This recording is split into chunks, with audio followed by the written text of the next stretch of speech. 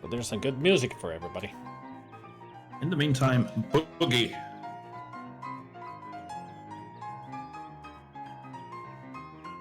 Where was it? If you just listen to that piano, can anybody guess what that kind of bass line is called?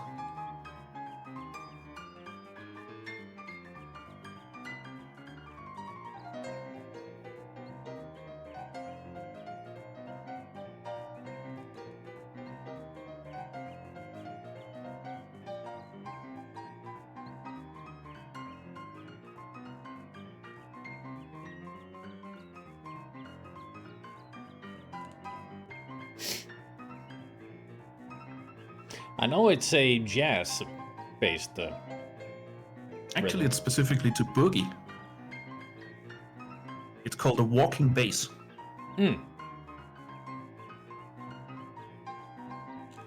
Because it keeps walking up and down the keyboard.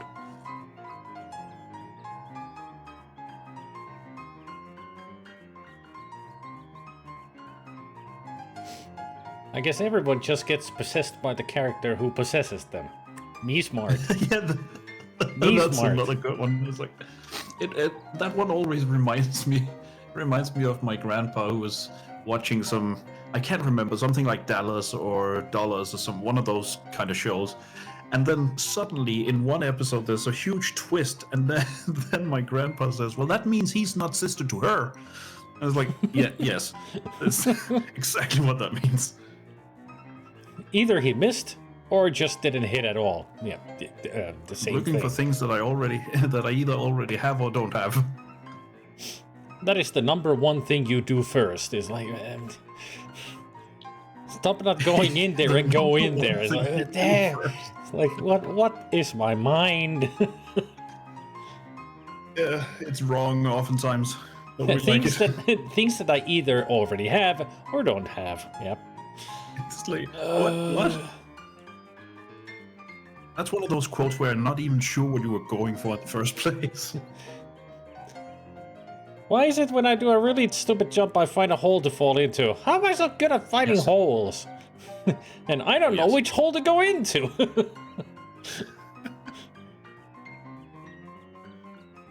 It's my own memory. It's like I do things so fast that I keep forgetting what I've been doing. Which is true, that I really sometimes think so fast that I forget what I was thinking. Yes, I know that feeling. Sometimes I sound forget what I'm thinking while thinking. Yeah, sometimes I sound so smart that I'm dumb. Yep. I think that was the one that was produced by you reading one of your old quotes. Mm-hmm. Yeah, I was reading my own quotes and I said that. Then I immediately go, there's another good one. Yeah, put that in the quotes. I was like, what the fuck did I just say? Don't listen to me. I'm just a butt talking out of my own butt. How does that even work?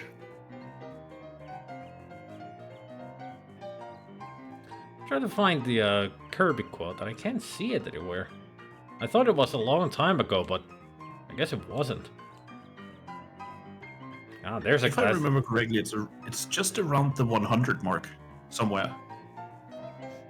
I think that it broke my brain. I can feel the aneurysm. Yep. Apparently, never tell a Karen to calm down. That's you. Oh, I remember that Phasmophobia stream. Holy crap. I think it was every one of us who died. Nearly, at least. Yep.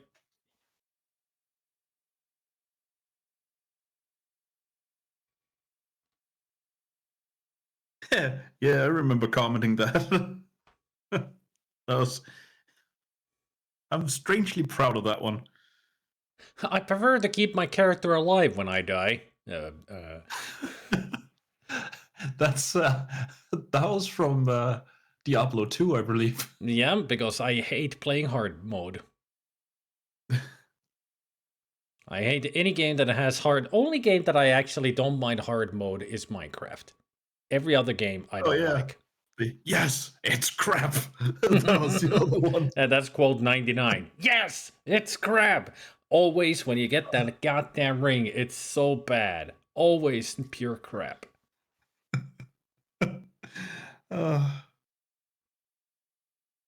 Yeah, that's a good one, Gabe. The 90. Care if they know what they're doing or why or why it's wrong. It's disruptive and it needs to stop. That was a great one.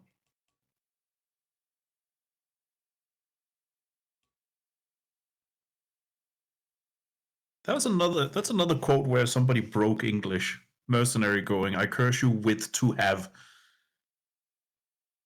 Why you have to ruin the fun? Must be at parties. That's very Tanssi, completely butchering English. Oh, there's some great ones. Gabriel's amazing typoing. Now you I now how I feel, comma, about, semicolon. It's like, what? What were you doing? What?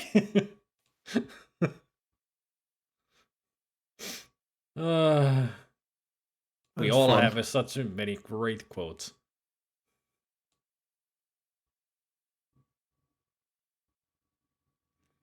Anyway, we're here to play Shadows Overloading. I can't find the Kirby quote. Just couldn't It's see in there it. somewhere. It is somewhere It in might- there. It might not be a quote. It might be a clip. I think it's a clip. Yeah, I'm gonna look at the clip. It's in the clips, definitely. Because I know I took a clip of it. Yep. So it definitely is not in the quotes, but definitely is in the clips that I do remember. And no, Specky, I do not hate Deuteros with a passion. It's just that nothing explains how to fix things. That's the only problem with the game. Otherwise, I did enjoy Deuteros. I might give it another try as soon as I find out how to fix, you know, like that moon base and such.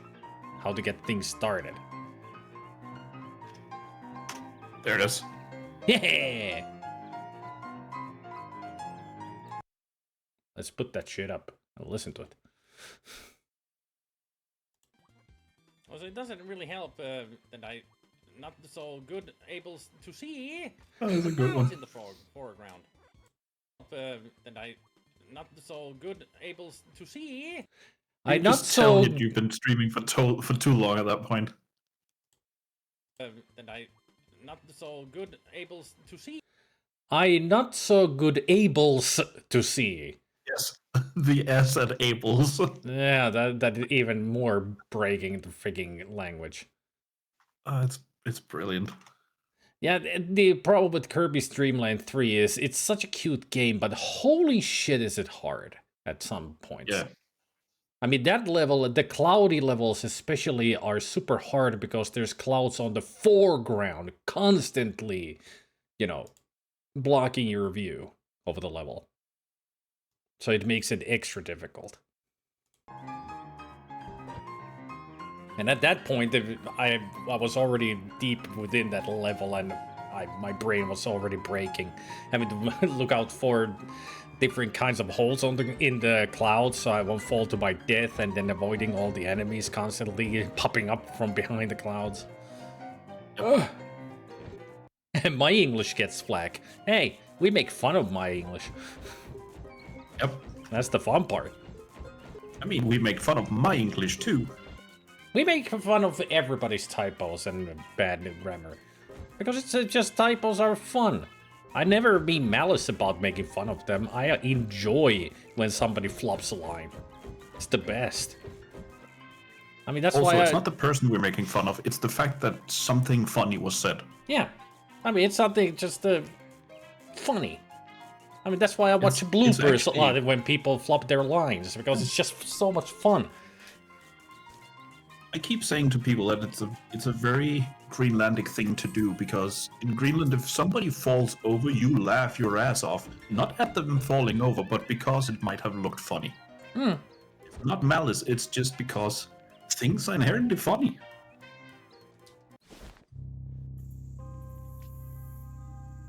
The big moist. We're back. Because we have unfinished business here. Something that I completely forgot. The riverboat.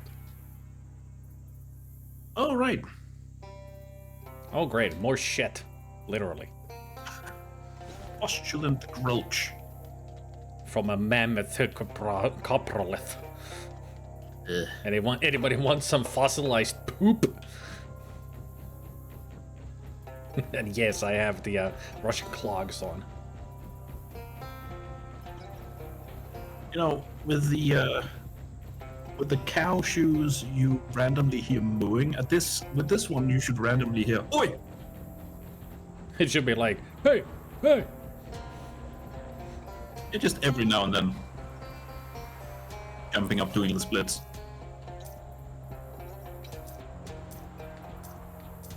What other silly shoes? Oh yeah, the white loafers. Yeah, there. I think those are my favorites. We're back in West of Loathing. Who just came on a horse. There's something about that walk that's just ridiculous. Actually, do I still have the date? Yep, I do. I still have the code. I think we can open this after we get upstairs. Because there they give us the hints on how to open this. Ah. A beastly crow eyes you with evil bloodlust. Ruffle his feathers. I thought I could get past you now that I have the giant eagle. The giant crow feather. I could have used the wave. Maybe you can. But it doesn't give me the maybe option. you just need to fight him. I think I do need to fight him. Let me check. Hold on.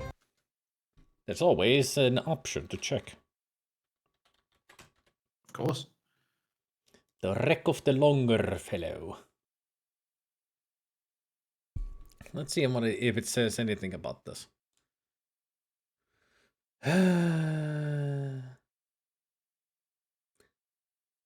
You can just fight him or entice him to leave. So I need to open the outhouse. Alright. Ah.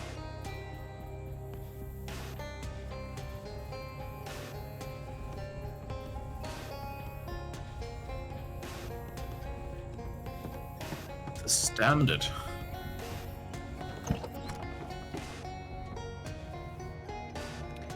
Inflatable water slide.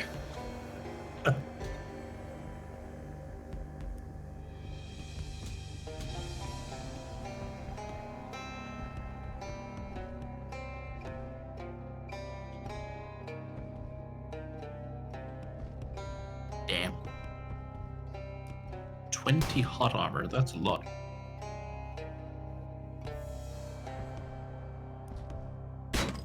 Ah, that got rid of it. I knew it. Ha. This must have belonged to the ship's cabinet boy. Cabinet boy? So somebody was in charge of cabinets. Yeah, they're just hiding people in closets now. A classic pair of deckhand's pants. You wonder if somewhere there's a deckhand running around without their pants, but given the state of this boat, it is far more likely that they're dead. A note is taped up inside the cabinet. The sailors Poseidus and Poseidons. Poseidu, remember your date formats, oh, for fuck's sake.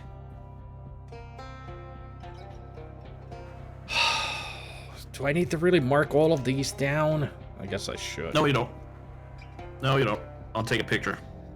Thank you. That's easier. No need to do it the old-fashioned way. No. You got it? Just do this. Yep. All right. I'll send you in a message. There you You go. sprint screen, you numbnuts. You know me. Yeah. I do things That's what I did. I do things old school. That's why I have pen and paper here. This is how we did things. When I play adventure games, this is your tool. This is your other tool.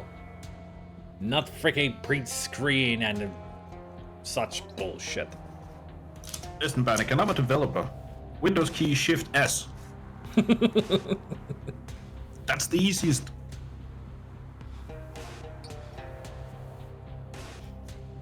You think that I frustrate myself, Gabriel? I actually do enjoy making notes. Actually, he prostrates himself. Wait. So I need to go to the doctors now? Yes. shit.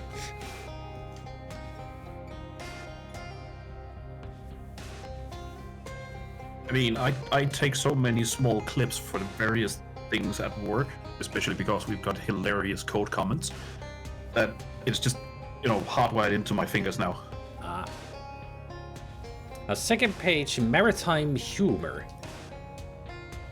What is a pirate's best part of the boat? The starboard. What is a sailor's favorite joke? Land. What?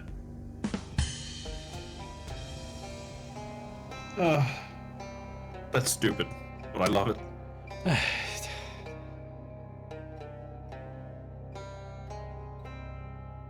Leave all this alone. Gabriel got it. I mean, that is a kind of a smart joke when you think about it. Apparently, this is where I lit the steam to. Give this part of the boat a wide berth while it's being steamed.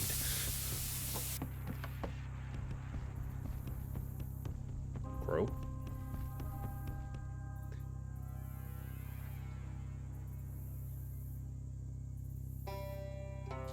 So, what do we try then? This is the code backwards, like fully backwards. So if it's deckhand basic, it would be day, year, month, day, year, month. Day, year, month. Yes. So it would be, let's see, day, year, month. Yes. Then it would be 4, 4, 1. Then day, year, month. No, it's I've written this code wrong. Day, let me.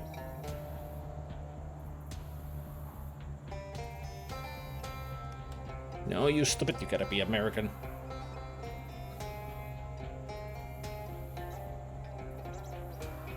That's 0, 4, 0, 1.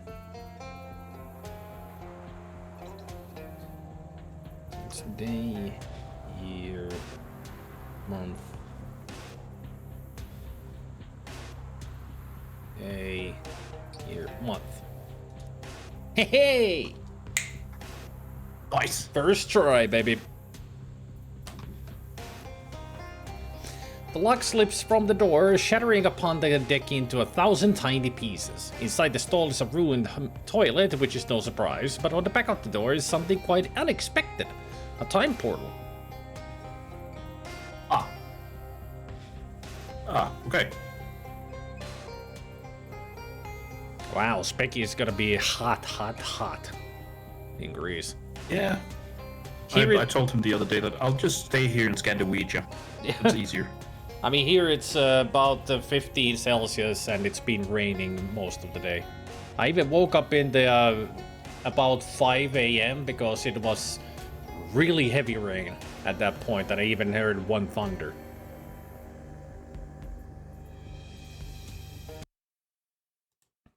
And it's not, why are you whispering to me? Oh, the codes. Never mind.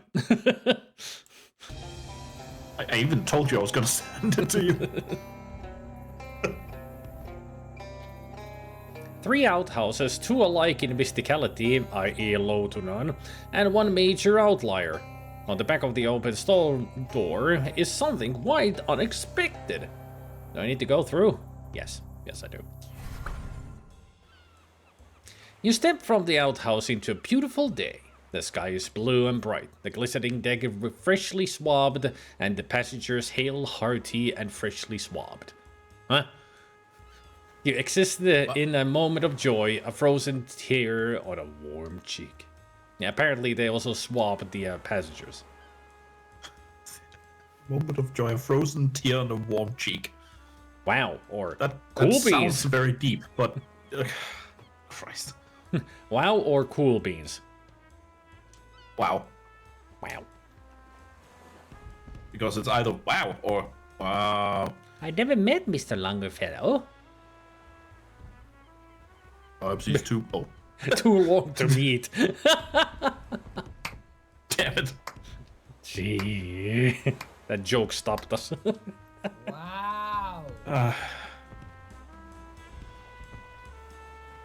Pencil in hand, passenger muses over his missive. It's a letter in progress. Sneak peek. Oh, Martha, I was never fit to be a husband. Solo. Oh, that's the letter that we read. Ah. For example, if we twist the cow differently, which might we produce not milk but cheese? I must be free of our marriage if I am to pursue this notion. I trust this clears up why I dove out of the car so suddenly. Ah. See, this is why I like English, because that could just as easily have been, I trust this clears up why I dove. Mm-hmm. But it's dove. Which doesn't make any sense, but it's fun. If I don't see a whale on this cruise, I'll simply throw up. Ah, alright. Fine day for a crab lunch, eh? A deckhand stands where the crow was, or rather, will. I'm afraid there's no access to the promenade right now. Perfect voice. The stewards are tastefully arranging lunch at the slightest disturbance could throw off the tastefulness. What do you make of Captain Dan? The captain's disciplined, alright. No mistake. I like to joke that Dan stands for disciplined and no mistake. Disciplined and no mistake. Huh, Dan. That's a joke you like to make. Correct, though. I think this boat's going to crash. Sea travel is perfectly safe, I assure. Statistically, it's more dangerous to ride a motorcycle into the ocean. I mean, he'd be right. Yeah, Do you transfer me into a crow in the future? I hope not. Left my crow face behind in my 20s, like any lad. Huh? What? Yeah, you didn't?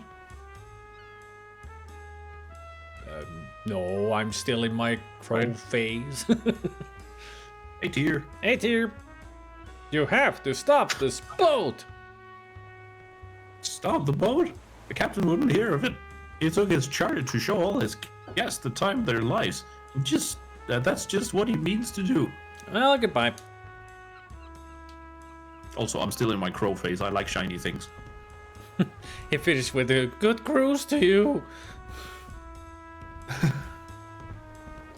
That one person looks very quizzical. It's the eyebrow. I guess these people don't have anything to say. I have a much longer boat than this at home. Show off. You don't hear the captain, only see jazz. Sea jazz? Yeah, this is a tune is called. Let me. I think I have it here.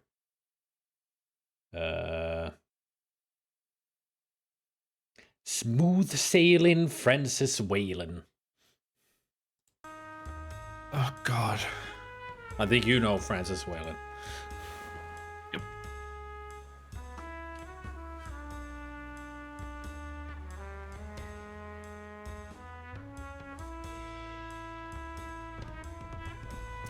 That's a familiar looking tiara.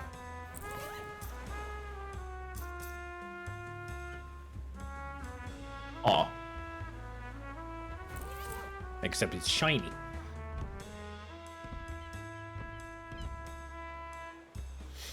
That crown sparkles like the well-brushed tooth of an ice troll. If you say so, game.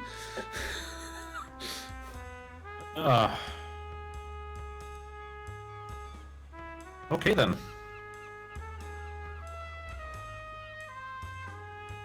You want to take her, or should I? Sure. Fine cruise, sir. Who are you? Oh, my. A multitude, sir. To one, I am one thing, to another, another. To some, I am a riverboat passenger. To others, a countess of the city of clocks. What? That didn't answer anything. Nope. I mean, when I ask who you are, that means that what is your name? introductions other than mystical mysteries? I'll try better. Not you. Oh. Nice crown. Tiara. Where'd you get it? Might be a name. It was gifted to me by a scientist that sacrificed his heart for a city that has stopped breathing. What city is that? It is dead and buried, and it remains thus. You seem interesting. Oh, Esther. Indeed, I bear many curses.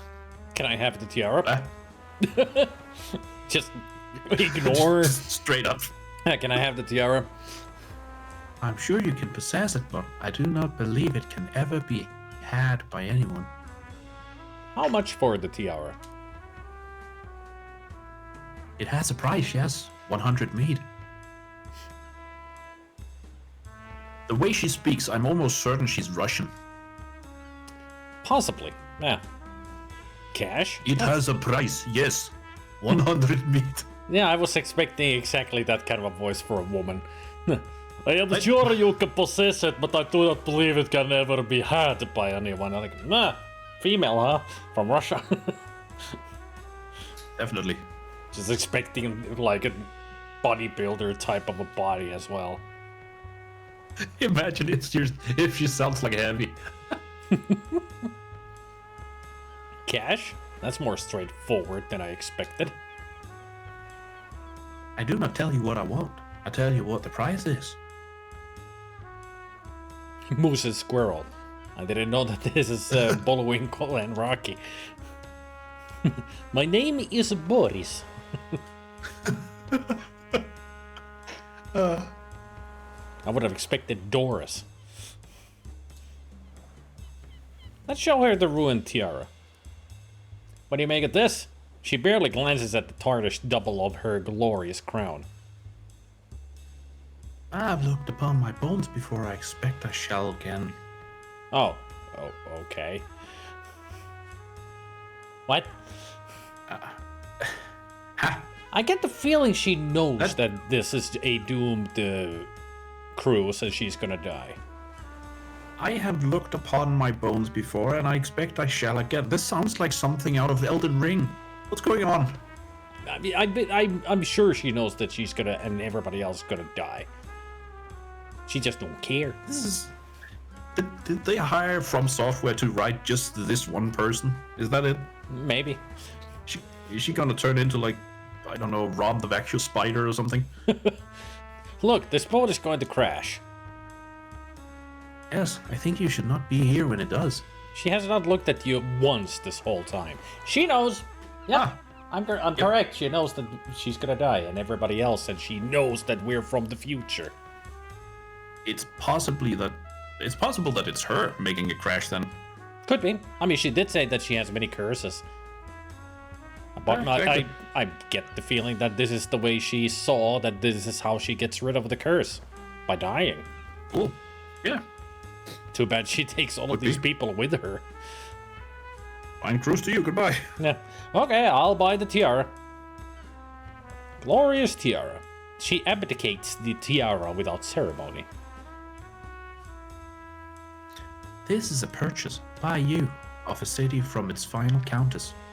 But it's actually just a crown, right? She turns in silence to face the waves. A fine cruise to you. Goodbye. It's the Countess of the City of Clocks, Sans crown. Shiny is the head that wears this crown. Fit for a disgraced queen. Mysticality, moxie, and physical armor. Not bad. Too bad we cannot really wear it. Inside the outhouse is something both wonderful and strange.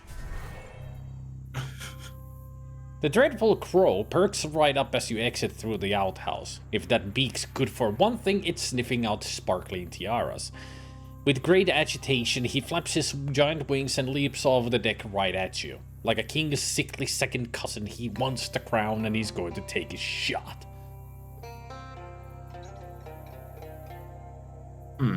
So if you throw it through the time door, the crow is supposedly what makes it crash. If I remember correctly. The captain did say something about it. Yeah. But what we could do is just throw it overboard or to him. Or we can keep the tiara if we want to, but I don't want to fight him. If you throw it overboard, though, he's still here. And tossing it to him means he is right up in your face. I don't think either of those two is going to work. Haha! Off the ship with this gaudy trinket. Seeing his prize plummet overboard, the crow loses a panicked shriek that rattles and scratches the diamonds in the crown and dives after it. After a few seconds, you see him flap happily off into the horizon, tiara resplendent upon his filthy crow head. But now... Also, when you think about it, we just created a paradox. Yes. What happens if you go back now?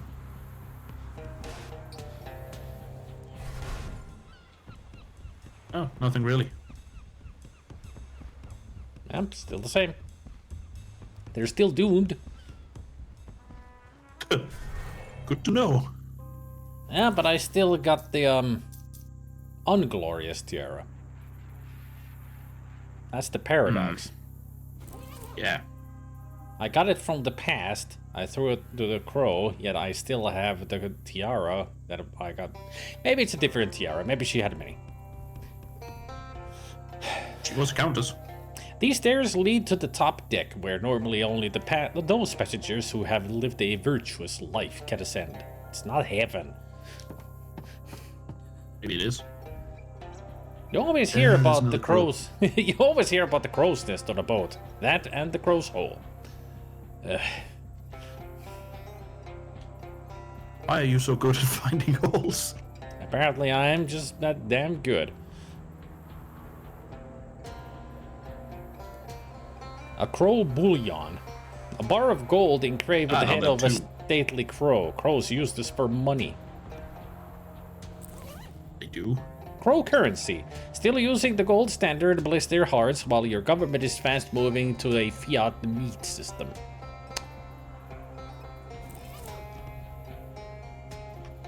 Okay. You guys have a monetary system? What the fuck? A maze of twisty little crow holes. No, don't say it like that. A wheelhouse key. Not the shiniest key you've ever seen, but by a crow standards, it's alright.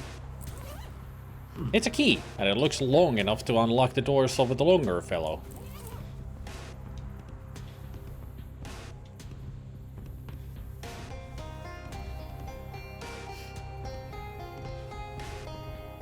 There's no way of knowing how far the crow hole is going. Let's put our hand into the hole again. A longer fellow ring. A ring of this longer fellowship.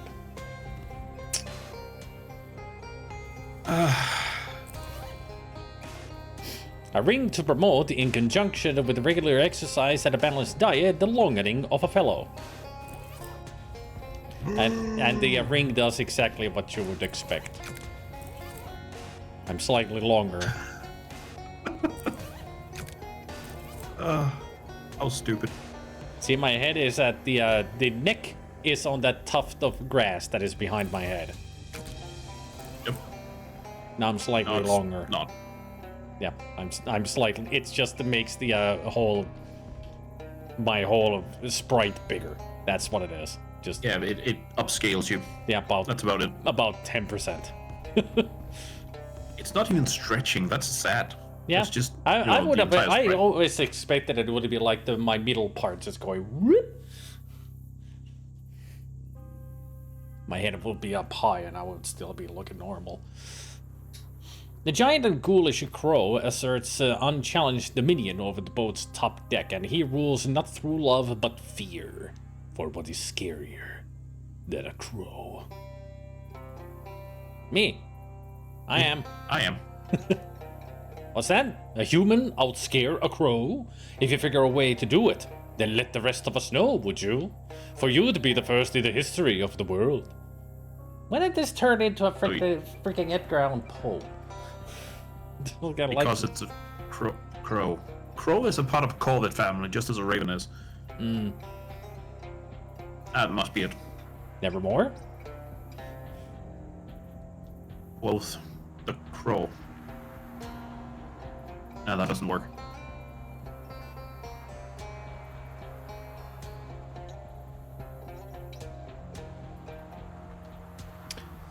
But you are currently turning yourself into a scarecrow. Well, I'll flex my arms menacingly.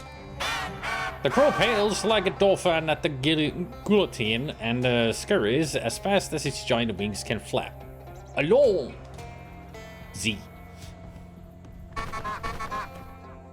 Another crow has made its home on the deck in response to your flagrant rummaging of its crow holes. Scare him to death.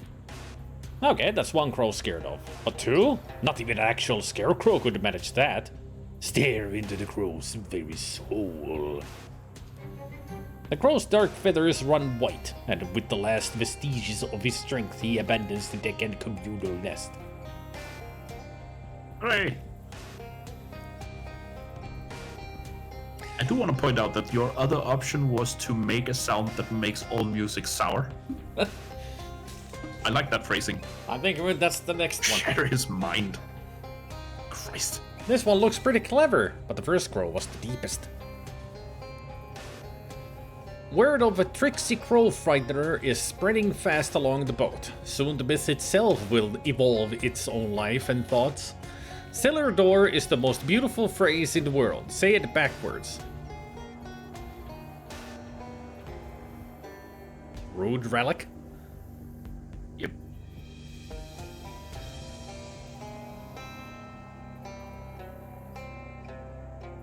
Abandon this foul pursuit.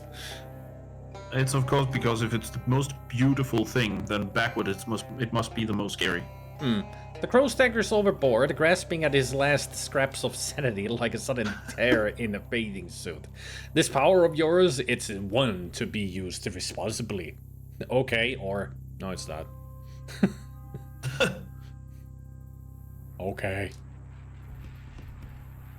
This crow's in a 5-way tie for the biggest bird you've ever seen. No, all of them are the second biggest. I can fight the bird with fight, or fright the bird with fright. You just need flight the bird with flight. The whole swamp now is fertilized, and it hatches with the mutterings of the man who gobbles up the courage of crows, like so much countries do. So mythic is this figure, nobody would believe that you, a mortal, is he, unless you show them. I can open the third eye with my bicep. Actions, not words. So flex it's your in your bicep. Oh, in my bicep. And flex your tongue Makes it with even worse. malice. Or let your eyes do the talking. Open your eye mouth. Ugh. That would be the scariest. Open up your mouth and there's an eyeball in there. Ugh. Yeah, open up your mouth in your eyeball. That just... Nah.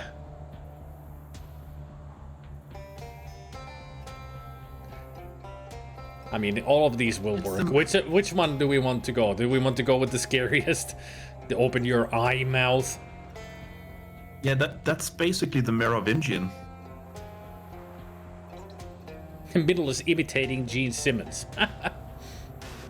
Yeah. Yeah, that sounds about right. Yep. Let's go with the nightmare. Yeah, nightmare. The first farmer to stick a scarecrow in his wheat fields was never really satisfied with his creation. Sure, it worked, but it didn't look like what he'd seen in his mind. The thing he saw those thousands of years ago was you, in this moment. You are the scarecrow. You have always been the scarecrow. I better be careful of a Batman then. Yes. There's yes, yes, but I don't want to be a scarecrow. Yes. I'll go with middle. Yep. Yes. Now we just gotta be careful of a Batman.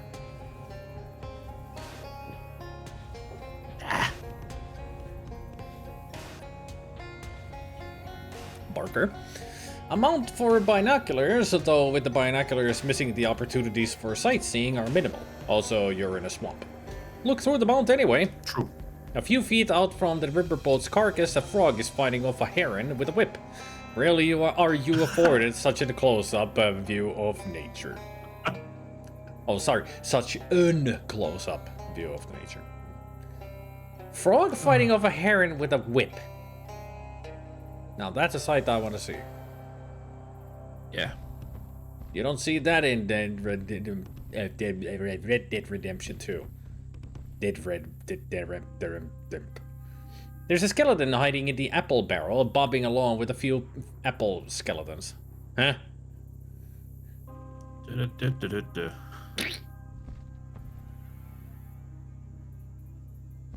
Footsteps. Ah, a sailor. Hallelujah. Still can't see you, I'm afraid. It's the wheelhouse, not the window house. But you got windows on the doors. Those are just painted on.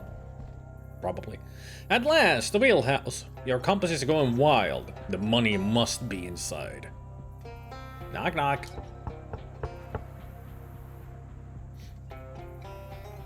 Had a spirit here. Oh, we ate one day to stave off cannibalism. Day 1 to stave off cannibalism. Day 1. And the first one was the crows cut the key land, man.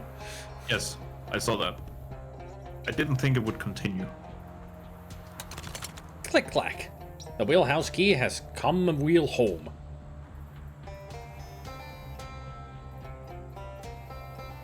Sometimes this game hurts me. The longer fellow's wheelhouse. What the fuck is Mokujin doing here?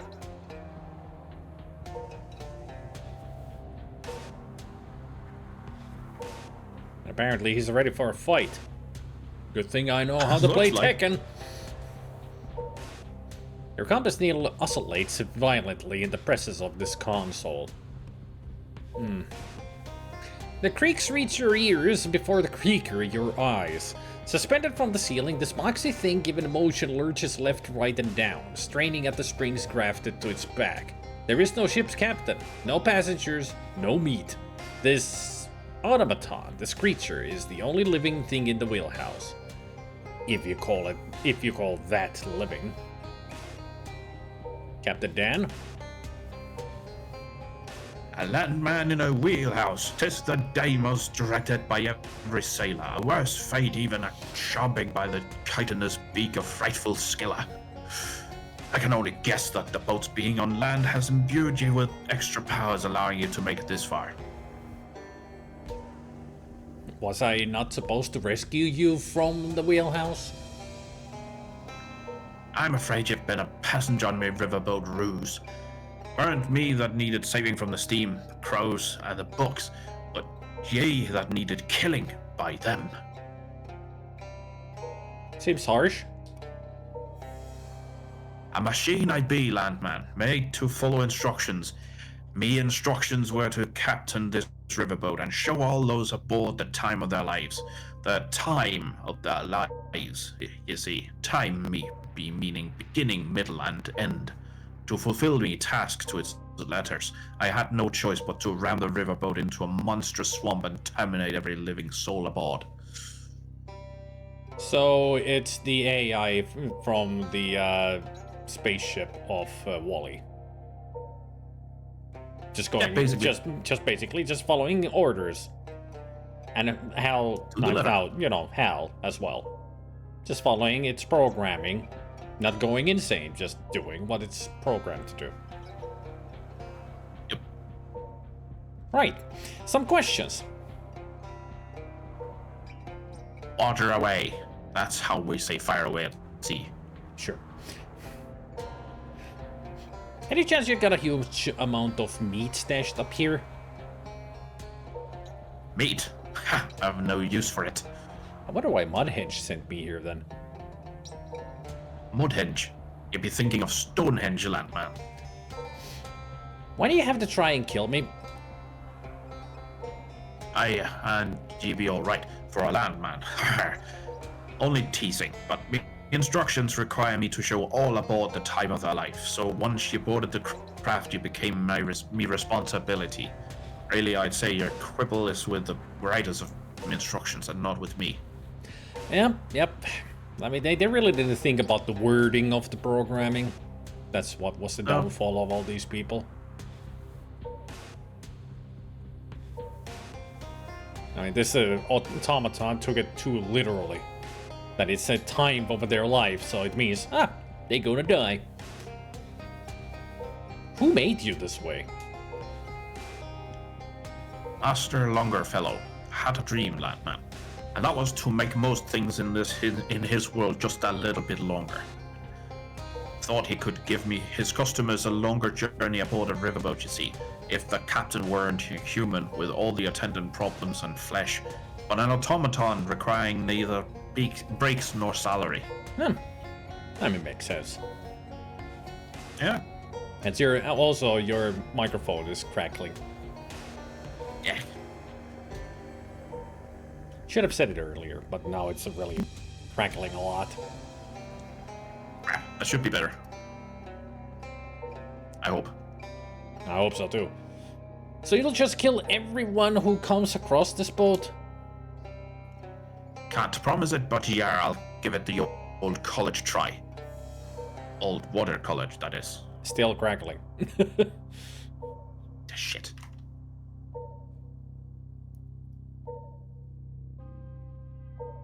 I wonder why it does that, and then suddenly stops doing it. Yeah. I mean, it usually does fix itself eventually. Yeah. I'm starting to doubt your command of nautical knowledge. Doubt me command, do ye? Mutinous talk. Shut your land lips. Your logic is a little strained. You're whispering land lies, lad. What you believe to be faulty reasoning is mere misfire in your rotting brain. To me, a perfectly correct creature of logic and a model sailor to boot. What I've done as captain, be not just logical, but very, very good and smart. Well, there's the problem with logic. Freaking Vulcan. ADG. ADG. You know you've misinterpreted time of your life. Misinterpret? The only miss I know, Landman, is that powerful mistress we sailors call the ocean. I be a sailor, you know. If you were a sailor, you'd know your Poseidons and Poseidons. Aye. What of it? I hardly need a lecture on me Poseidons from a land leech. Killing your passengers and crew is, to me, a big Poseidon. Captain Dan dangles uncomfortably from his rod crafts. Even I, a landman, know that. Captain Dan's wooden noggin starts to spin like an owl on a merry-go-round. Hey, everyone. Hey, did you? Do you know less about the sea than a landman? Captain Dan's limbs spin and spin, threatening to overheat until instead he whimpers into non-existence. He feared you the most, Abe, and always did. For all his faults of logic, he fancied himself a sailor to his wooden bones, and it is a tenet of a nautical prophecy that the only thing that can kill a sailor is a ban from the land. Well, What? I don't know, but apparently the prophecy is that a sailor can only be stopped by a landlubber. And we did it, so hooray! Search about. It wasn't all a lie, though. The bendy telescope was real. I thought that was a horn, but that's a telescope. Just made into a freaking loop. The leaf Dan shattered into wormwood food, his anchor laying in automaton hell. No longer shall he miss land or sea, and this little patch of swampland is safe once again, if not especially desirable to visit or live. Good riddance. I hope you had the time of your life. It's my riverboat now, buddy boy. I hope you had the time of your life. Yes, definitely. We need to do a stupid one-liner. A sea captain can only survive so long on land. The ship's radio still broadcasts, though only to an empty and derelict riverboat. Swear into the microphone. Despite the radio's limited broadcasting area, the filthy and unprintable words from your mouth blast a horrible smell across the country. And at this exact moment, many miles away, a creature's eyes snap open for the first time. The Federal Radio Commission has been born. Sure. Okay. The wheels made of plastic. The boat must have been controlled via Captain Dan's central wooden nervous system. Jeez, Abe, take the wheel instead of Jesus?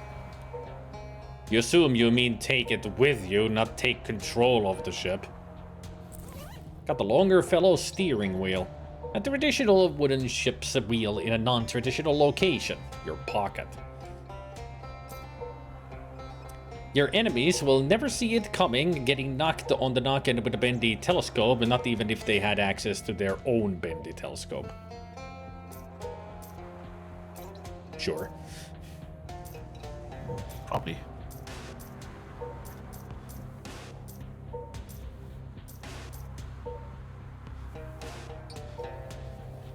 Hey there, temporary eye god.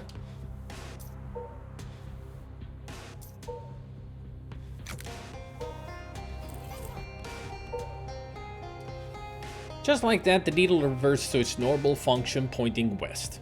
So there never was any meat here? Just some electrical interference confusing your compass? This would never happen at Stonehenge. Oh look, it's the hunk of junk that spoiled your visit to Mudhenge.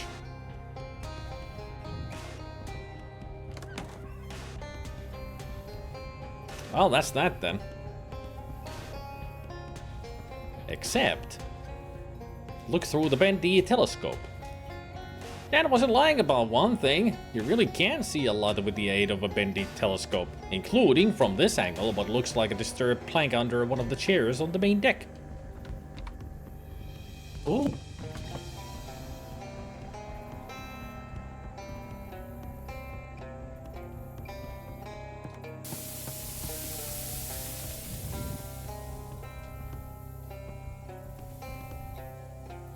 The plank beneath the chair looks fine up close, but much is revealed through the contours of a bendy telescope.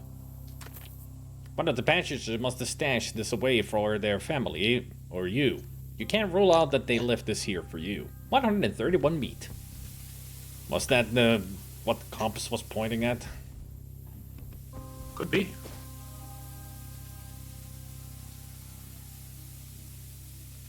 Ah, another one who's apparently stuck in the muck.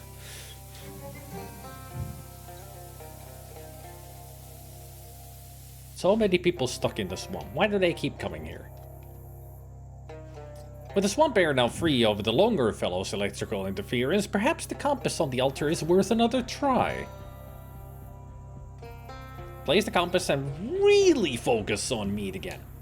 The needle swings smoothly this time to the southern arch. I'm coming, meat.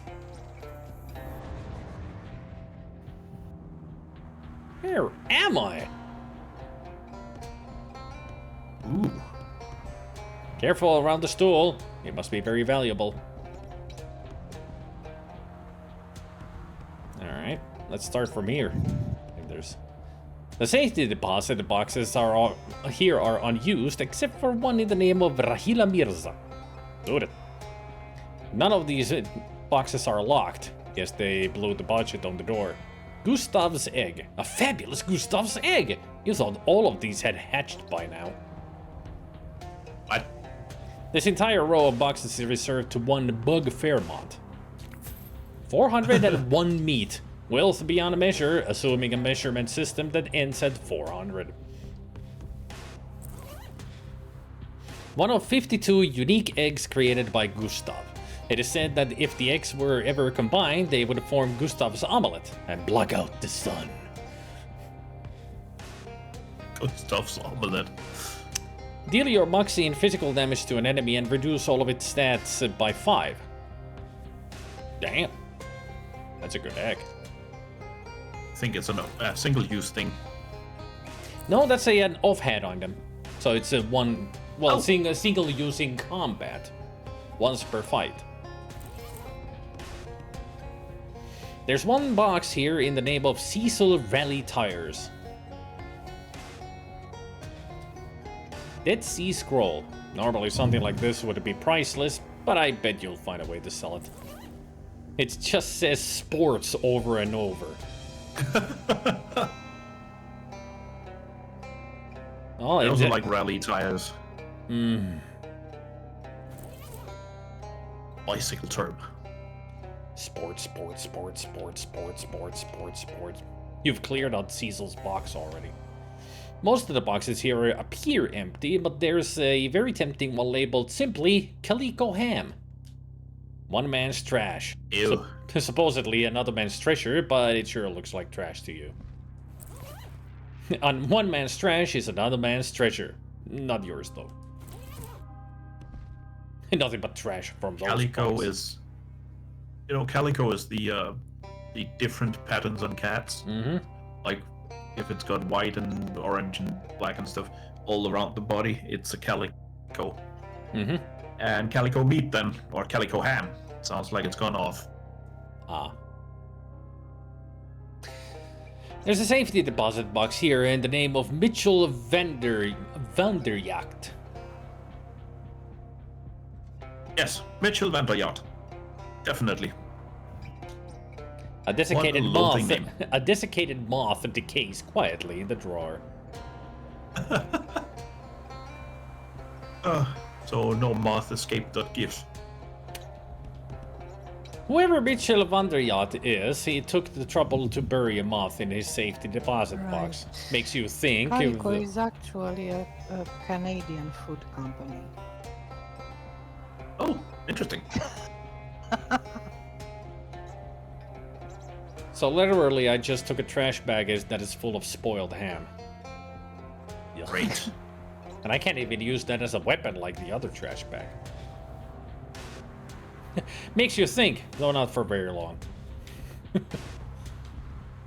Here's a safety deposit box belonging to one Spiral Gershwin.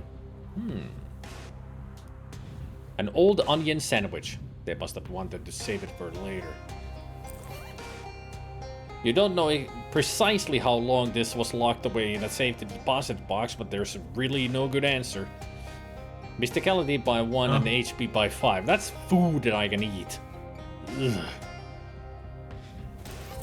Like, no thanks.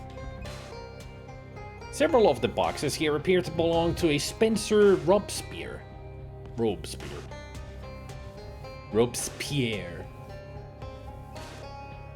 Oh, a powdered wig. It looks exactly like human Close, it's hair, close, but you just can't get rid of that goat smell. Cover up the syphilis sores on your scalp, but make it fashion. Ew. Ew. Well, one last thing about the Calico company. It appears they make food colorings, so yeah. Ah. Nice.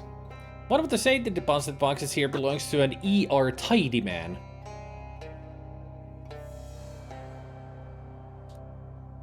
A roll of duct tape. It's nice to have something practical mixed in with all the riches. I like that you're wearing the wig though. Yep, had to put it on. Several of these boxes are reserved to one Chelsea Holstein Gottorp. Gottorp? I have no idea. Holstein though. It just looks like salt in here. Ah. Yep, just salt.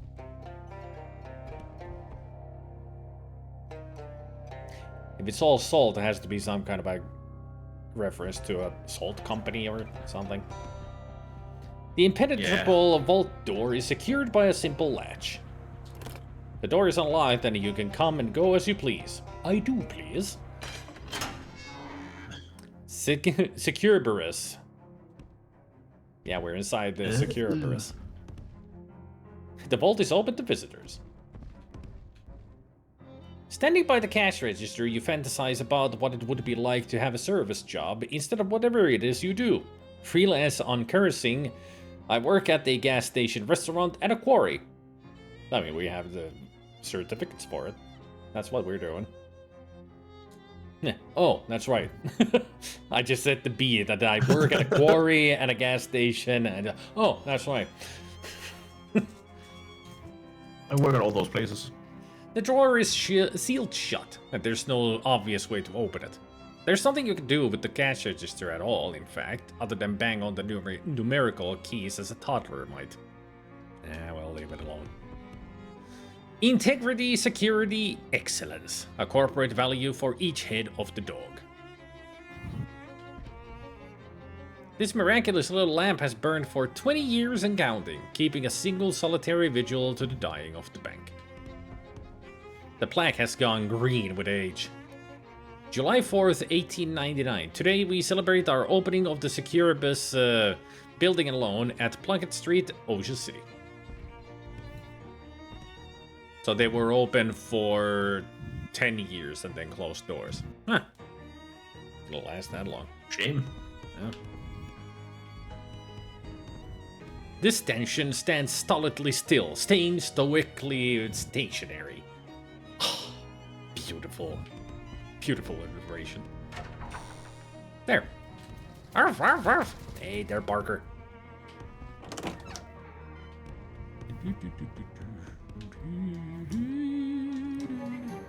Today saw the grand opening of a new banking concern, a Securibus building and loan.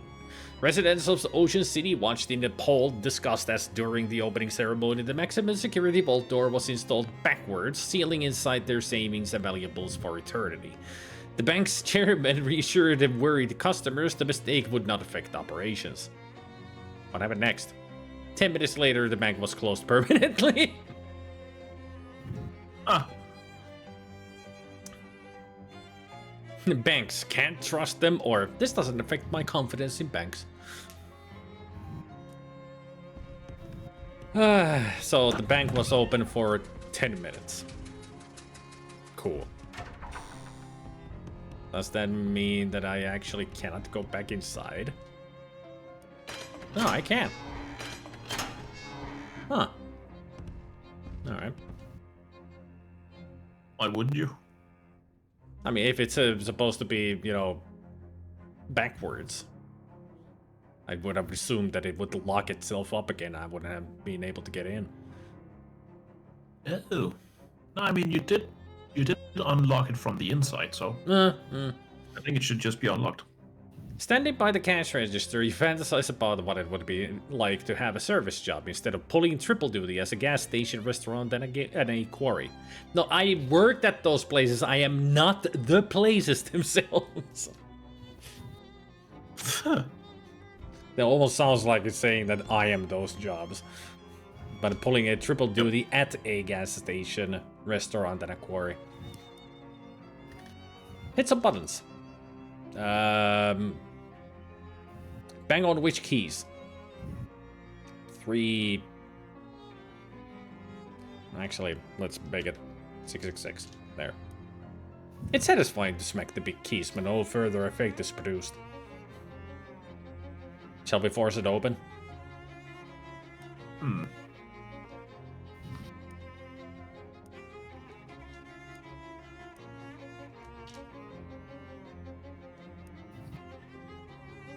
I wonder if there actually is like some combination that we could type in. I'm looking it up.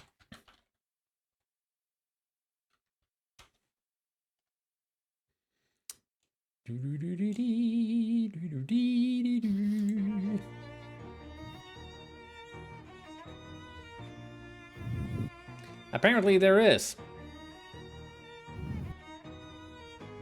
It doesn't matter if we force it open or...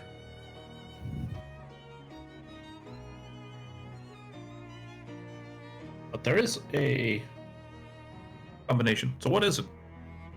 Combination is 3. Just hit the key 3. There. Of course, it's three-headed. Yeah, we gained 3 XP. The drawer pops open. Nice. Not the hardest code in the world to crack. How dare you! This took me forever. You pop the cash register open, which technically counts as a bank heist. Meat lines the drawer in uniform piles. Take it. 19 meat. No wonder the banks are collapsing if this is all they've got in the till.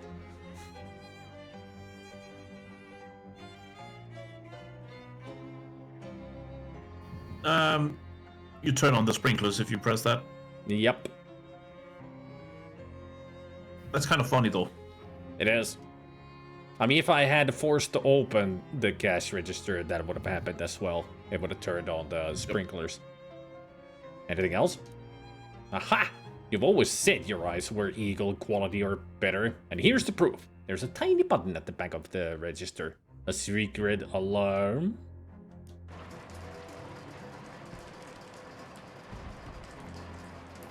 Well, we made it rain.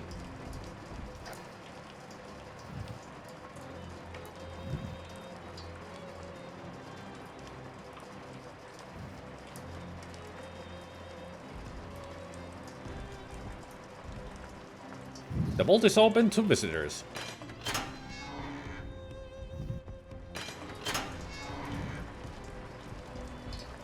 Should I turn it off? The lamp? That's up to you. Yeah, I'll leave it. Shine some light to this rabbit place.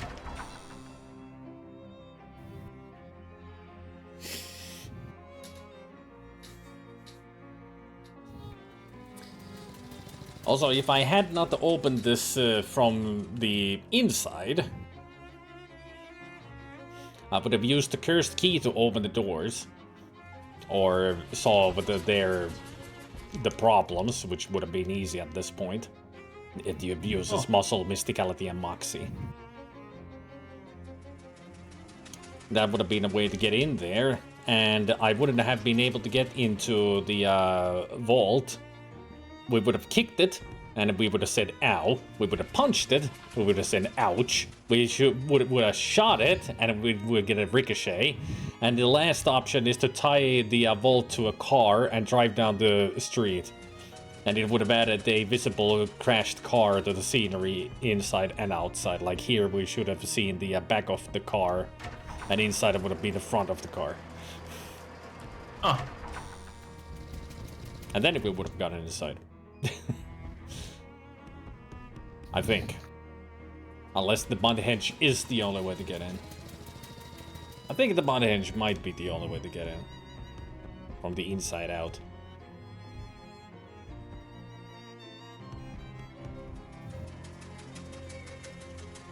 Well, now that we've got the fancy wig, let's go take a picture.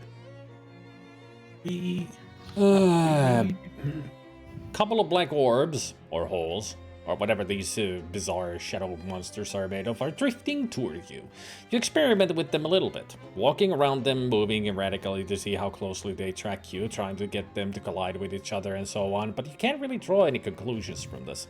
Also, they seem to be getting annoyed with all your fooling around, although you aren't sure how you know that.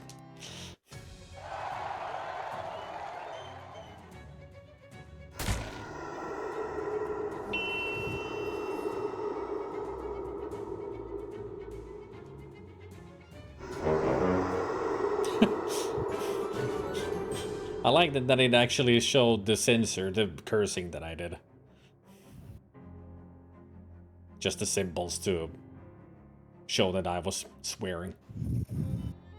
This is so awesome. Ta-da!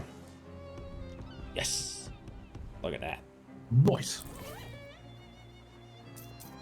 I can put my hat back on. There. And also, I should go here, sell some stuff like this. No, I'm gonna keep the crow bullion. It's cool.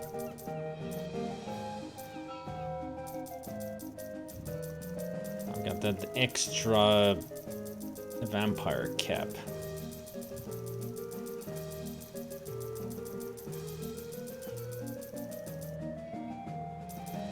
It's so great that this is a game where you can actually hoard everything because there's no weight limit or inventory limit. Yep. That's why I'm carrying everything. Every item is unique in their own way. So I'm keeping them all.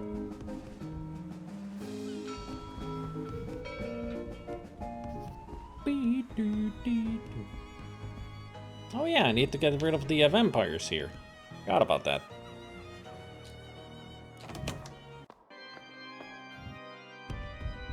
The best version of the getaway sticks. Yep.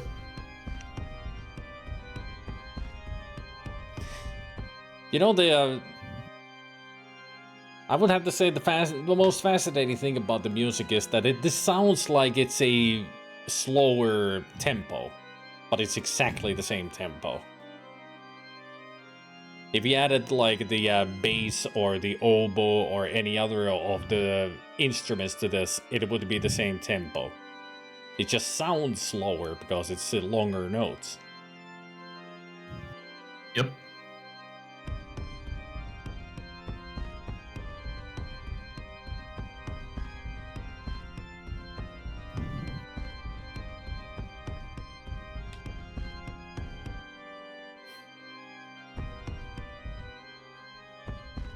Still, the best music is in here.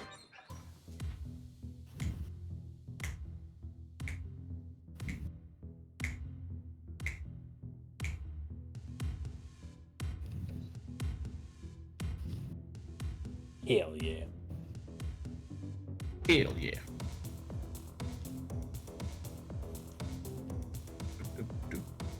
They're gonna party in the freaking bathroom.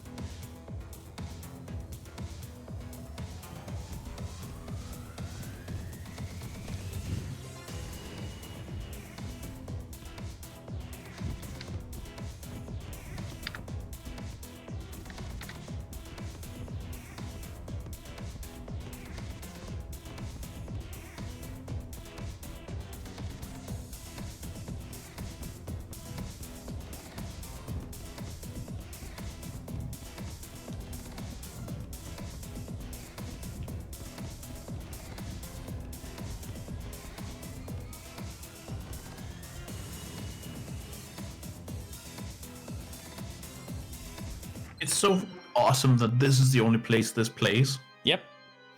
In the Fiends.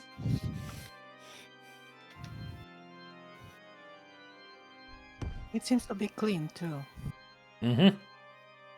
I mean, it just shows that the vampires never need to use the bathroom. 91 years of bad luck. Great.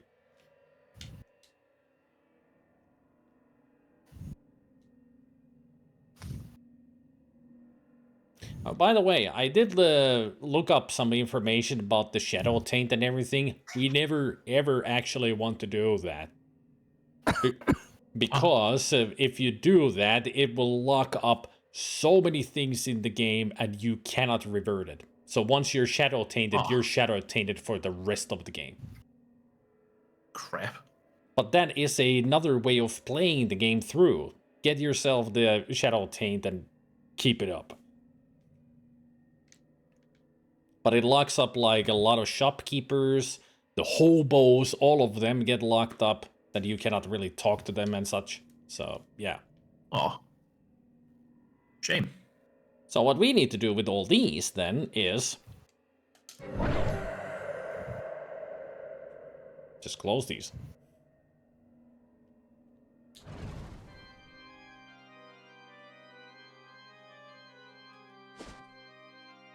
Where else did we leave some open? All over the fucking place. Yep. Also, you should get rid of the vampires. That was the whole reason we went in there. Yep. Well, well, let's get rid of them. now that we I here... like that you already... I like that you're just already going somewhere else. Yep. Well, I got focused on the freaking Shadow Rifts. Baron Auric de Mushka, I assume? Well, aren't you the presumptuous one? Indeed, I am Baron de Musha. And you are? I'm Abe Horentovich. I am Lord Dragos von Barovich. I'm Abe Horrent. He shrugs indifferently. It is a pleasure to meet me. What is your business? There are too many vampires in here to just attack him. This is going to take a subtle touch. Excuse me for a moment.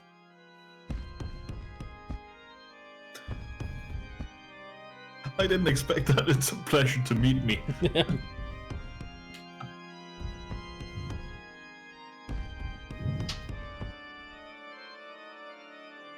Well, let's open it. You get a firm grip on the window, take a deep breath and grit your teeth and heave. The sash tears free of its various locks and adhesives and slams upward, allowing the room to fill with brilliant white sunlight. Let's just ignore the fact that it's being gloomy and overcast all week. All of the vampires inside the bar, Baron Auric de Busha included, scream and burst into flames, quickly disintegrating into little piles of grey ash. Heck yeah. Oh, that was easy. Look at that. Nice. Like a disco ball. The Baron's golden fang lies on the table in a pile of ash. Thanks for the memories, Baron. A lot of mob blood has passed through this over the years, so it has sentimental value to Don T as well as a regular old gold value. Why is it still sparkling? The door says fiends. That's me. We can still go in here. And it's still good music. Little fiends room. But once we leave this place, it'll be locked. Yep. No more of that music. Except from my playlist, of course. It's time to leave this den of bloodsuckery. Yes, it is. You hear someone clapping and turn to see a man in an expensive suit leaning against a nearby lamppost, flanked by two burly goons. Even if you didn't recognize him from your bedroom 3 days ago, you'd know him as soon as he opened his mouth. A marvelous outcome, Abe, truly marvelous. You accomplished the task at hand with finesse and aplomb in the equal measurement. Hi, Don. You hand Don Toblerone the Baron's gold fang, and he examines it briefly before tucking it away in his jacket pocket. He snaps his fingers, and the two goons pat their pockets, becoming more and more flustered, until finally one of them finds what he was looking for and hands it to Don Toblerone with a relieved sigh. Don looks at them askance, then rolls his eyes and hands you the object, a small black velvet ring box which proves to contain a gold signet ring. The crest on it appears to be a silhouette of a penguin, a mob capo signet. What's this? This, my newly promotionated comrade, is the seal of our boss. This ring identifies you as a couple regime with the organization with all the privileges therein to which you are hereby entitled. Wow! Like what? The details of your specific role, salary, and etc. are still to be determined. You will be contactified in a week or so with further information. In the meantime, howsoever, wearing this ring will guarantee you the aid of one of our operatives whenever you find yourself embroiled in an altercation with a melee or gunwise. Shake his hand. You shake hands amiably. Welcome to the family, Abe Horrent. It will be an honor and a privilege both to be working with you in the future. Well, gosh, I don't know what to say. Thanks, Don. Don Toblerone and two goons sing a spirited verse of For He's a Jolly Good Fellow and then tip their hats and saunter away. Aw, shucks. I would assume that his version of it would be a lot longer because of his grammar. Probably. Yay! I'm in the mob! Woo! A solid gold signet ring with the silhouette of a penguin engraved on it. So their boss is the penguin. Makes sense. I mean, we already are a scarecrow. There's a penguin. Where's Batman? A friendly mob guy will aid you in combat.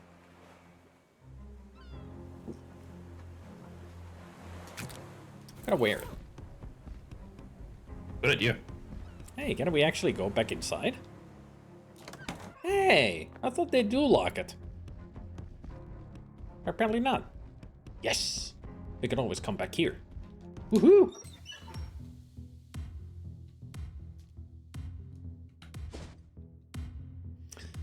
Okay, let's see. I think I left the one under polycarps open. Or was there even one? Can't remember where all these goddamn... I do remember that the one in Sandwich I left open.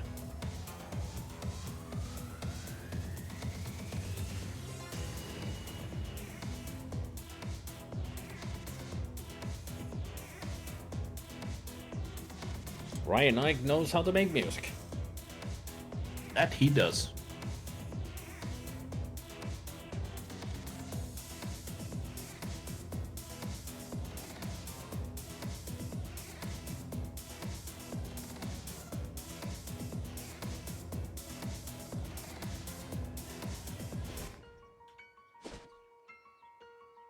To Sandwich. That's the theme I tried to learn, but holy crap, it's tough to play. Because that's actually not just one person playing the piano, that's two. Mm-hmm. Make a wish.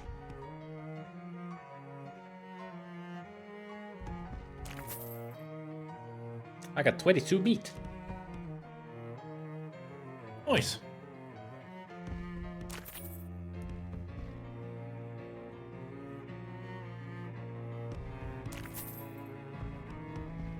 $25 meat.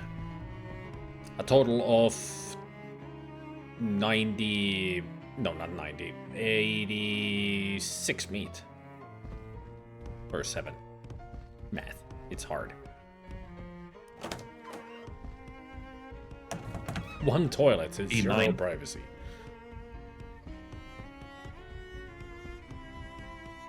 If I'm not mistaken, it's 89. Yeah.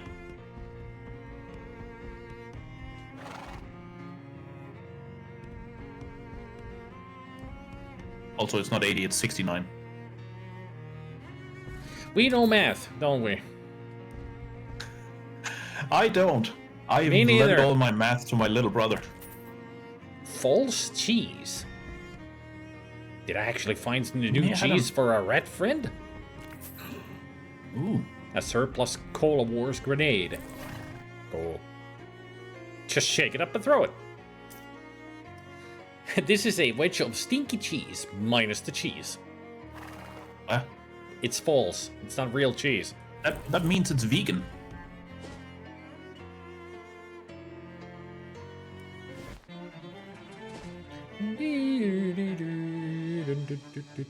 And I do mean it. Don't want to talk Yes, about that. he is lending all my my math skills. I mean, he had a math exam today and he got a B. Or well, the equivalent of a B. What? I cannot give it the false cheese? It's still cheese.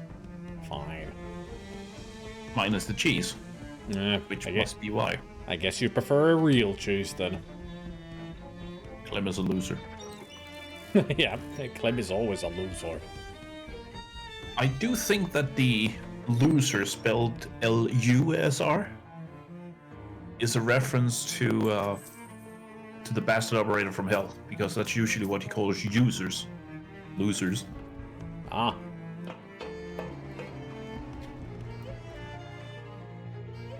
Ah, all sales revolting. Well, it's not false. Uh-huh. That's genuine Not- advertising. Yep.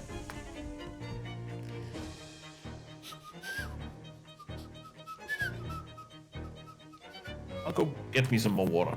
All Be right. back.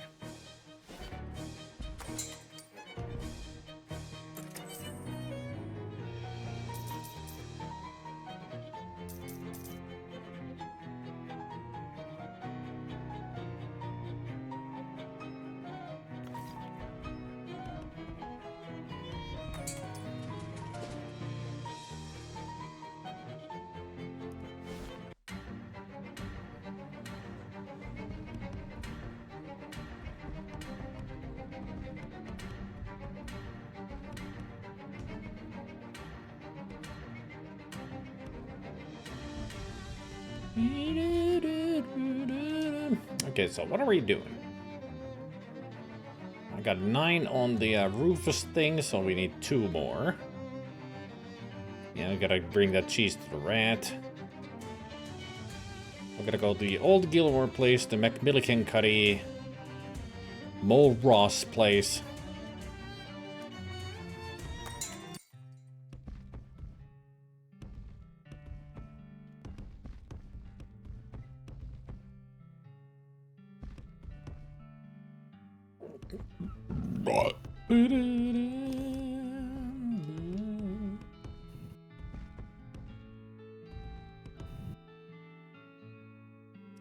This door is not messing around. Also, it's barred from the other side. Try the knock pattern. You knock in the same pattern you heard at the front door. Nothing happens. Wrong call, Jughead, one of the chess players mutters from the front of the store. Great. So it does use a code. We just don't know it.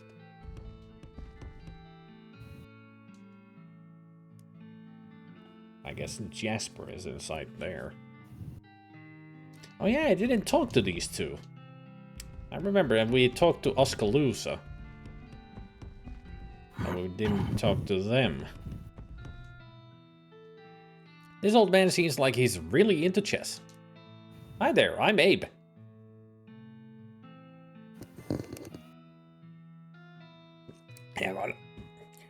How do? Pixley's the name, Grover Pixley. Say, this might be a real fortuitous encounter. You got a minute to help an old man with something? If it's a chess thing, I'm afraid I'm not your guy.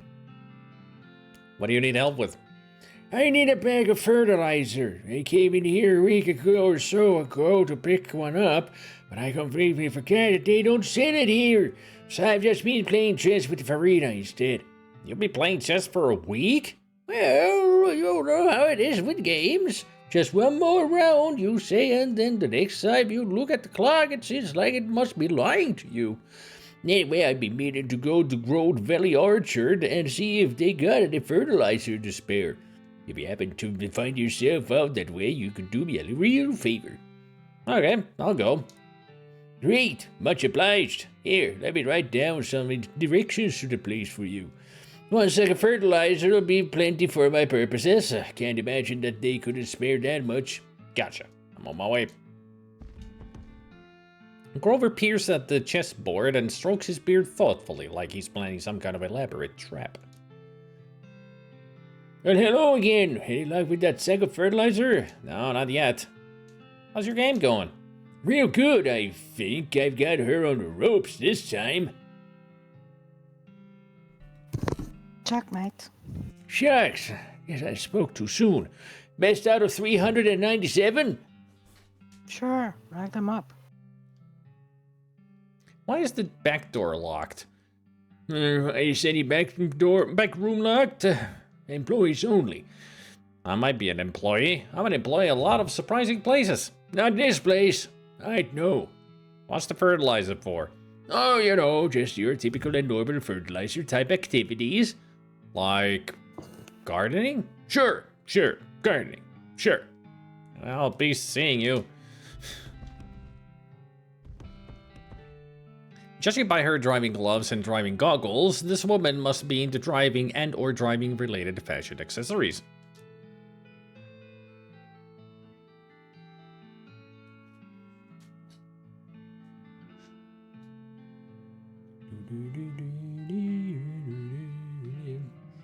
Digi, it's you first. Hey there, how's it going? Name's Farina. Hi, I'm Abe. Nice goggles. Thanks.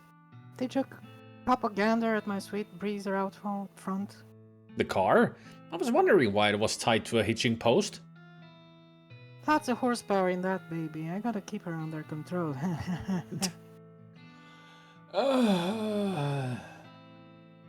She tied the car down because of horsepower. Funny. Heh, I get it. Say, what is your pretty handy in problem solving kind of way? Think you can help me out with a little something? What kind of something? See, My bug is really dynamo, but once you taste that kind of power, you're always yearning for more, am I right? You want something to make it faster? I don't know a whole lot about cars. No worries. I'm not looking for advice. I already got my peepers set on a particular goal. There's an old Ford factory compound not far from here. Before they shut down a while back, they were working on a new kind of engine. One made of beans. Beans? Are you serious? As the day is long, I wouldn't have believed it either, but I saw a test run of one of the prototypes. Man, it ran like lightning. Right up till it exploded, anyway. Where did they fix that problem, though? Just had to switch to a different kind of beans. And that final pre-production engine should still be in the factory. I just need someone to go snaffle for me. Okay, I'll do it. Great. I knew you was the right guy. Let me mark the place on your map for you. Far as I know, the factory has been abandoned for months, so it ought to be led by Chinch. Just grab the engine and go. Okay, no problem. Why is the back door locked? Why is the door usually locked? Is that a riddle? Because it's Because a jar? it's a jar? Because it's a jar? Sorry. You ain't real good at riddles, are you? I mean, yeah, the riddle is when is a door not a door? When it's a jar, yeah. When it's a jar. Is that a riddle? Yeah, how's the chess game going? See, honestly, Grover's too cautious. You wanna know the secret to chess? Sure. Control the middle and make everyone else get out of your way. Just like driving. And now I think about it, life. Randall refused to ride with... No, that's me. The old man. Randall refused to ride with her until he invented the airbag. I see. I'll be seeing you. Real old folks here, Barker. Nice, but weird. They all got secrets. Seems like. All right.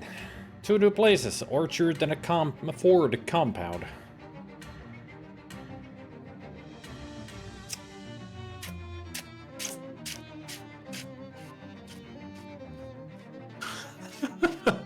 I just read the coupon on the side there. Bud's Burger Barn.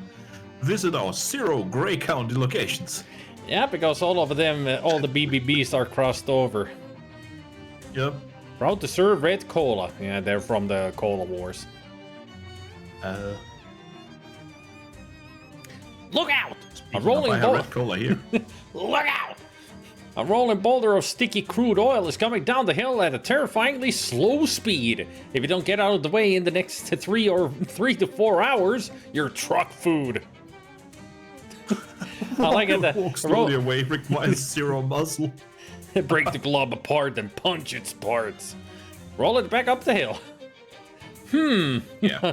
Which one should I go with? Roll it back up the hill. Rolling up your sleeves, you hoist the boulder back up the hill until it's safe and stationary on level ground. The labor puts you in mind of Sisyphus, and how much better you are than him at this sort of thing. Quite the reference. What a flex. Yeah. Let's roll out.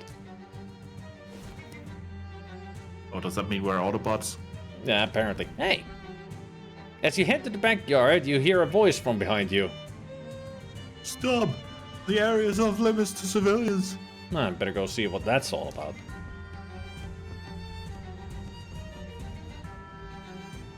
It's got almost the same hat as me. Yeah. A worried man, an astronomer perhaps, stands beside a weird telescope. Say hello. That's not Terry here, civilian. If you care for your safety, before lies a horror house. Civilian? Well, I don't take you for a surveyor. What's a horror house? A surveyor's term, forgive me. A horror house is like a haunted house, only real. Haunted houses are real. In all my life, I've never surveyed one. You'll just have to trust me on this one. What makes this a horror house? That house there belongs to a farming family. The Mulrus clan. I should say belonged because they vanished, and I should also have said doesn't belong because that house belongs to the bank. I speak of Jessup and Paddington National, who have commissioned me to assess the value of the house for its resale at auction. Do you know Uskaloosa Barnhill? No, I don't believe I've surveyed her. What's the problem with this house? I'd say the problem with this house began with the meteor from outer space smashed through the roof. Oh, great, it's a Lovecraft reference. Yep. This is the Just- color out of space. Just wait until we get inside. I'm looking forward to it. One of my favorite stories. And that's why the mole rats left. And that's why the Mole mole rats left? It's Mulrus, but no, not at first.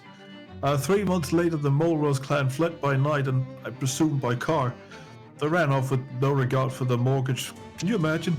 So heartless to care so little for the bank's bottom line like that. Uh-huh. I was thus sent to assess the value of the Mulrus property for bank only. Only I'm spooked. What kind of name is Mole Ross? Think it's foreign? What country? I don't know. I haven't surveyed abroad. I like him. What's stopping you from surveying the house? He shudders. Listen, I entered the surveyor seminar seminary to avoid the horrors of war, and here they are right on my doorstep, which is that literal doorstep. I've surveyed every state of this great land, and never have I seen things so frightening and mixed up as the abnormalities in that house. I can't take no sense of it. I can't make no sense of it. What abnormalities? Just, things. Mixed up things. Can you be more specific? No, I don't know how to describe it. Just like a Lovecraftian horror. Yes. Why don't I take a look? I don't think you have the eyes of a surveyor. I do. I keep them in a jar. Oh, the laugh.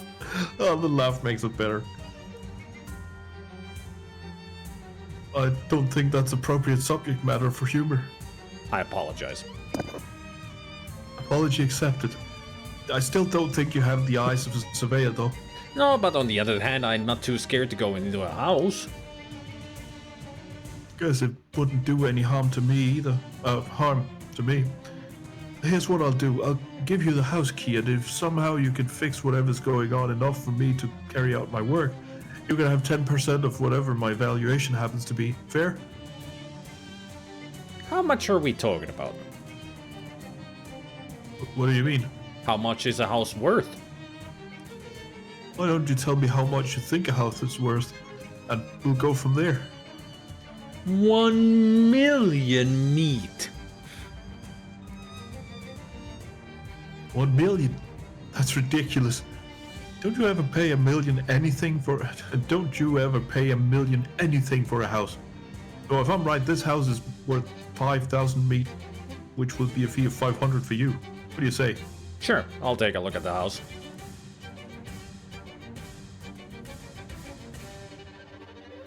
Mole Ross Key. Yes? Bad stuff. Good luck. For your own safety, don't look too closely at anything. You're not a trained surveyor. What do you think happened to the Mole Ross family? That's not for me to survey. But between you and me and the Autolite, something strange must have transpired. This was a highly profitable farm. How did the Mole Ross family vanish? Can't say. I wasn't there to survey it. Sounds like a fun time. Well, bye. Survey you soon. Ha.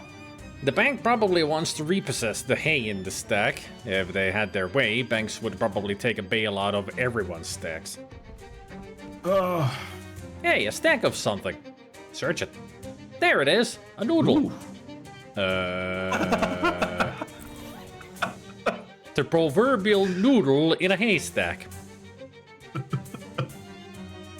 And I can just sell it. I wonder how much I'm gonna get it. I like that the first thing there is just, there it is. Yep. And then you get it. A noodle. The bank has likely repossessed the well's rope and is probably working on the rest. I can use the shadow rope? Fascinating. Interesting. I don't think I want to use it though. The boxes are empty, but the bank wants them just the same. The surveyor's theodolite stands ready to measure the angles of the house. Use it. There's a bug on the lens. Appraise it. Who is to say the value of a bug? Me! I can say. What is the value of a bug? Me.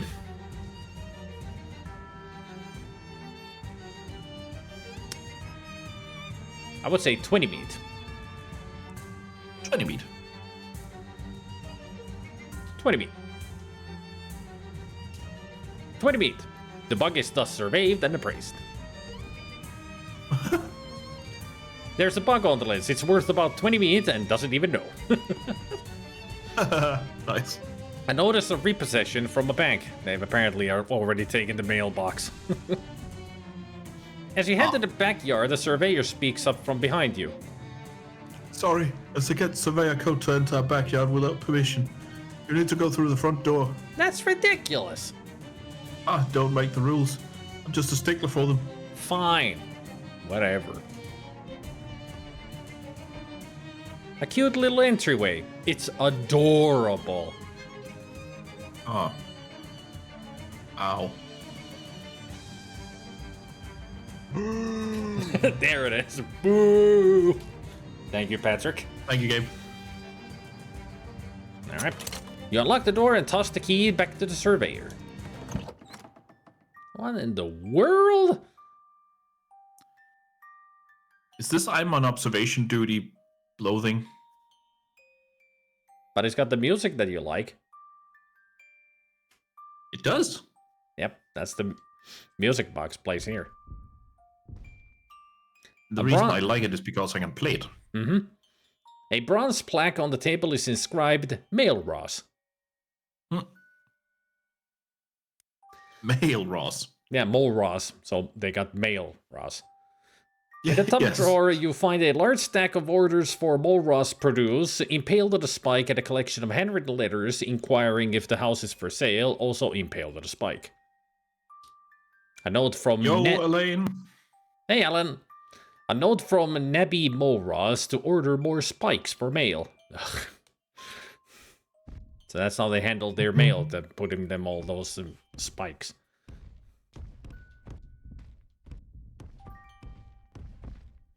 Well, you're not supposed to cry over spilled milk, spilled chowder is another thing entirely. So we wail over spilled chowder? Okay, DG. Okay, DG. Quite a fine piece of furniture. The farm must have been doing well before its ruination by a meteor and subsequent abandonment. Yeah, it's a very sensible reason why not to be on the voice chat anymore. Yeah. Too hot and too noisy. That's fine. If that's an ear of corn, the full corn man must be enormous. Funny. I'm laughing on the inside. Same here. Each of us is but a chess piece on the board, if you think about it. Yes. And which are you? Am I a king, queen, horsey, little shrimp, thick roamer, the tall and pointy, the chessboard itself? Ooh. I'm gonna be horsey. Yes. Played the long one. That was the one from the Crazy Horse. The game nears its great. end, but it's not over, and the fate of the Horsey is yet to be written.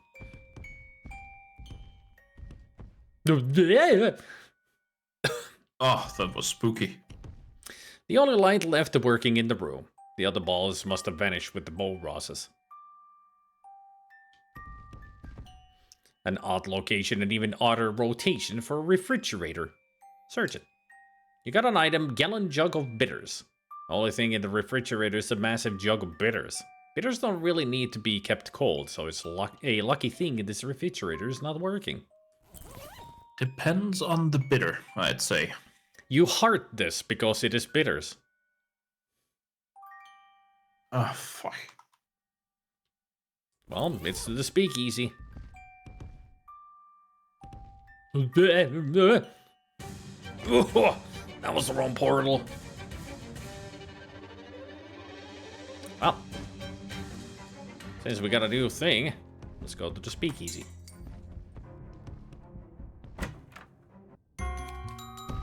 I think Jägermeister counts as a bitter, doesn't it? Think so, maybe. In which case, I'd say keep it cool, because a chilled Jägermeister is actually pretty nice. What's shaking, Dan? I am, baby. I am. I found some bitters. Bitters. Oh, sweet it is, baby. No, it's not. It's bitter. Might Not be you bittersweet. too, A2 Dan, with your fantasy funny jokes. I'm still thinking it's bittersweet. A2 is held up with your... Yes. You should have known. No, I'm true. Let's see, what did I... You invited me yourself. Yeah, get out of here. So I got Mysticality and Moxie and Hot Armor. Let's check what we can get. Oh.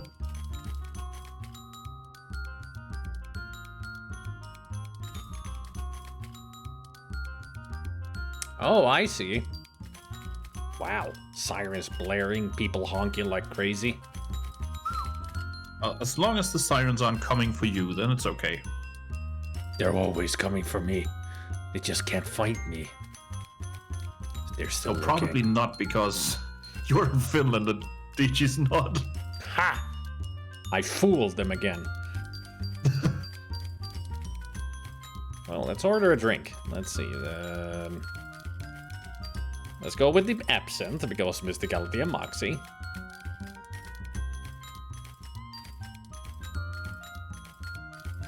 So, Cola gives 1 max AP. Vermouth is ranged weapon attacks. Tomato juice is hot armor. The bass oil is sleaze armor. And milk is cold armor. Where's the bitters? Perhaps that's part of the alcohol. No. There's no bitters here.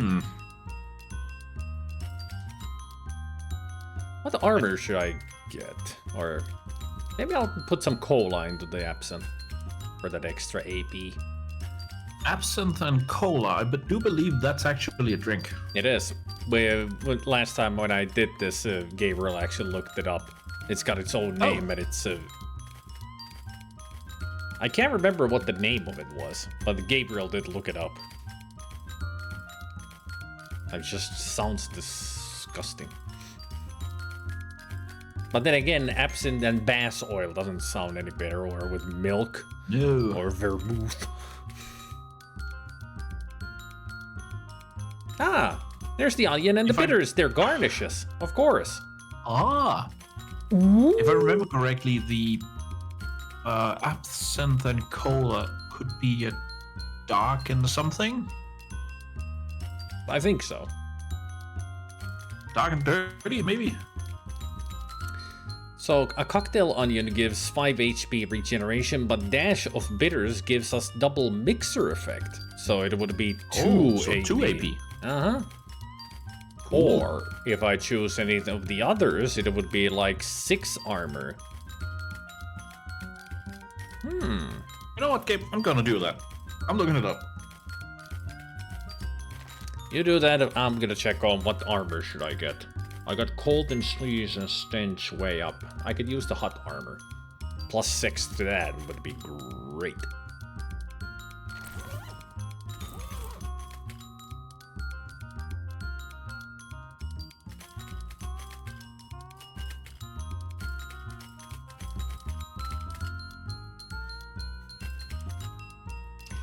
I'll just wait until you found the drink and then you can read Dan's line.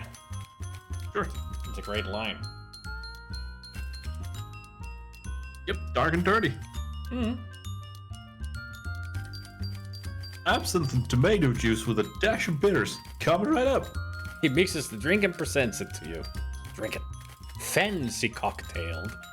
Not cocktailed anymore. Now we're fancy. Ah, we both looked it up. Awesome. You've had a deluxe cocktail. Yep. Mysticality Moxie +1 and 6 hot armor. Cool. Now my hot armor is at 10. No, 7. Oh yeah, because that was +3. Yeah, from 1. Yeah. I only have natural 1 from my equipment, which is the hat. As far as pants. The pants give you.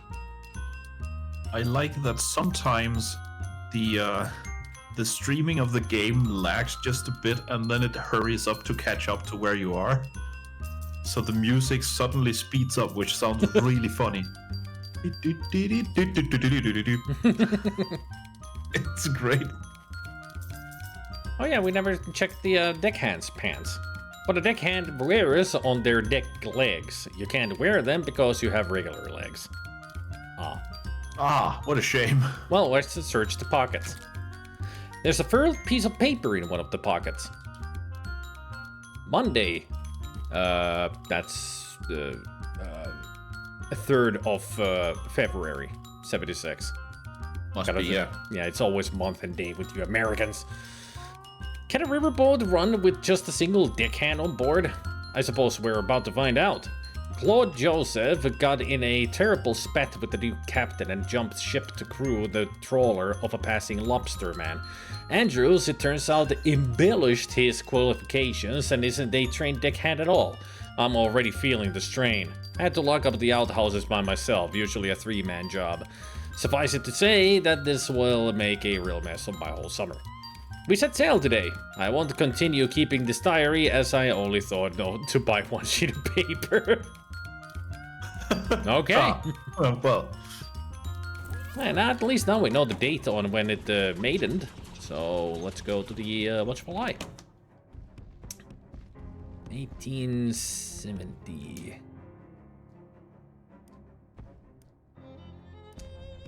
They won't let us look at? Alright. Darn.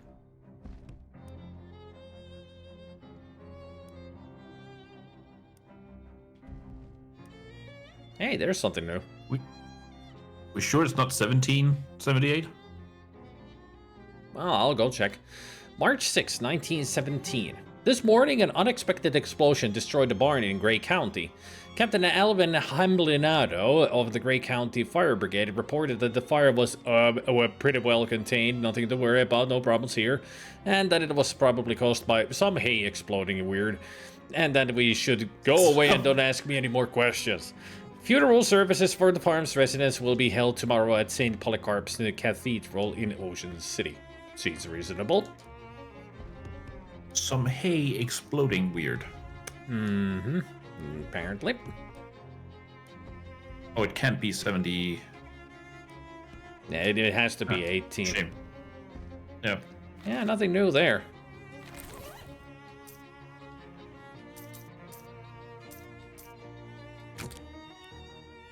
Yeah, 76. Would have been here. And the only 76 we have is July. But this is completely... This is about the... Something else. No, this is Will Hunter. You know, this is... He was the eyewitness to this murder trial, but he couldn't make it because Miguel Hatton turned him into a tree. Yeah, that's what I said. Something completely else. Yeah.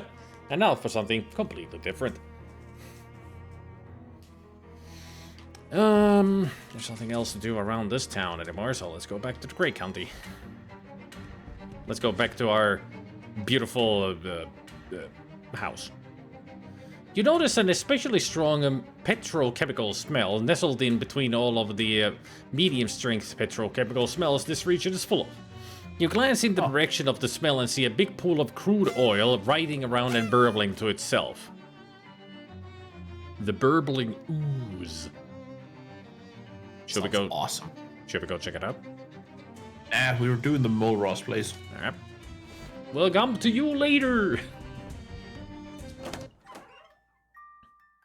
So where does this lead me? Oh, kitchen.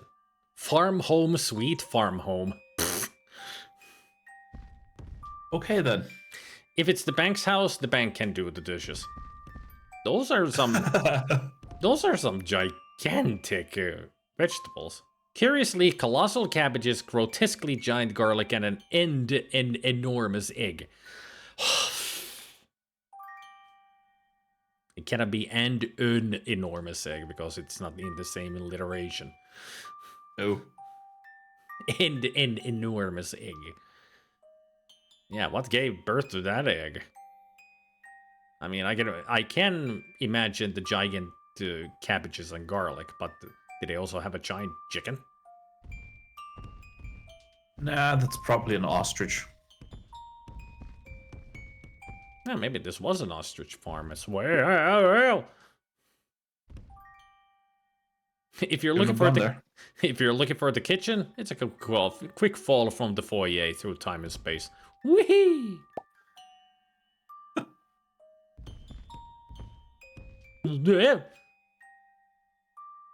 Oh, we've been here. The telegraph machine is upside down. Could be an Australian model. Oh, God. There's a new telegram. Amon, do not abandon house. Stop. Stay on the property ladder. Stop. This direct the order from your papa. Stop, aka the main Mole Ross. The main Mole Ross. And one of them was Ammon Mole Ross.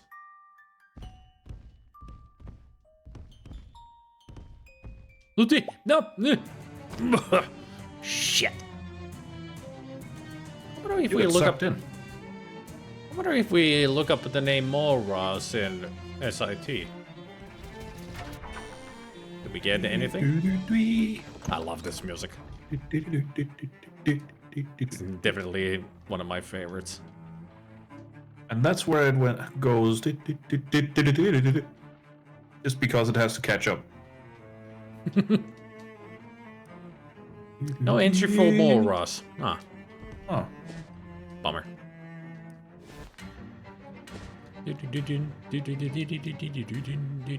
Oh! These guys again. That demon theater troupe prances into your path. We must have more meat if we are to stage 11th night, sirrah. What happened to the meat I gave you? We are paying Charlie Chaplin to direct. The tramp cost a little fortune. Huh. Okay. Interesting. Mm-hmm. Well, support the arts. Sirrah, we thank thee.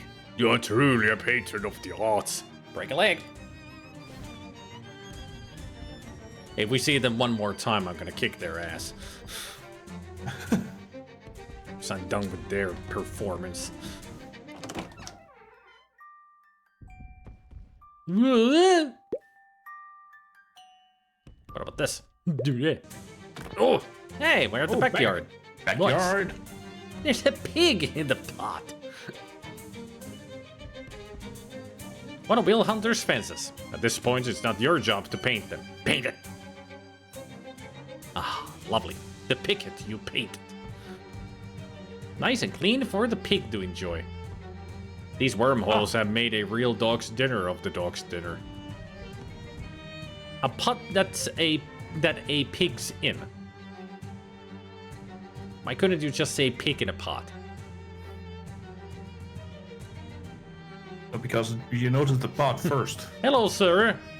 Snorf. Pinky? Is that you? Yeah. Make small talk. Are you a big pig or a little pig? Starve. Apparently I can't talk to it anymore. Look at the back of the house, the fourth wall, you might say. You can see that it's broken. You can see signs of where a big gash has been covered over with new siding. So the meteor crashed into the house and they already put up a new wall. That's industrious. But also, you would think that they wouldn't do that because they would have gone crazy getting too close to the meteor house. Probably. Yeah, the fourth wall was broken, yes. Yeah. Get it? Absolutely. I was just trying to avoid the stupid joke. Empty. Jokes always get so much better when you explain them, right? Yep. Empty. Perhaps the dog has been sent to live at a bank upstate.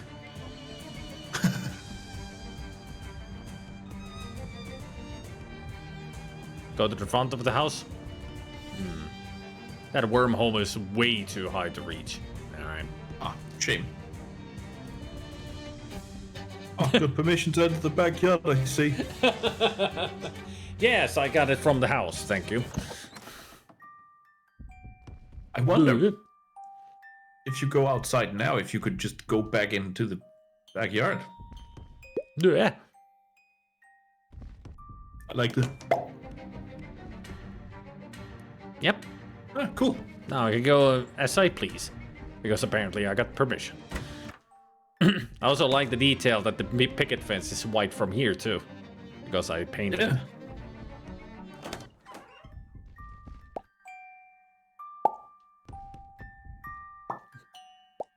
What?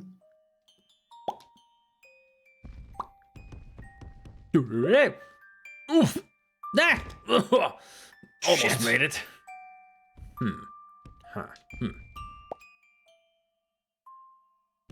Kitchen! That's...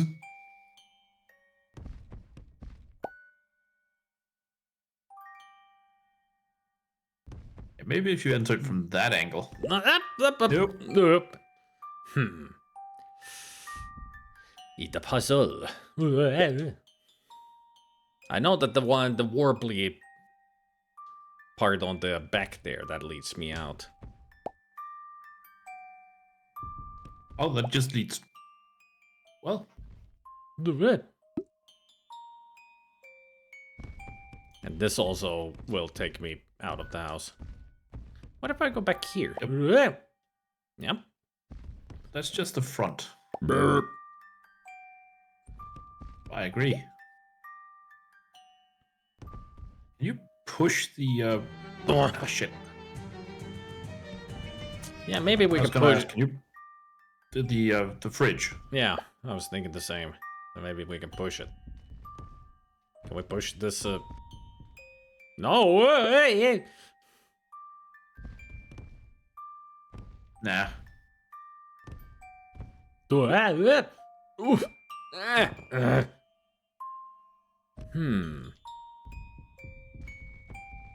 gotta be something that we can do around here to fix the day.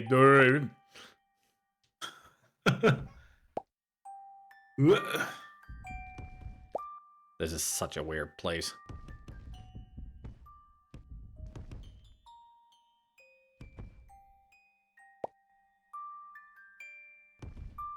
Maybe you need to do something with the large... Oh yeah, that takes us to the backyard.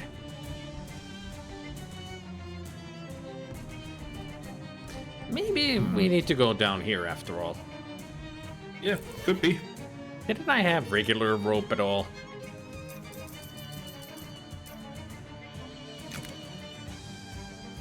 I'm not going to let you start smoking, but I'm an adult. Yes, and I want you to live to be an old adult.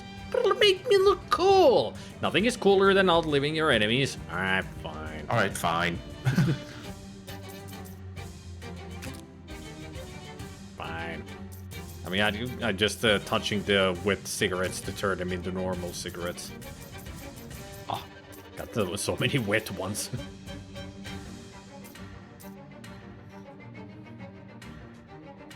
That swell crystal you found inside a rift in Ernst Zimmer's basement. It's probably your favorite possession. I mean, it's what we need to get Alphonse. Ew. Yeah. Without it, you will never Wait. see Alphonse in the game. Oh, the Gator Man. Yep, your companion. The only way to get the companion of Alphonse.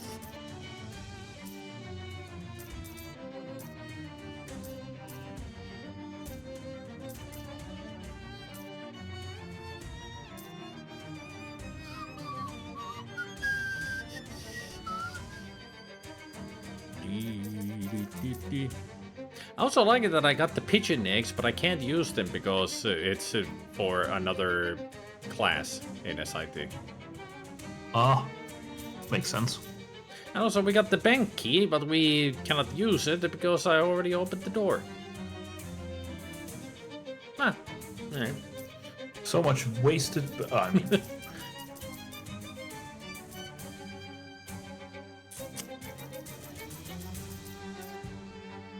Yeah, there's the shadow rope. Yeah, apparently I don't have any regular ropes.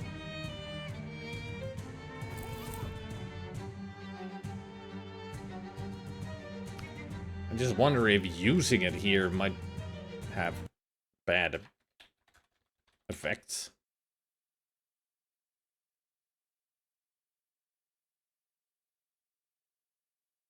Can I find any regular rope?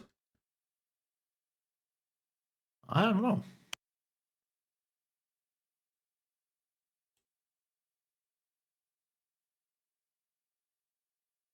Like, there's a length of rope, but that's in west of Loathing.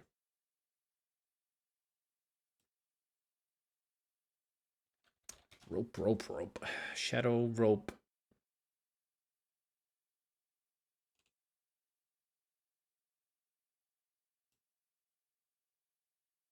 There's the Mole Ross place.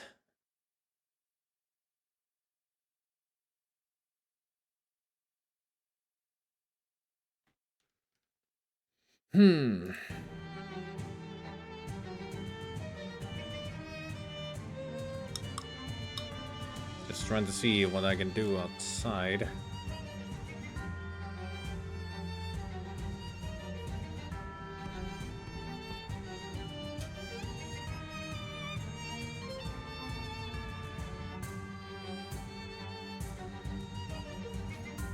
Let's see what the surveyor has to say. You've been inside and lived to tell the tale. Is it safer there? Where have you surveyed? I valued the bug on your theodolite lens. At what? What do you mean? I hope you don't think I'm giving you 10% of that. Oh, what's the deal? The house is Swiss cheese with wormholes. I don't think you're 100% correct in your observation. To my eye, those holes couldn't have been made by a worm. What do you think happened to the Mole Ross family? I already asked that. I'll see you later. Apparently, the only way to get down there is with the shadow rope. Oh then. I like that the music here and actually a good number of other places all based in G minor. A working well rope and all.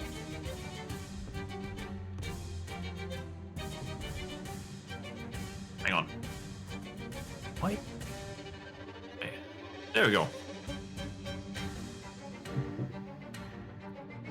It fits.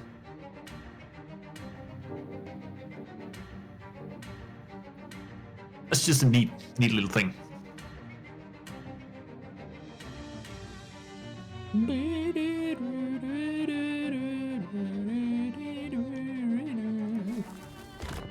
Oof. Well, it's Ow. ended. What? Oh, that was a portal in there. Either the Mole Ross family was scared of something outside, or curtains were just too expensive.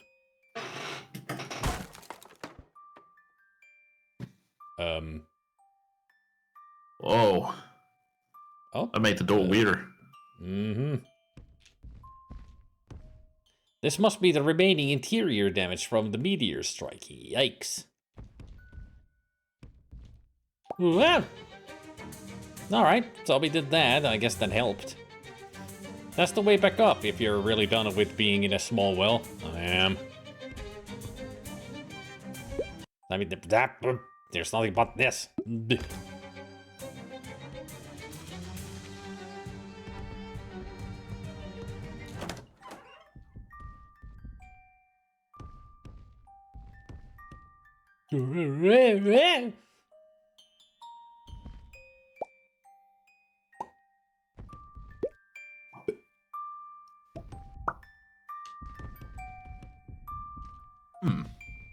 Deep.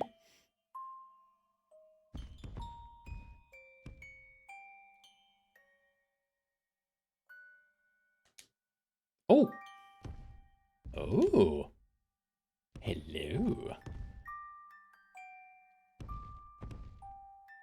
Not sure It's what much the... darker in here.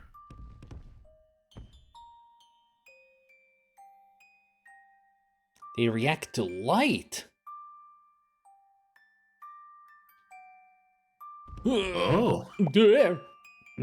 Yep. Alright. So the wormholes react to light. When it was dark, they wouldn't show up. How can we use this Weird. information to our advantage?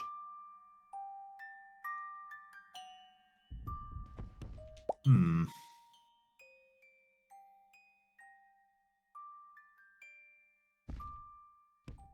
Oop, that, oop. See if you can do something with the window there. Ah! Right. Nope! Fire. Would be nice if we could just turn off the light here. Get rid of this big one. Oh! True. The wormhole swallows all the light in room. Break the light. Yeah, that throw wasn't strong enough. Just as you threw that, I sneezed. Jesus. Yeah.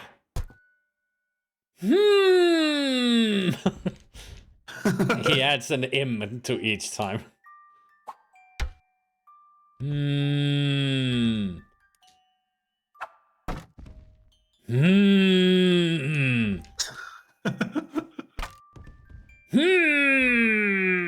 This keeps getting more and more stupid.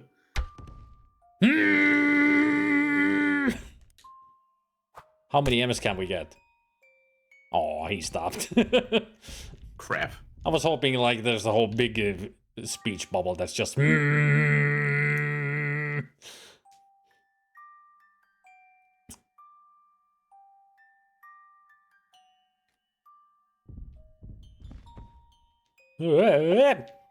Oh, I see where the rocks ended up. Yeah, of course. Though it might be convenient to have a shortcut to the kitchen, taking it has ruined your appetite. Ah, Neat. that broke the light.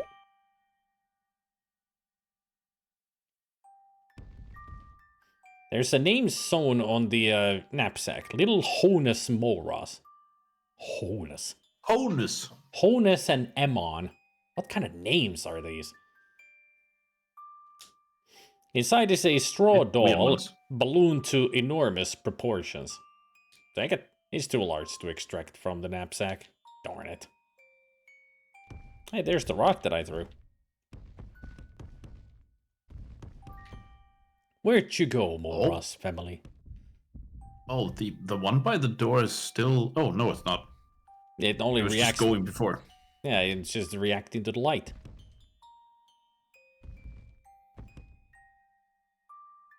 That's awesome. So that's how you solve this place. Gotta get rid of the lights. Despite the disarray, this really is a magnificent foyer, designed, if you're not mistaken, in the style of architect David S. Foyer. Oh,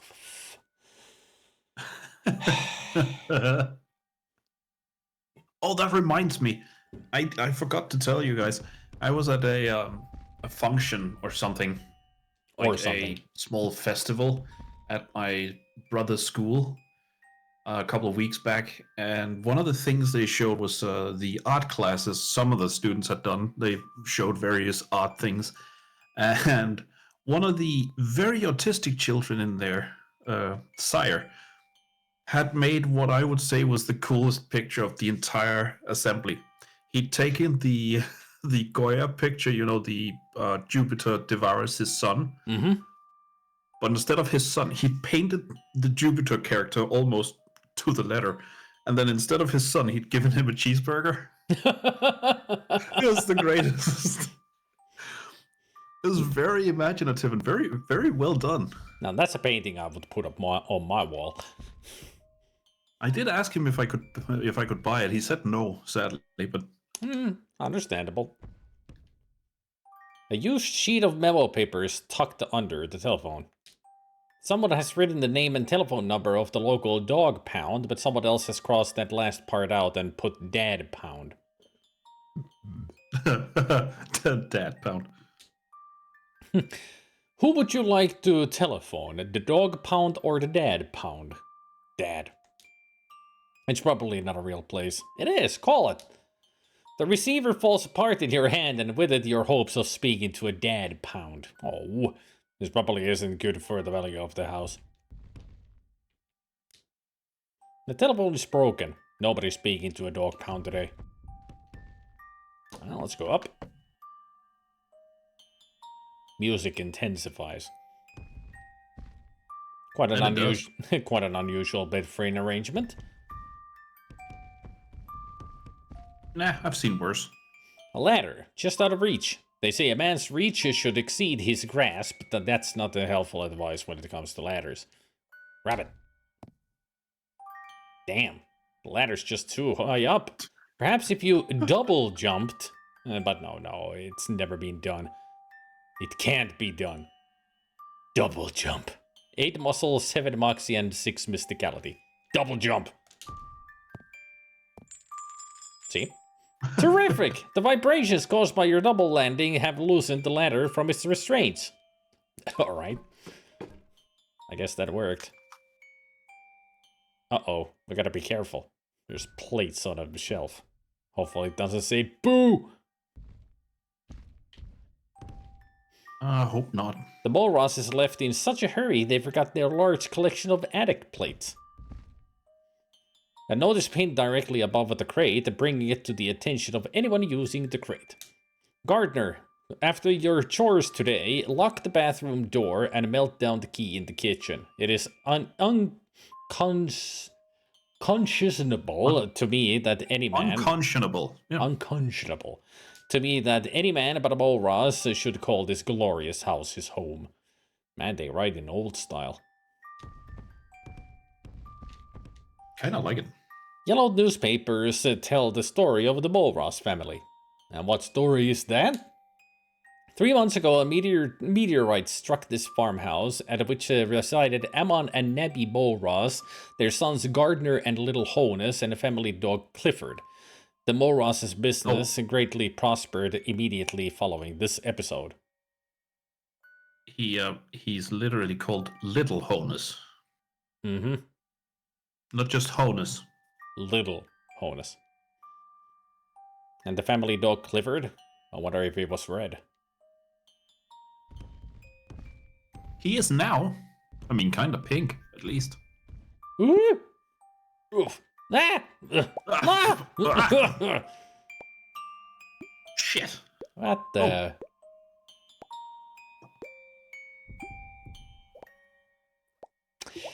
Let's find out what the thing is about this this house, like this room. After so much, I'm getting hungry. Yeah.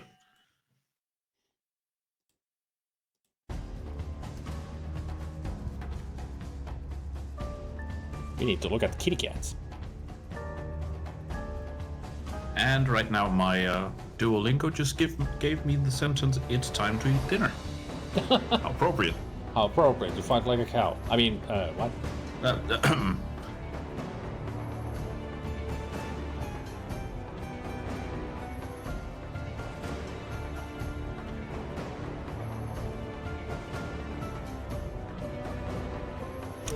Well, we got the back of a cat first.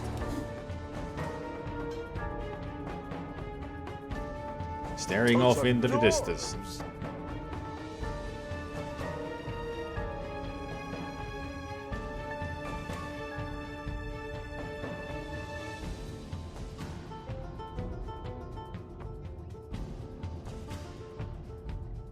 That one kind of looks like Dexter. Kind of.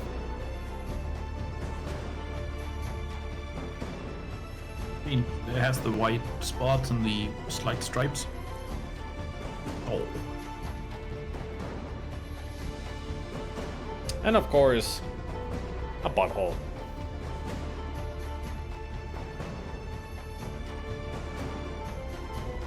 Those are needed. I think that's Spud. No, that's still Bandit. I don't know where Spud is. We haven't seen Spud. But yeah, that pumpkin kind of looks like Dexter. Yeah. I Just think a he's little, the closest. yeah, just a little darker than Dexter. Yeah, a bit. But yeah, that one's name is Pumpkin.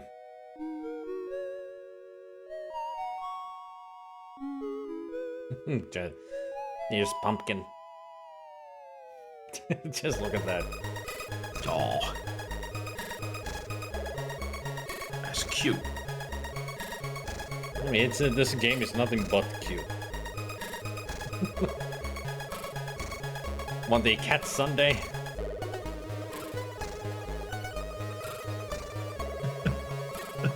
Nice.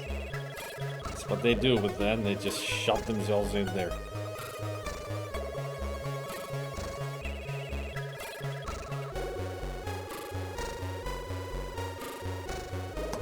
Alright, let me go get some food. I'll be right back. Should only be a second or two. Right.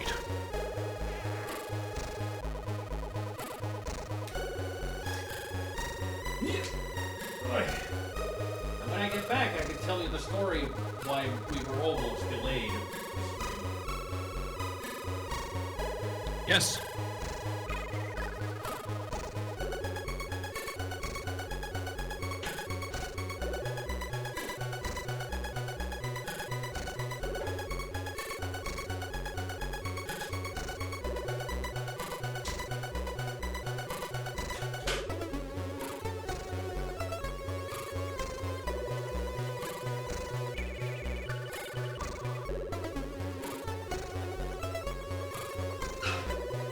Well, on that note, Gonfutsu, our cat has to be special then.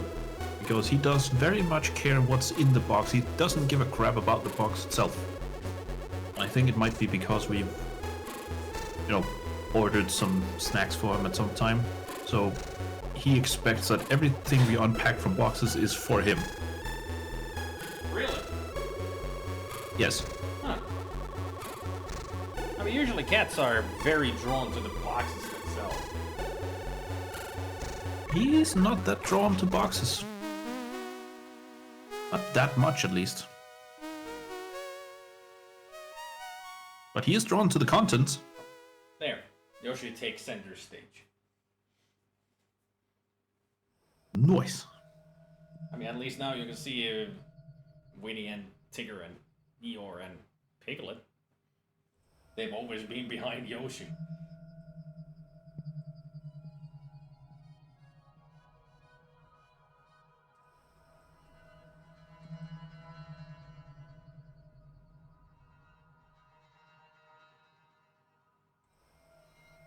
I wonder if anybody's ever tried to confuse a cat that they give them a box, but there's a box within the box. Like, I wonder what the reaction of a cat would be if it's like it jumps into the box and they're inside a smaller box. Like, would the cat Good just question. go, "What the hell? There's a smaller box in this bigger box? What the fuck?" Hey, sweet. Hey, sweet.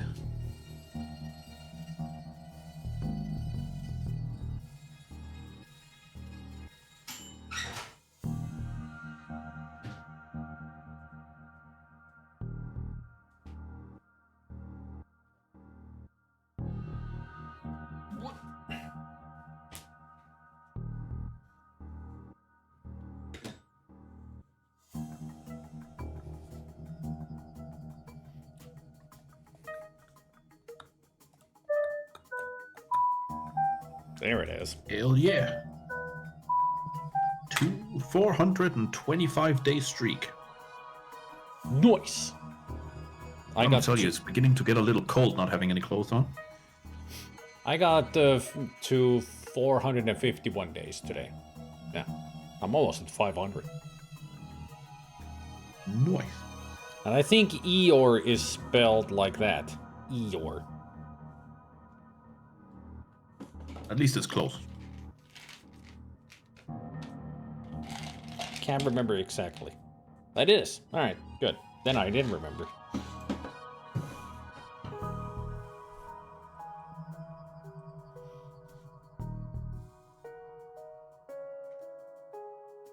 I mean, I used to watch that Winnie the Pooh cartoon show constantly. Loved that.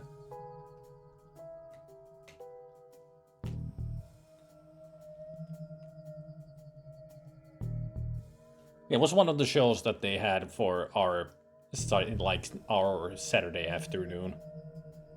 Ah. DuckTales, Tailspins, Gummy Bears, Winnie the Pooh. And sometimes they even Tailspin was great too, yeah. And sometimes they even showed like classic Disney cartoons like Donald Duck and Mickey Mouse and Goofy. All of their old shorts.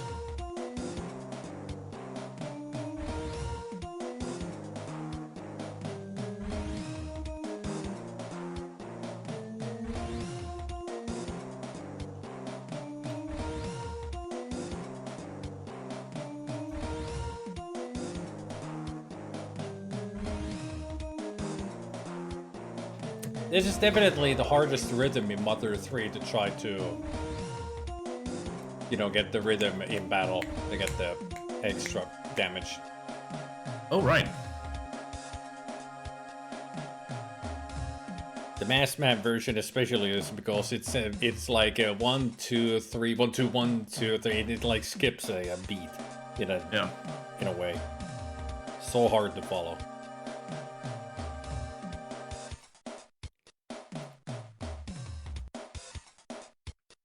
Like, it's... Like, in some parts, they just speed it up to double speed for half a beat. Ugh, so annoying.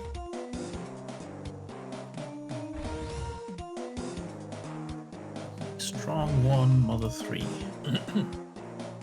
A Masked Man version. Kirjolohi.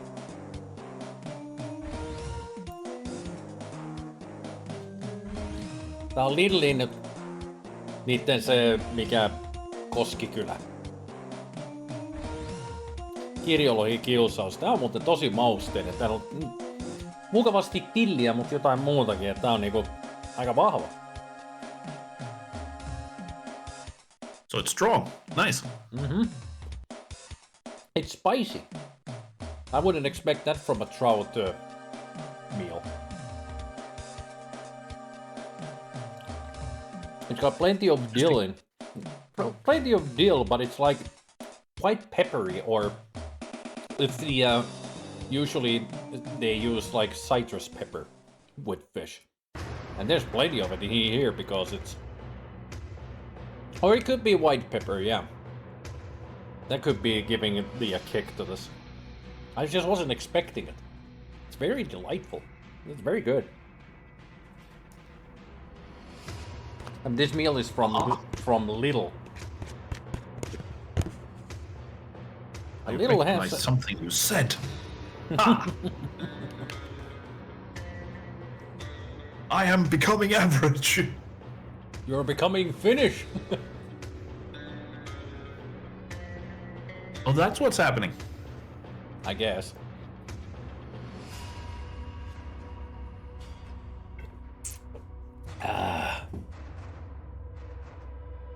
I do know that once I come visit Finland again, which I will, my dad's best friend lives there, so I've talked him into at some point we're gonna take a trip, just me and him, stay in Helsinki.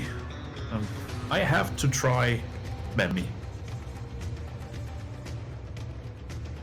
If we can find any. Oh. Depends on when we come, right? Mm-hmm. That means an Easter food. But if we do end up coming around Easter, I will have to look for it because I want to try it. I like it that Gunvas wrote Easter time treat and then corrected. Treat. Treat.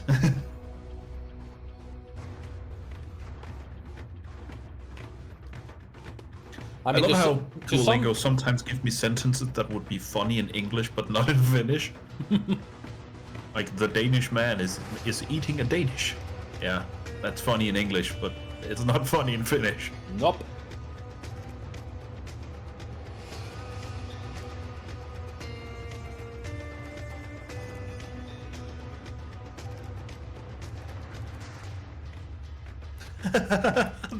The Finnish E sits between the two. French has two E's, but the Finnish E sits between the two, which apparently is very annoying to French learners.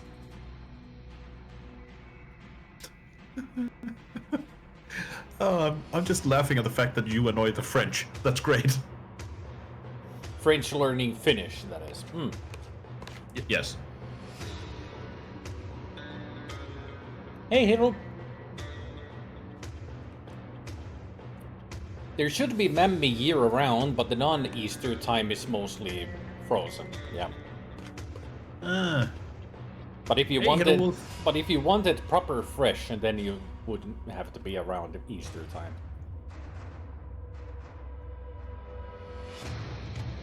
New redeem code. Spend a day with Spidey in Finland. No, the one who redeems the code pays for everything. That would be fair.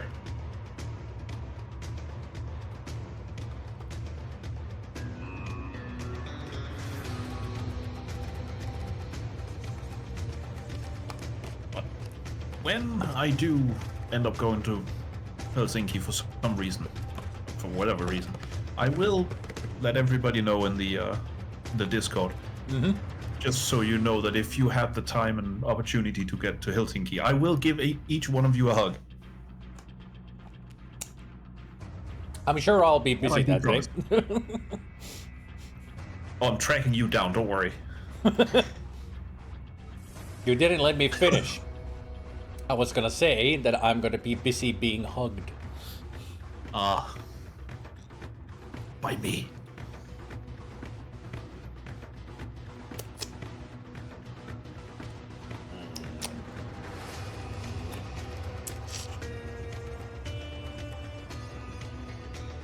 Cool.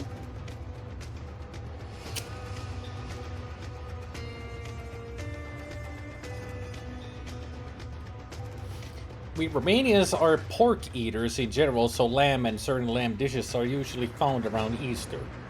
I mean, we have lamb dishes in Easter as well. But yeah, lamb is so expensive. I would love to buy lamb, but it is so damn expensive. I'll have to send you a hug then, Hero Wolf, somehow. I'll find a way to fax it or something. I agree. Send a video on Discord. I think the fax is funnier.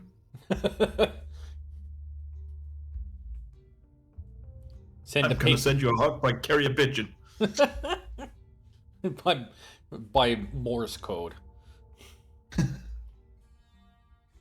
What's all that incessant beeping? It's a hug. What?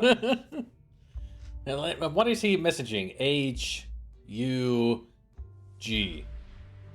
And we repeat. Hug?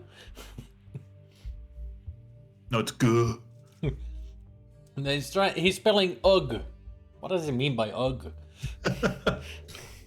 U-G-H. UG. Or maybe he's trying to say goo. Yeah, I'm just very confused. Good.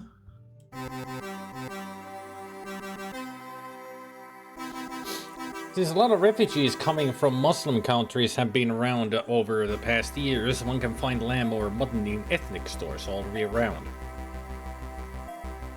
We have a lot of ethnic stores around in my area. Maybe I should go check in them if they have a lamb for a lower price.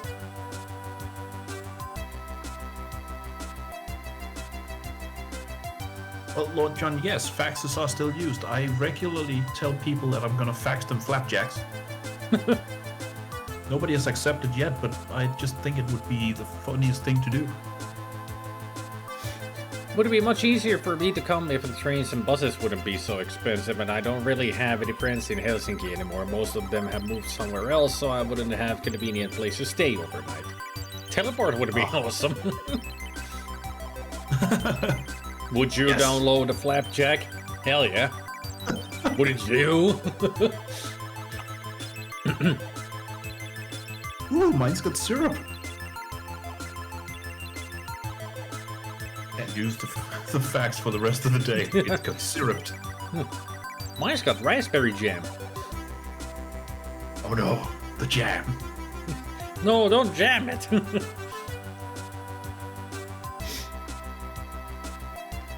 I would download some grilled reindeer if I could.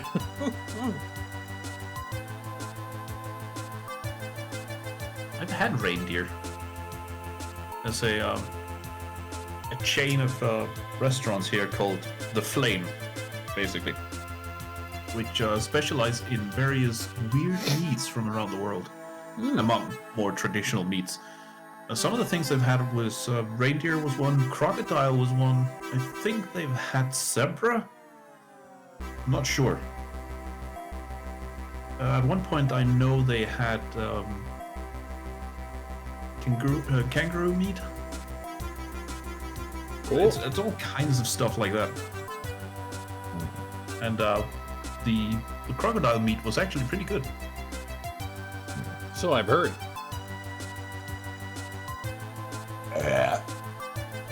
Full of burps today.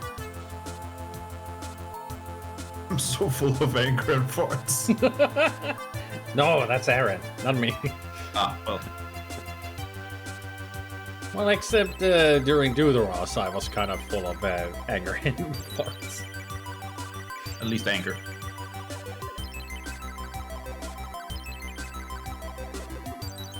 We had some ostrich farms around here, but I guess it didn't pan out. Yeah, ostrich farms didn't do well here in Finland.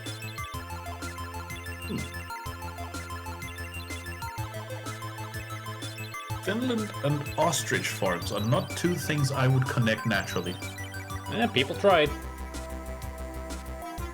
It wasn't because ostrich farms started to be a big thing everywhere else, so some farmers, I guess, just tried to make their own, but we just didn't go for them. Buffalo makes sense. Mm-hmm. Ostrich, I'm sure the ostriches didn't do well in this climate anyway. That's what I mean. I wouldn't connect ostriches and Finland. Alpacas, maybe. Buffalo, definitely, because I know there are a lot of buffalo in Greenland. I'm not sure. One of the, I know one of the commercial airports has one guy, on staff just to go and remove the buffalo, because they have one particular buffalo, not a species, just one buffalo who regularly comes and just lies down on the tarmac. It's great.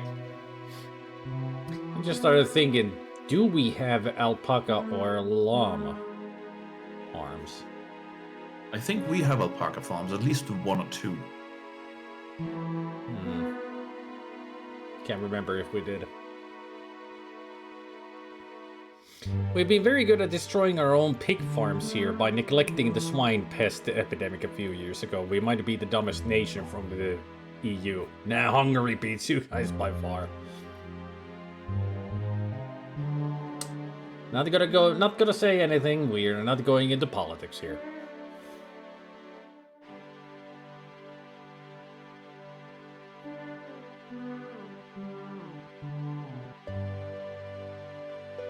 Even though it's not really politics, but still. Yeah, this is stupidity. But, well, Yeah. politics is stupidity as well. Yeah, they go hand in hand. They do.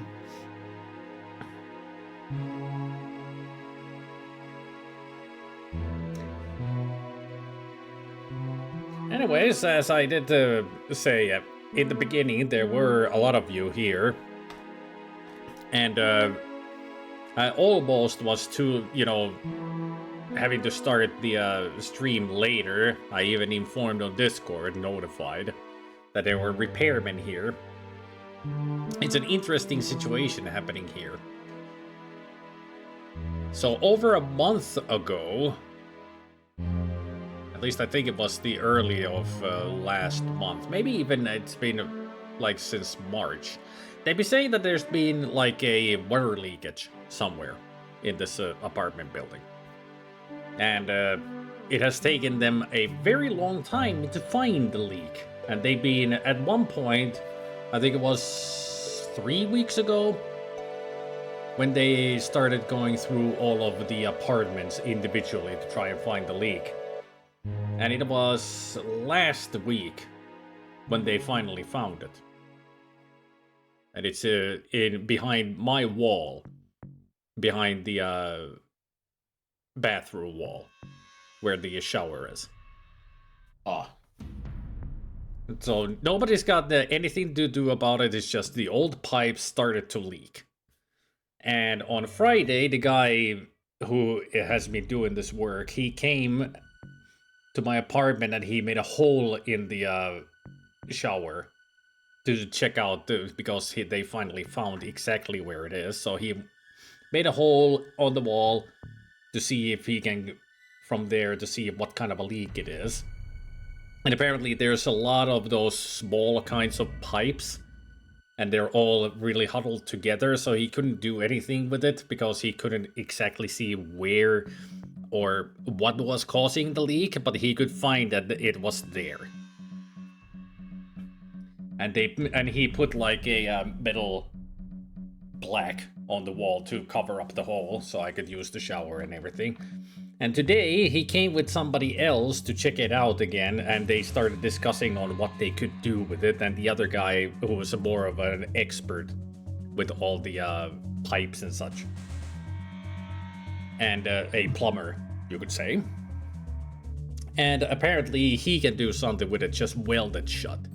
So the fixing is just a welding job. The problem is, that's nice. Yeah, the problem is, I don't know when they're gonna come here. I mean, the guy even said that they need to get like the licenses to turn off the water, and they need to get the scheduled on when they could come here and all that. So even he said that it could take until next week before they can fix the problem. Apparently the hole is big enough already that he couldn't actually fix it right away. It's just gonna take a while. Could be, even he said that it could be from 2 to 6 hours of work. Wow.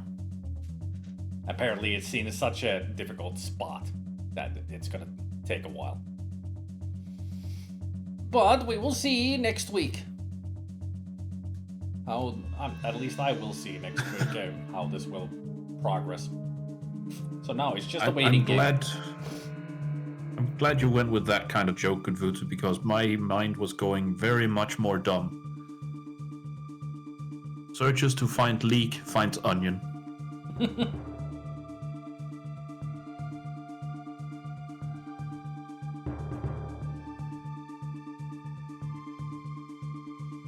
Looks like ostriches do just fine in winter.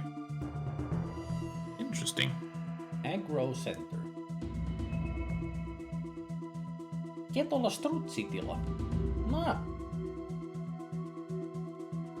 Would you look at that? Starting from noon, you can go and watch ostriches. So I'm guessing strutsitila is ostrich something? Farm. Ah. Maatila is the word for farm. But if you can replace ma with anything, so it becomes that. So if it was a llama tila, it would be a llama farm. And such. So just generally a farm is ma tila. So it's like a ground farm. And ostrich? Just to make sure. Yep. Yes, I had a feeling. That's a funny word.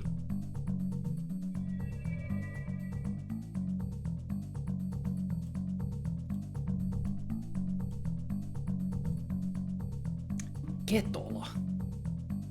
30 minutes away from Helsinki. Ketola. Nurmijärveltä. Yeah, I kind of know where this area is. Interesting. I mean, it makes sense that it would be so much to the south of Finland. Only half an hour away from Helsinki, yeah.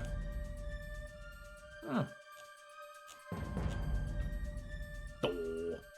Get a picture of a baby ostrich. Cute. From Tuesday to Sunday from 12 to 5 p.m. They even got a restaurant, all kinds of spaces and such. Cool. Rajamäki. And also apparently they even have a sauna. Of course. Now, why are you going to the ostrich farm? I'm going to the sauna. That's the only reason.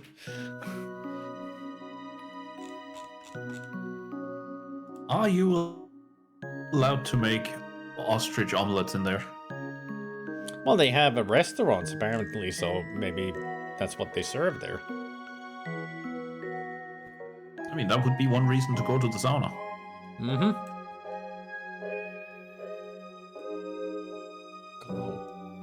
Nurmijärvi.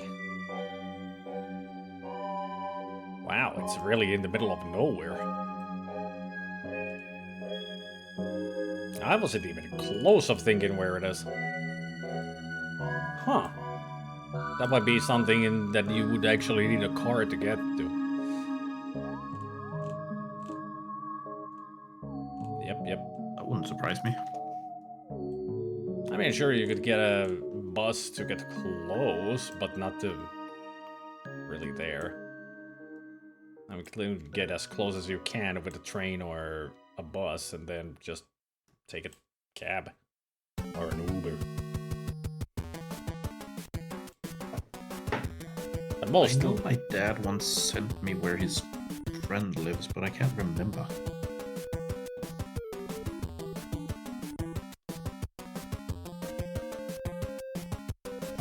And sometimes you can even buy the eggs yourself. That makes sense. The Romanian word for ostrich is strut. That's a weird T you guys have. Well, haven't you noticed Romania and Poland and everything, they add stuff to their alphabet. Not normal languages at all. Or, well, normal alphabet at all. That is.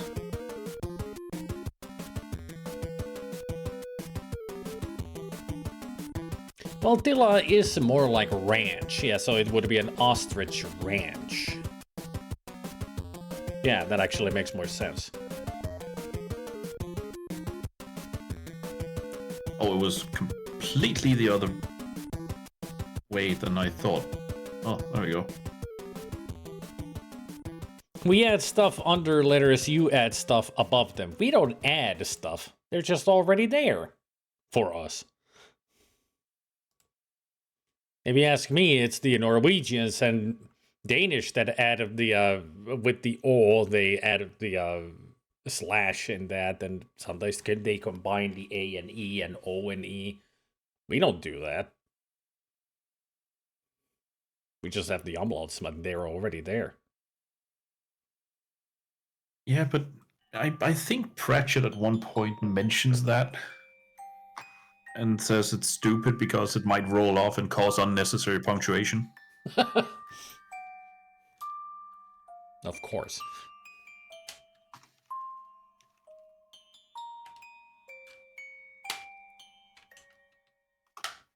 is about umlaut, I think.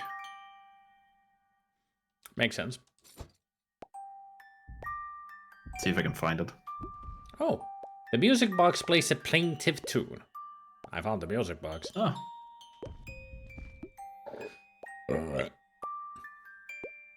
Yeah, there we go. It's called Uberwald and not Überwald. On the rare maps of the ramtops that exist, it's spelled Überwald, but Lanker people had never got the hang of accents and certainly didn't agree with trying to balance two dots on another letter, where they just roll off and cause unnecessary punctuation. Okay, Hiro.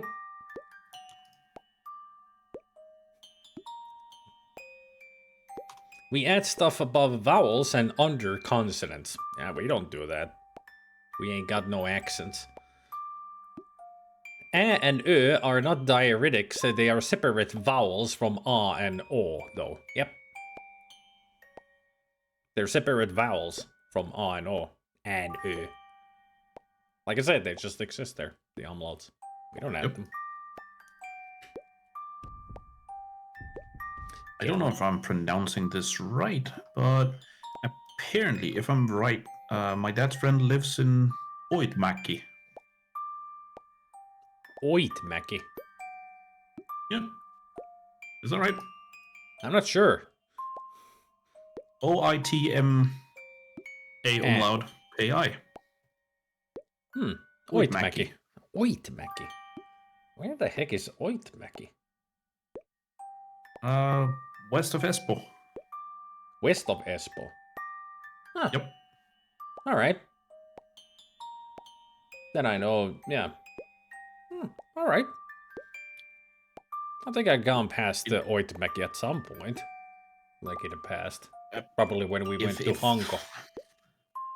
I don't know if this is reliable at all, but it looks like it might be somehow part of... No, that can't be true. Never mind.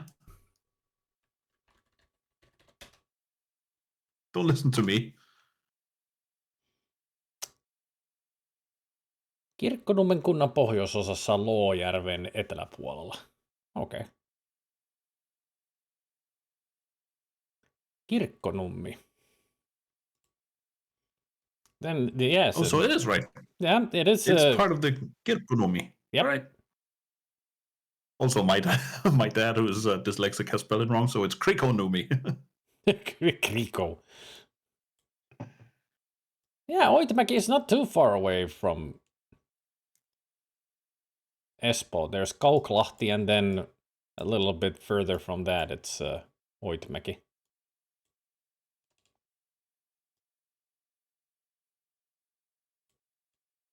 So if you want to know where I've been in Finland, that's where. And then Helsinki, of course.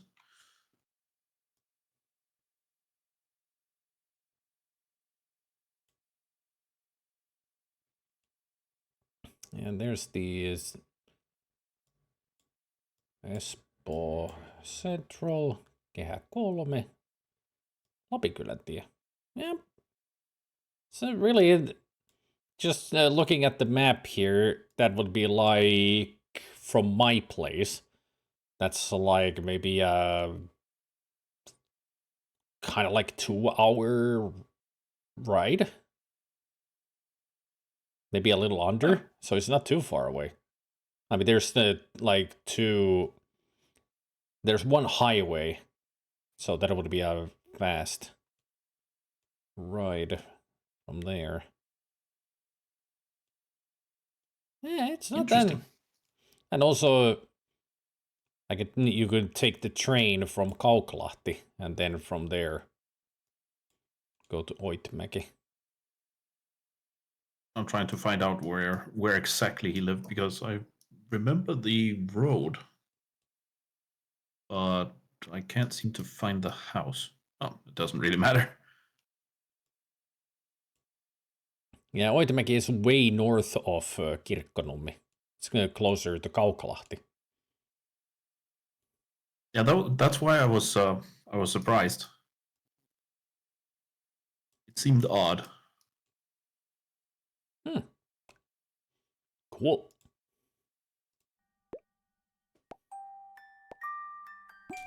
There. You grab the music box and suddenly it stops playing. Spooky. I got a spooky music box. A spooky music box from a spooky house. Spooky. Very. All the desk drawers disappeared along with the mole roses. All the drawers but one. You find some spare meat and what appears to be an unfinished letter to a men's magazine. Read it. Dear editors, I write to inquire what advice you possess on maintaining a healthy marriage when the dog is too big. Our dog is becoming larger by the day, which may require us to relinquish the marital bedroom so that the hound might have a home appropriate to his size. My wife considers this suggestion very strange and it ends there. So it is Clifford the big red dog that they had. Yes. Oh, I can return the music box. No, it's mine. Relatively speaking, it's a beautiful day outside. It's a big mirror. Take a look at yourself. Hey, look at yourself in the mirror. Hi, Abe. Bye, Abe. This must be the meteorite and the source of all this wormhole trouble. Let's not get too close. You don't have time to get caught in an infinite loop of falling between two wormholes. Oh, sounds about right. Yeah, I don't think grabbing it is the answer. A rope prevents access to the armoire's covetable drawers. Well, untie it. It's off. Length the rope. Now, what contraband could a farm boy have been hiding in the most secret places of an armoire?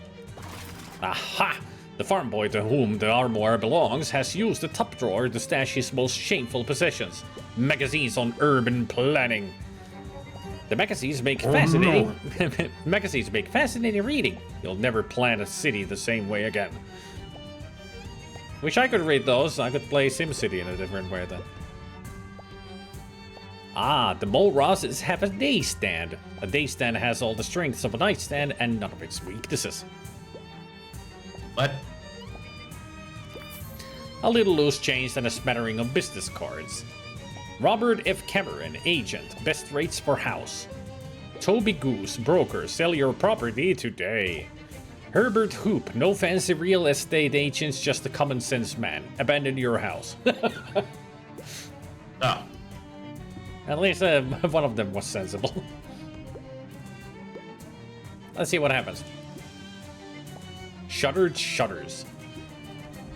Well, it diminished the pull of the wormhole. This must be the meteorite and the source of all this wormhole trouble. It's the same thing. Rabbit! The sheer suction generated by this perpetual wormhole loop would rip your hand off in a second. No, it wouldn't. It wouldn't. I'm strong. You gain an effect. Hand injury. You were right. Your hand was not literally ripped off, just maimed. Consider it a moral victory, although you still don't have the meteorite. Off. Throw a rock at it. Well, now the rock is in there too. Once ubiquitous, the basic rope fell out of fashion this century in favor of more modern tools like zips and electrocardiograms. Eh? What? What? Huh? What? Sometimes this game just Yeah. No, where's my soap? There, handful of soap. I mean, the effect that I got from that is -1 muscle from the hand injury. You've injured your hand and it's making things slightly harder to handle. I can fix it with a bar of soap. Yeah, handful of soapy water. Splash. Ah, that's better. Lucid effect hand injury. Yes. Ah. Don't ask. It works. I just washed off the injury. I'm not saying anything. There's a rocket there now too. Shoot it with a gun. Well, I managed to make a dent in the wall.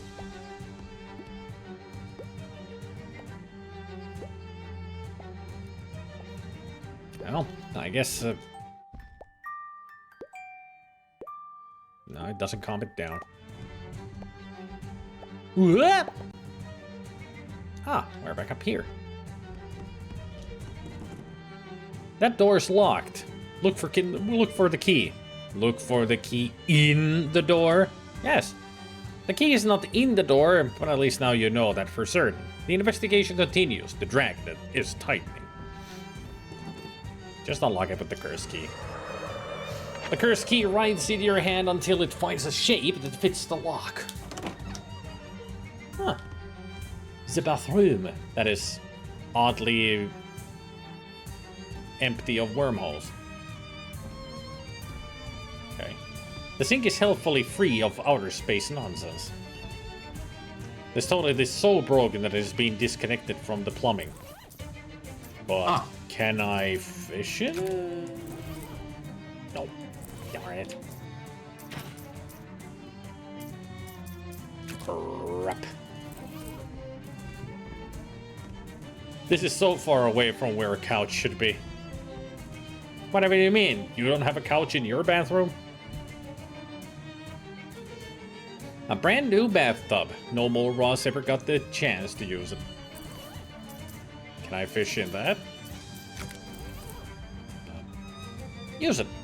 Not so fast. New bathtubs are like store-bought clothes. They should be washed before they're used. Well, wash it then. Wait, what? An even larger bathtub that you'd have to get delivered new and itself unwashed? It's impossible. You'd need an even ever larger series of bathtubs. Really? It's called Bath's Paradox. Who? Roland Baths, the philosopher. He's only 13, but already has some interesting ideas about baths and tubs. Just use the bathtub. What the paradox? Use the bathtub.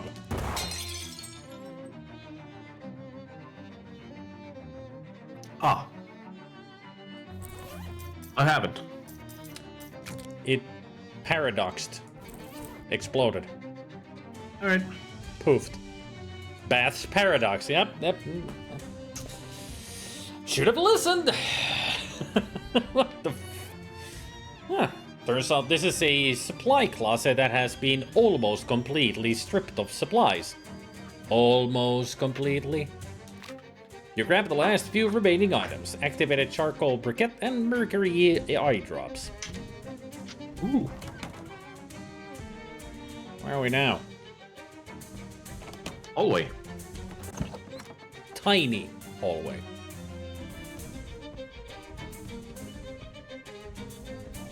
I mean, it's alright. What? Huh? How? What? Okay then.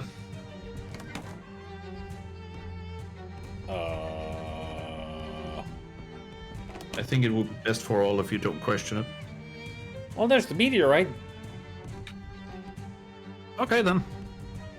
Job's done. At rest, finally. You gingerly pick up the piece of space debris and keep it carefully in the darkest part of your inventory. This little chunk of space rock brims with paranormal potential. Opens a wormhole above an enemy and under an anvil somewhere, dealing twice your mysticality and physical damage. Oh. Of course it drops an anvil. What else would you expect it to do? It's loathing after all. Yay! This house is free! The modest kitchen appears overtaxed by these outsized ingredients. We can't grab any? Damn it. Huh, there's a little money stuck to the bottom of the pots. Dang it. You scrape the meat off into your collection.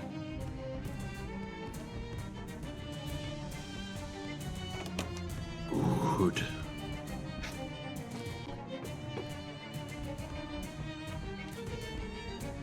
Nothing in these boxes. Alright.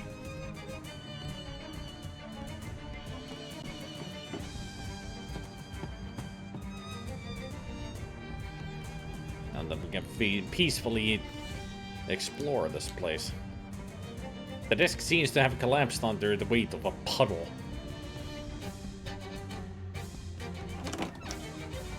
Huh. Well. Okay. So... Ah, we went through that door to get to... what?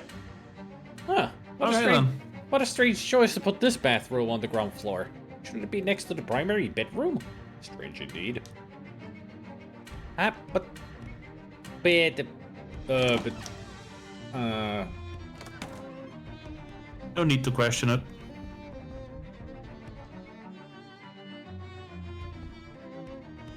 There's a bathroom on the first floor, but the kitchen is on the second floor.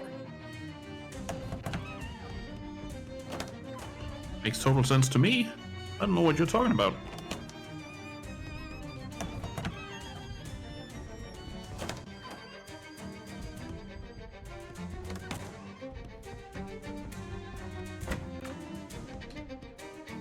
This is where you found the meteorite. A flag to mark the spot would be customary if colonialist.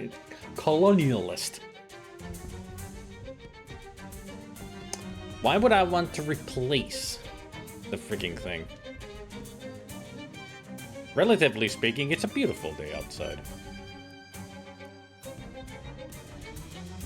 I just got the meteorite out of here. Why would I want to return it?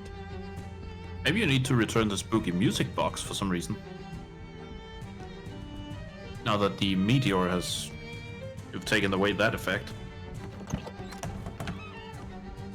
That's strange. Damn it, I keep going over. These rooms didn't adjoin before. Note the oddity. Certainly is a strange choice. I mean, we have survey in this room now. Ah.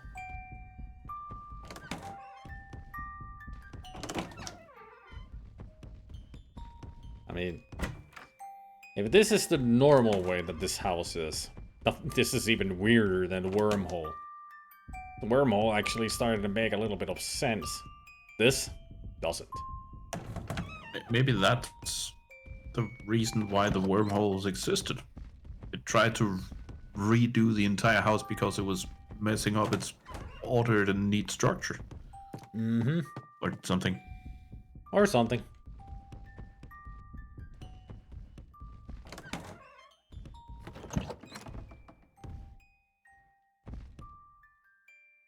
I want to get to the other side.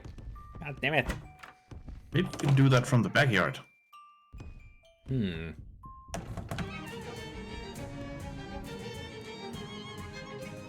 Hey, the pig is gone. Yeah. Where'd the pig go? I don't know. That wormhole is way too high to reach. There's no wormhole there anymore. Game.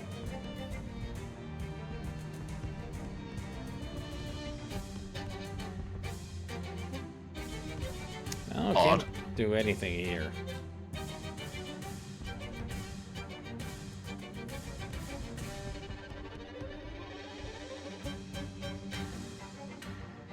Care to survey the rest of the region? Survey not.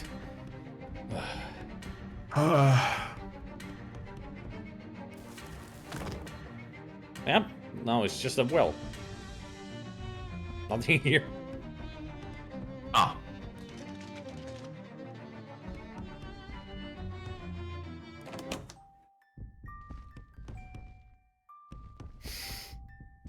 I would say that the place is now even spookier without the wormholes and having this playing. Maybe I should pick it back up. Good idea.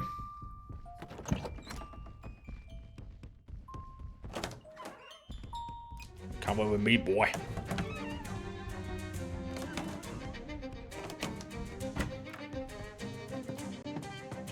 I mean, definitely the wormholes made the whole place upside down, like the wormhole made the second floor into the first floor. So it was trying to correct the whole place in its odd way.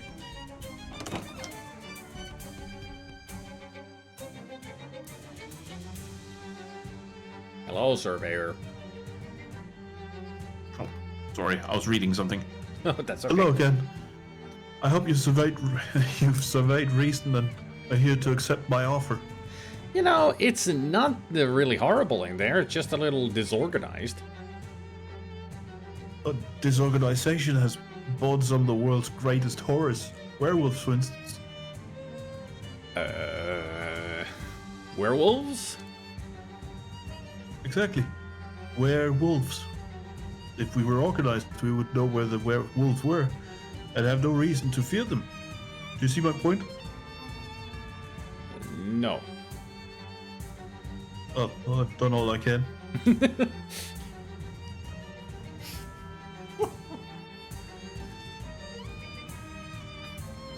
I found your problem. In seminary, we don't believe in problems, only opportunities, but go on. I feel like I heard you say problem before. Yeah, I feel like I've heard you say problem before. Must have misheard. I'd suggest a survey of your ears. Alright, Karen. I have the meteorite. The wormholes are gone. Joyous news. Now the real work can begin. If you can spare the time, I'll be back in a mere moment with my evaluation. I can already tell you that the layout of the house is very bad. He chuckles. Really? You think so? Let me be the judge of that. I think I know a little something about surveying. Also noticed that he went from super sad to content. Yeah. He's happy. No problem. I'll wait. Werp, ski, herf. The sounds of surveying fill the air. Ah. Our werp, ski, and herf sounds of surveying. All you do is just look through the mini telescope. And then? And then... My goodness. I was right about this being a horror house, but not in the way I first thought. A kitchen on the upper floor with a dining room downstairs and sandwiched between a bathroom and a bedroom. The living room adjacent to the primary bedroom and both connected only by a narrow hallway that requires you pass through a bathroom. So this aesthetic is of the most extreme disorder. The house is rotten at its core. I would have valued it at 2,000 meat, but the telephone is inoperable, so let's knock it down to 1990. That means 199 meat for you, as per our deal.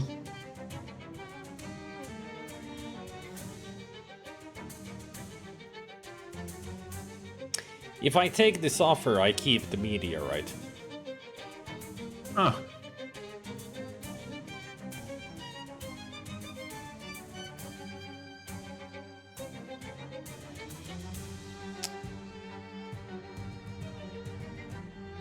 But if I don't get You the didn't break the 500. telephone. I didn't break the telephone.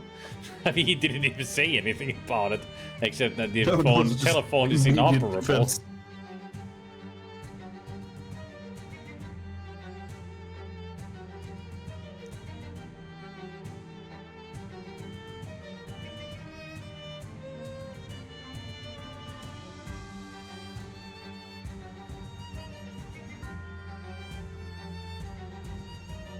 Well, the meteorite isn't that special. It's only funny that it drops a anvil on a person. Yeah. I'd rather take the 500 meat because I want to get to 10,000 meat. Ah. You know, That does make sense. the layout is actually better with the wormholes. How so? The living room is off of the foyer, not upstairs. You're right. I remember that from my initial inspection. Look, with a sensible layout, that house could easily go for 5,000 meat. I think buyers will put up with nauseating holes in the fabric of reality, but not having to walk through a bathroom to the dining room. That house could sell for 5,500 meat. Let's say 7,500. No, 55. Okay. Good. Of course, I'd need the meteorite to restore the house to order. I didn't break the telephone. Yeah, I didn't break the telephone. Why are you saying it here? I didn't break the telephone. I almost want you to say it just because it's really, really ridiculous. I didn't break the telephone. He raises an eyebrow. That's funny. I only said the telephone was inoperable. How would you know it was broken? I think Oskaloosa said she doesn't need the whole meteorite. I mean, just Yeah. completely skip the question. I think Oskaloosa said she doesn't need the whole meteorite. Yeah, it's yours, bud. You gained 570 meat. The surveyor pays the agreed amount, and you hand over the meteorite, which pulses with otherworldly energy. In awe, he holds it aloft. Never have I surveyed something like this. What is it? What does it do? He peers into the rock. Oh no, don't do that! Ah. Everything okay? Nope, he gone. You left a piece of the meteorite, though. Yep. Looks like a chunk came off of the meteorite. Oh, the surveyor's still in one piece. You got an item. Mo Ross meteorite shard. Ew, it's wet. Ah. A memento of your time at the Mo Ross place. I still got that 20 meat bug on it. Hey there, Barker. How you doing, Barker? Oof. Barker looks around at all the oil derricks covering the landscape and growls softly. Yeah, I know, buddy. Still, look on the bright side. Maybe in 100 years we can convert them into cell phone towers. Yeah, in the year of 2028. Yeah.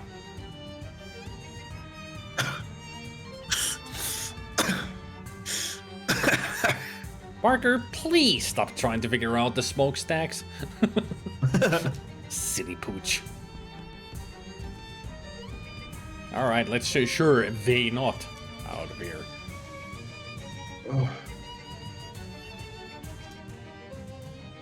Suddenly, the air is split by a terrible noise. A combined roar, screech, howl like a banshee slowly being crushed under a steamroller. Okay. Barker takes off towards the town, which frankly is not to your preference. You follow after him and stumble upon a derelict farm's animal enclosure. The pen you find contains the worst rooster you've ever seen. It's fully 4 feet tall and has glowing red eyes. Barker yaps at it excitedly. Good grief.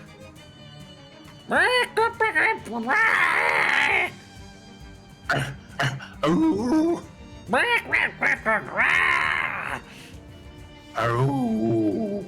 Ow. Ow. I hope tinnitus is fun. Barker's howl now decreases all enemy stats. Ooh. Apparently we needed to find a 4 feet tall chicken for him to learn that. I just love That was it. hard to... I just love it. I hope tinnitus is fun. I can imagine how loud these two were. I had a tough time trying to, do that with a straight face. Same here. Well, at least Oskaloosa will get her meteorite.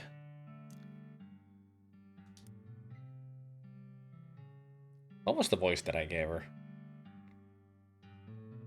I think the voice was Dichi. Oh yeah. Been by the Mole Ross place yet? I don't need the whole meteorite, by the way. I'm no space hog. Just asking for a little piece. And a little piece is what I've got. Oskaloosa whistles. Humbling, ain't it? To hold the soil of heaven in your hand? Oskaloosa's puzzle box. Solved that, by the way. I reckon now there's not a jail on Earth that can hold me. Do yourself a favor and figure out how it works. My way of saying thanks. I guess you're welcome. Oskaloosa gave you this complicated task to perform as a reward for performing a complicated task for her. Increase your mysticality by your moxie. Wow. Oh. Damn. Yeah, it does look like hang on. Lament.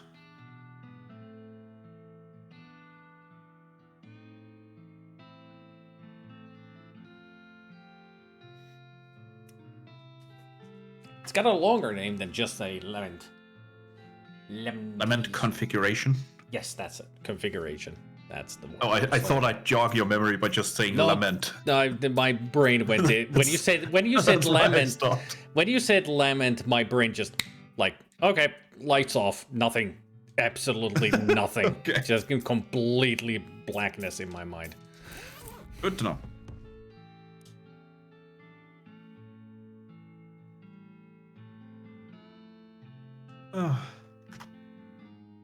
It's Oskaloosa. Hang on. Yes. For some reason, my stream had closed.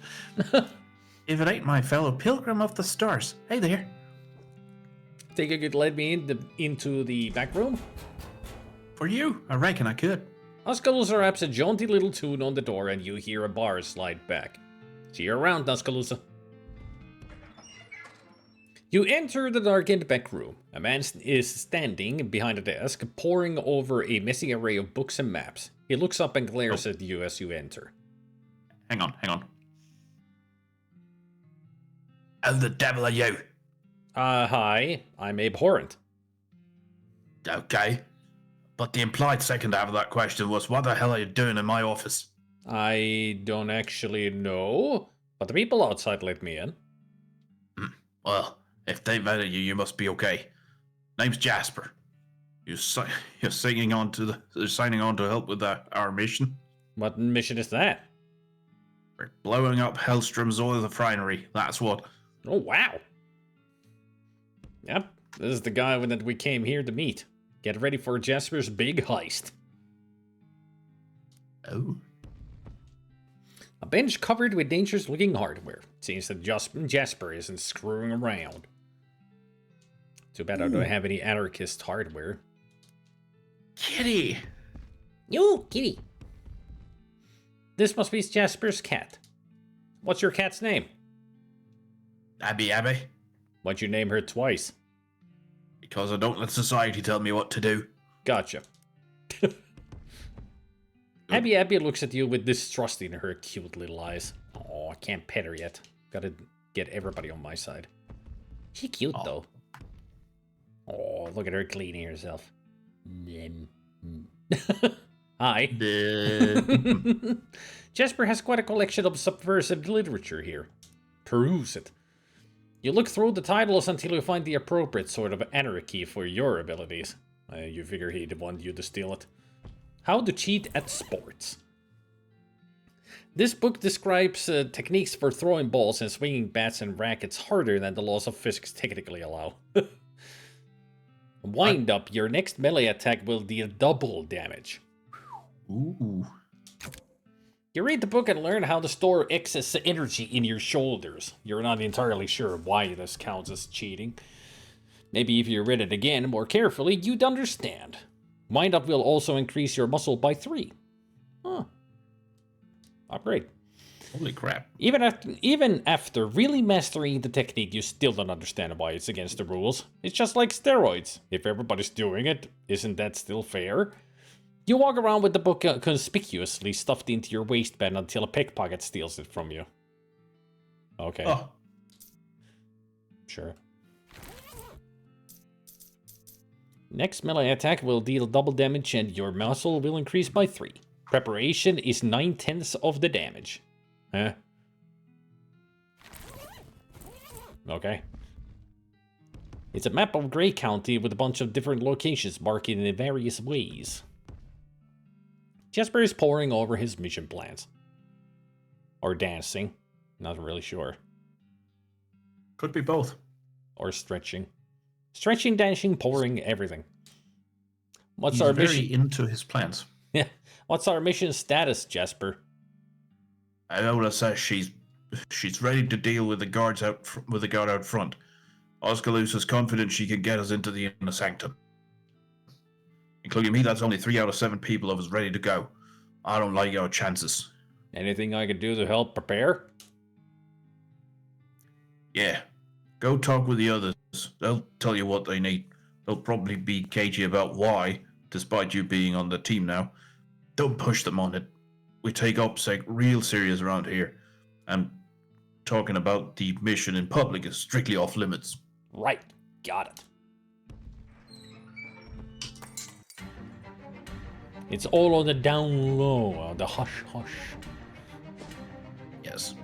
Also, the mention before of a Banshee being run over by a steam truck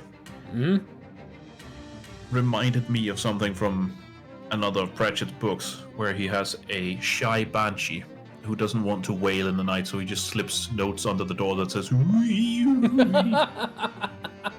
At one point, one of the characters mentions you've received the badly written note of the Banshee, which is always one of my favorite lines.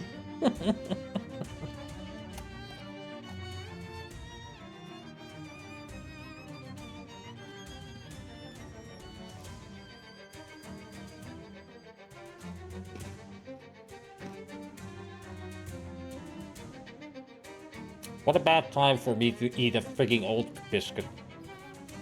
You find an abandoned truck parked on the side of the road with its hood open. Its old peeling bumper sticker says, I'd rather be fishing. Underneath that, someone's written, screw it, I'm going fishing. Most of the engine is gone, plus the doors and the engine, the entire glove box. But somehow there's still a toolbox in the back. Remedy. Remedy that. Ooh, a blowtorch. A true value. Item. Yep, miniature blowtorch, 11 in 1 oil, spray on asbestos, and 11 in 1 oil. A true value.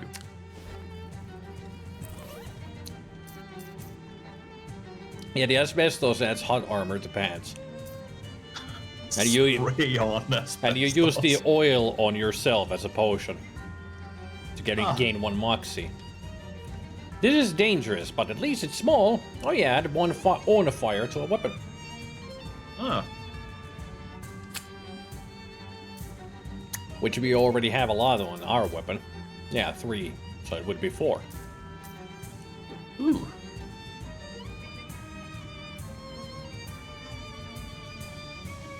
Yeah, definitely do it. Yep. You're currently wielding a smoldering, hefty, sharpened, molten handsaw. Do you want to attach the blowtorch to it? Yes. Yes. You weld the blowtorch to the smoldering, hefty, sharpened, molten handsaw using a different blowtorch, which you borrow from somebody who walked by at the exact right time. Oh, great. Excellent. Now it's a flaming, smoldering, hefty, sharpened, molten handsaw. Oh, Christ. And here we are at the gurgly ooze. Or burbling ooze. This rock is thrumming with a weird, greasy energy. Explore its feelings. You explore the rock's feelings with your mind as you explore its cracks and crevices with your fingers. You get glowing ooze, energizing powder, and sordid grease. Damn.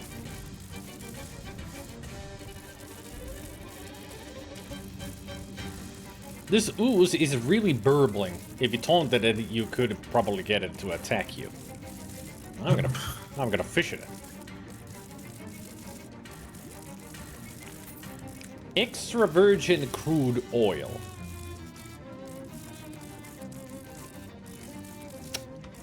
Ah.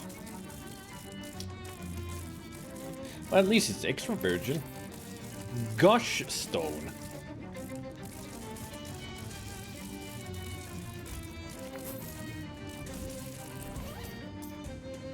It's a little. I do like that. Yep. That you can have extra virgin crude oil, because those two are, mutually exclusive. It's a little disingenuous to describe millennia-old rotten plant matter as clean, but this is as clean as it's possible for such a thing to be. It's food. Yeah. I don't want to eat crude oil, thank you. No. This little rock doesn't stop spewing oil unless you plug up the hole with something. It's a ranged weapon. Ah. So I squeeze it to shoot the sleaze damage on enemies. Ew. Alright.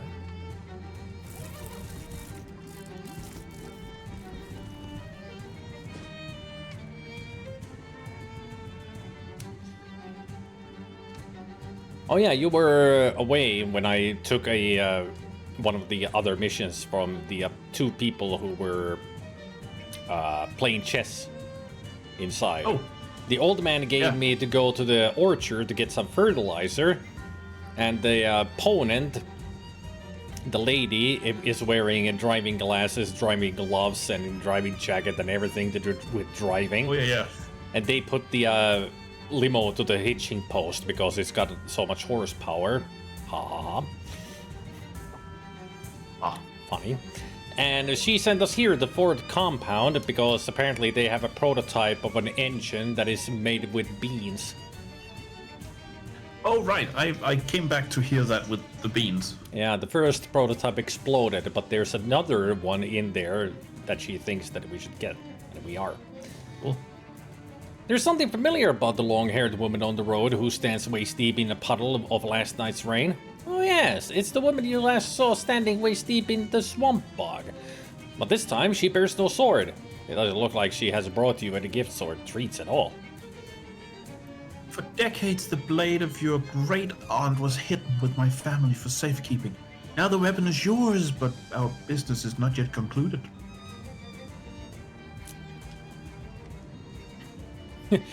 Hey, what sword? I don't remember a sword. I don't remember you. Why is it a question mark at the end? Yeah, I remember. I haven't used the sword much lately, though. I haven't used it at all. It is your sword, to do with as you will. My family kept it for you in exchange for a boon. I call upon you now to perform it. With the fulfillment of your obligation shall come an end to your burdens.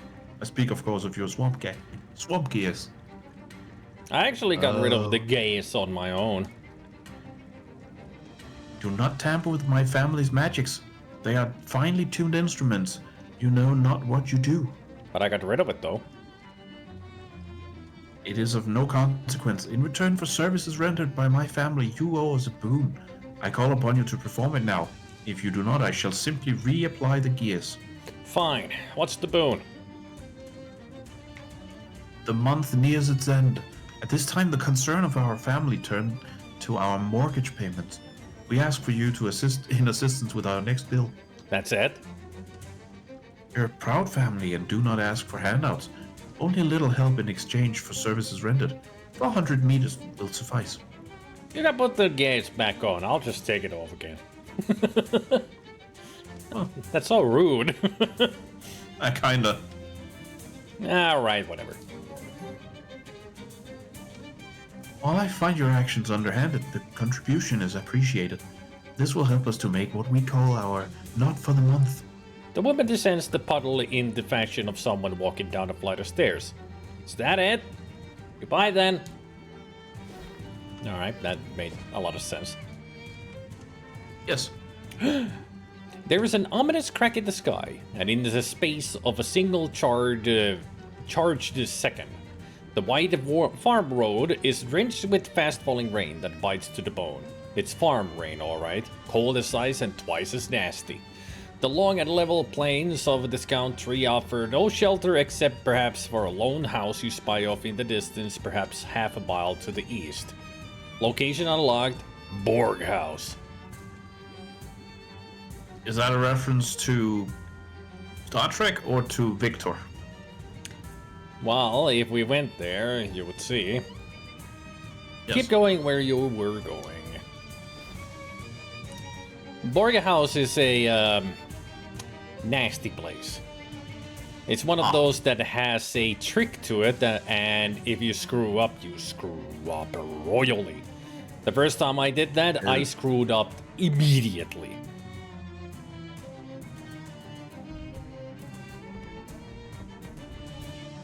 But it's a good thing I have a walkthrough for it, because that place is that nasty. Ah, okay.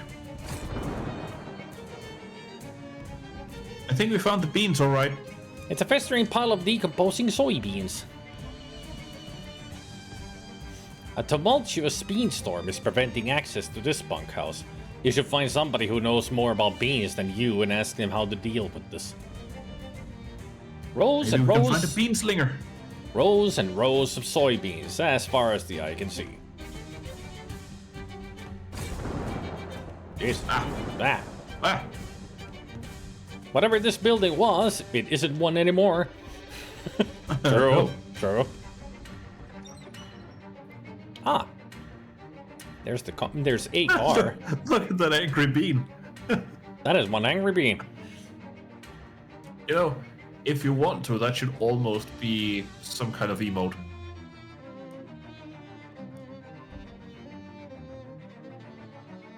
Yeah.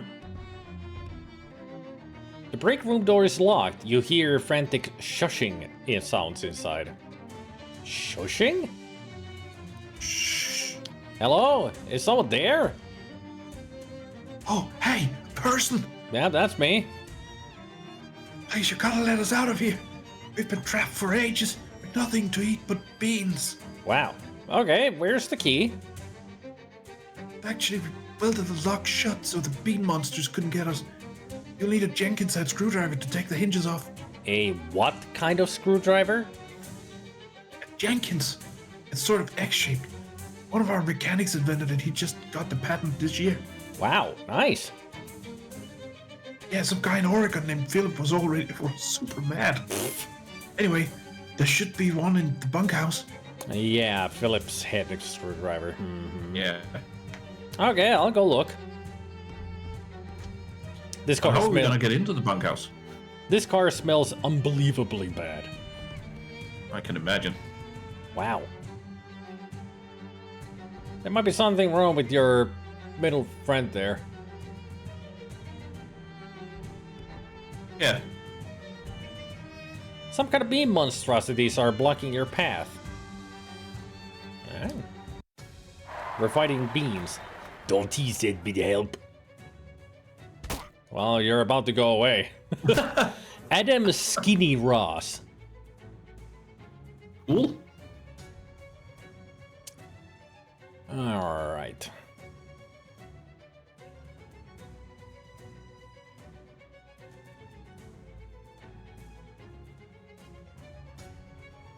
They aren't that strong, only 17 and 16 damage HP.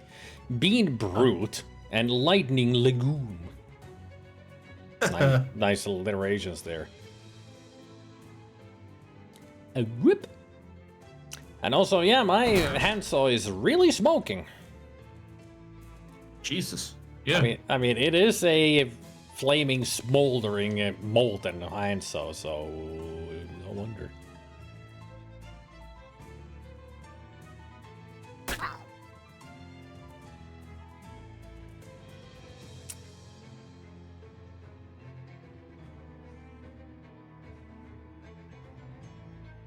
Wind up.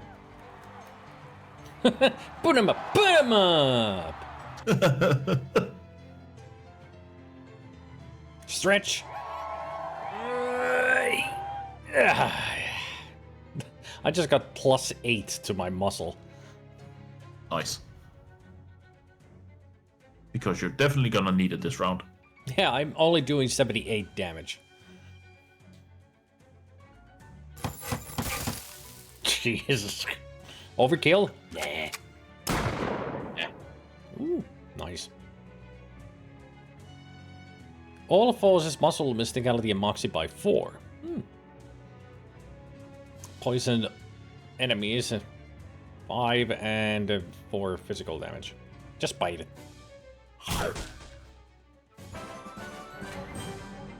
Now that the beans has been.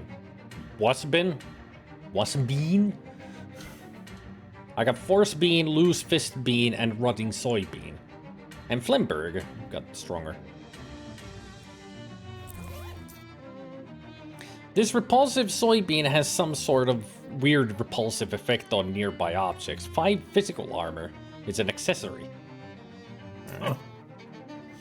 The Fist of a Bean Man will get the best of a mean man. Deal 15 damage to an opponent. Oh, it's a combat item.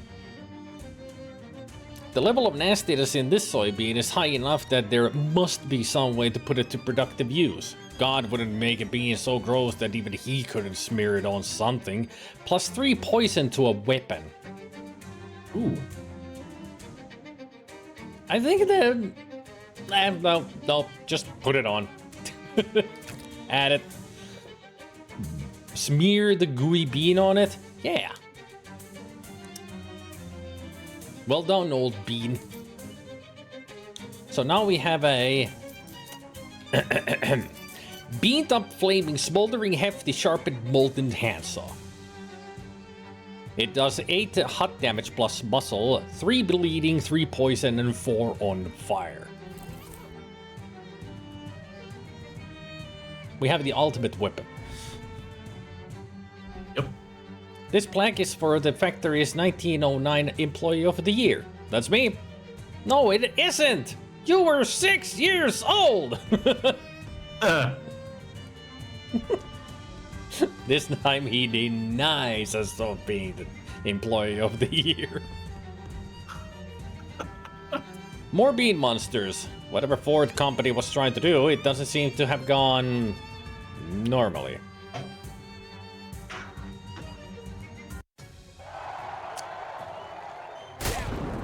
Ow. A swarm of spectral soybeans.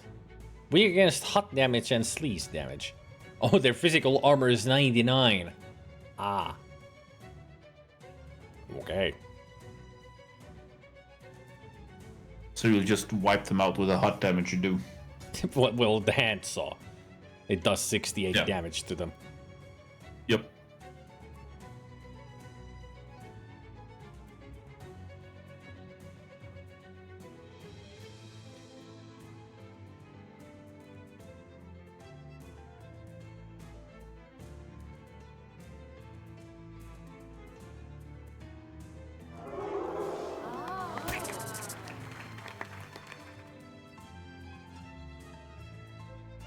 Ooh, wow. Wow, sounds like they're in an art gallery or something. Yep.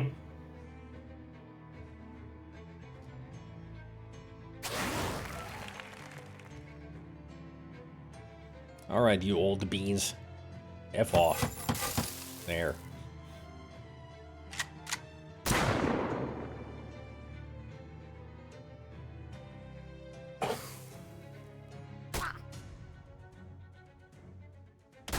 Ow. Heh.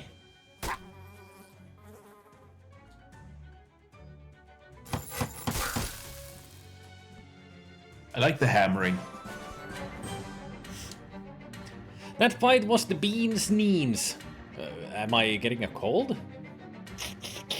The beans' knees. Beans' knees.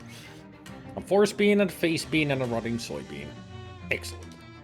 The heck is a face bean? This is the average of a soybean and 0 soybeans, but along an axis that doesn't make that just mean half a soybean.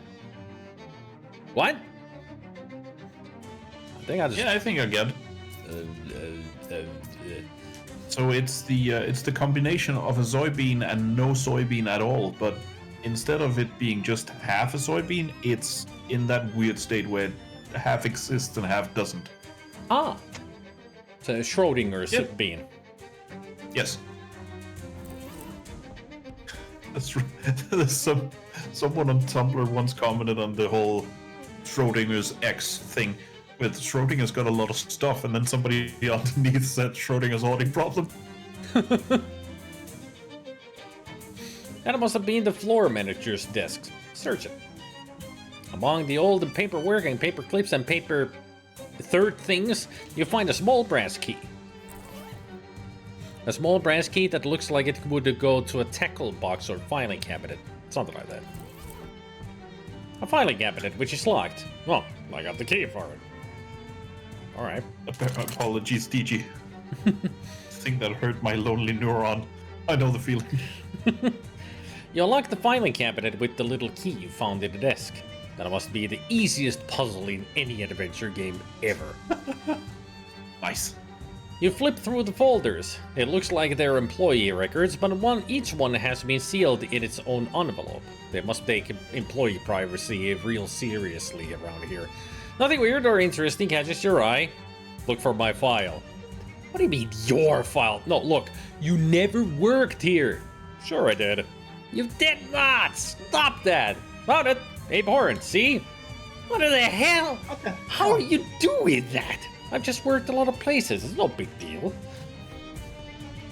Wonder if you can take the plaque now. No, it isn't you! You were 6 years old, but I worked here. Man, come on. A sealed employee records envelope from the old Ford factory compound, which inexplicably has your name on it. Open. The envelope is firmly sealed, and the Department of Labor regulations demand that the employee records envelopes be opened only with the proper tools. That is, an actual letter opener, and not just your finger or a butter knife or something. Rats. Damn it. It's Still, for something instead of so or something. yeah, for something. Eh. Look out! A whole stew of bean monsters. A slew, not stew. Seems to be the final group. There's other... I'm gonna apologize anyway, Gigi, just because I don't want to cause you any further pain. Don't worry, don't TH back. Ow. -5 is all stats. Jeez. Ooh. They lowered my stats a lot. How dare.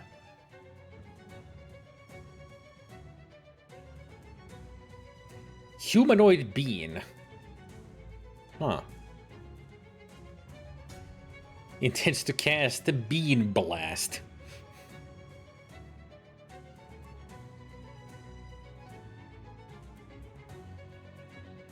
Alright, let's see what we got.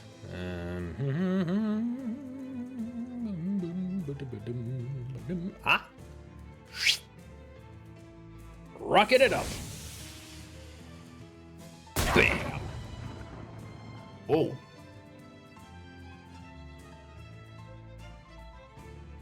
And also... What?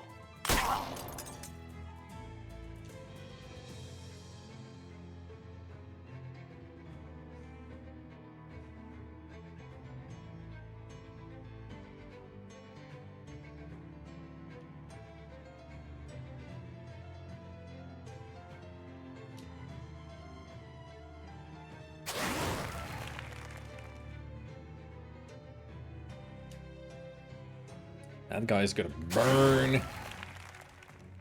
Yep. And you, my other humanoid being pal, have it thee.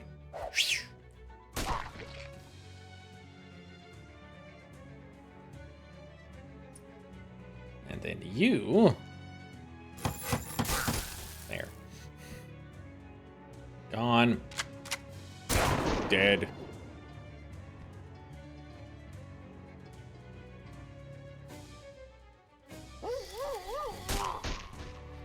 Nice. Beans, the magical brute. The more you beat, the more you loot. Hey, Flamberg got +1 to all stats. Nice. Ooh, nice. Human bean liver. Ew. On the one hand, it's a human liver, so you shouldn't eat it. On the other hand, the human it came from didn't have an actual human brain, so is it really that different than eating the liver of someone who's slightly dumber than usual? Huh? Huh? No, it's still a human bean, even though it's half bean, I would say it's still got human in it, so no, I'm not gonna eat it with... I mean, the joke is it's fava beans and the human liver. Just need a bottle of Chianti and Yeah. we're good to go. Yeah, it was just... An expensive looking toolbox. There goes the toolbox, but I got the crescent wand, disposable ratchet, and a miniature blowtorch. Oh. You can add one more on fire. And it's only one per weapon. Ah, dang. So I'm assuming the crescent wand is a wand. Yep. A magical wrench made to twist the fabric of reality, or at least the parts of the fabric of reality that are 32 millimeters in diameter. Yeah, that's for a... So it's a cheese wizard weapon. Yeah, cheese wizard's weapon, yeah. Too bad we don't have a bean wizard here.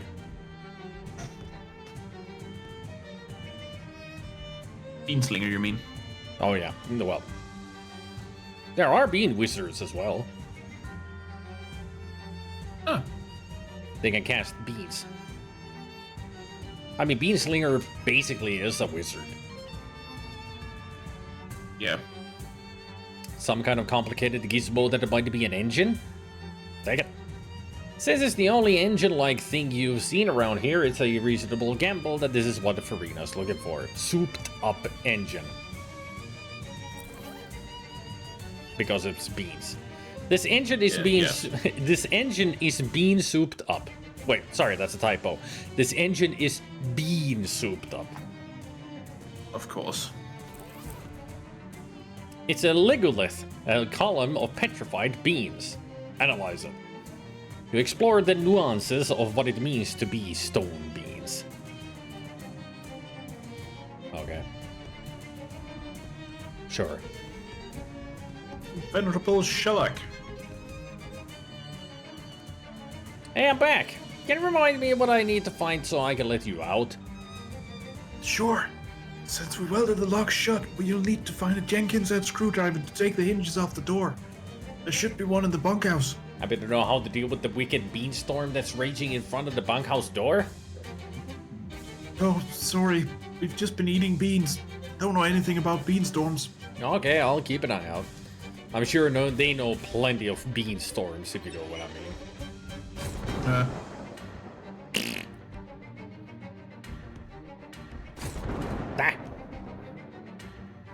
This Ford compound has seen better days. Take your leave, it's a real has-been situation. It's seen better places. Yep. Parker, where did you go? A ripple in a dried-up old wheat field reveals his location. He runs around inside there for a while, then emerges covered in flour. As he shakes himself clean, you quickly grab the clouds of loose flour in an empty sack before they can accidentally explode. Alright. Got a free mana-enriched flour. Works for me. Oh no, the evil fireball in the sky is ruining your camera, Spidey. How dare you! Do not shine upon my eyes! Ow!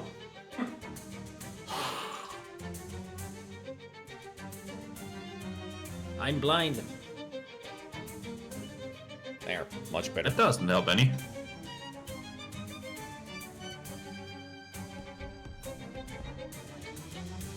Who should we talk to, if anybody, around here about these?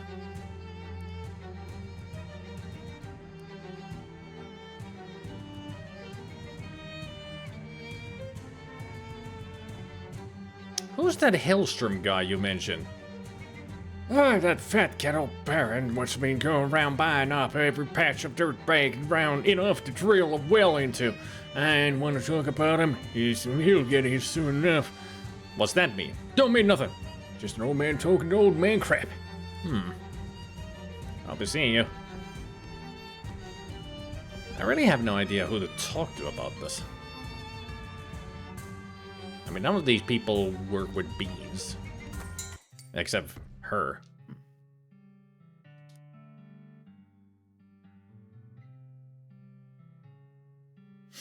Hey there. You managed to back that engine for me yet? Yep, got it right here. Hey, fantastic. Thanks a lot, Kit. Thanks a million, Kit. Can't wait to get this baby installed. Nice.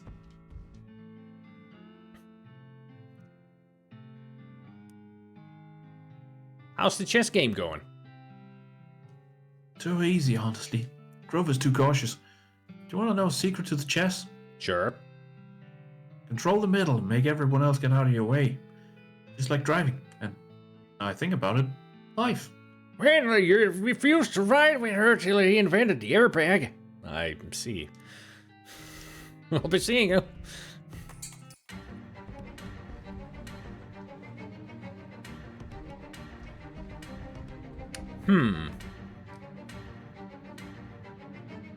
Who is an expert with beans?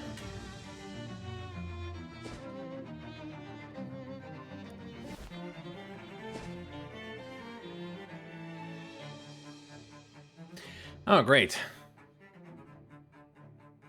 Finding shapes. Ow. Ow.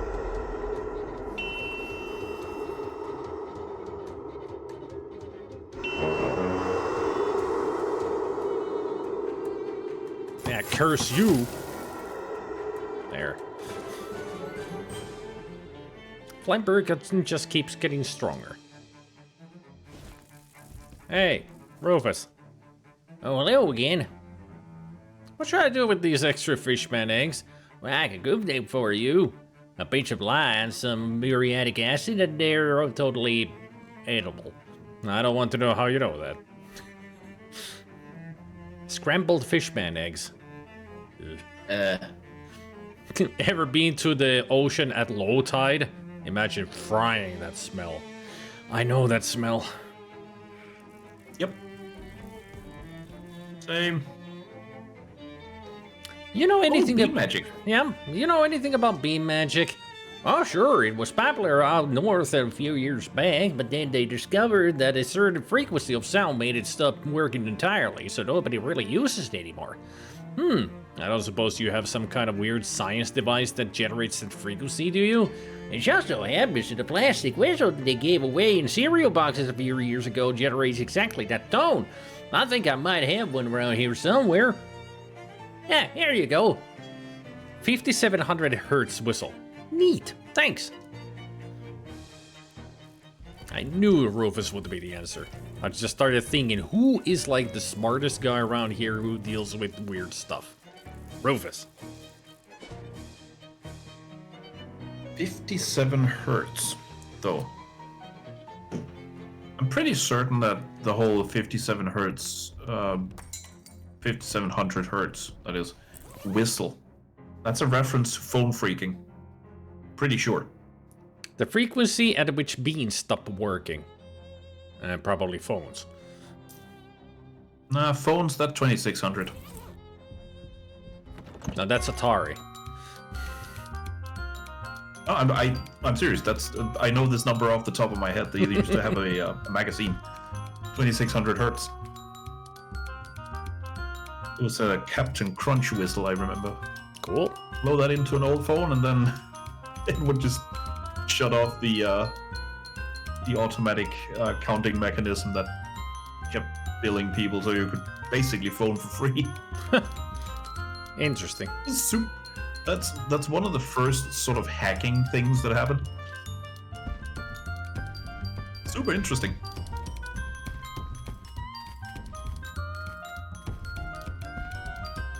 I was thinking maybe I should take somebody else with me than Barker.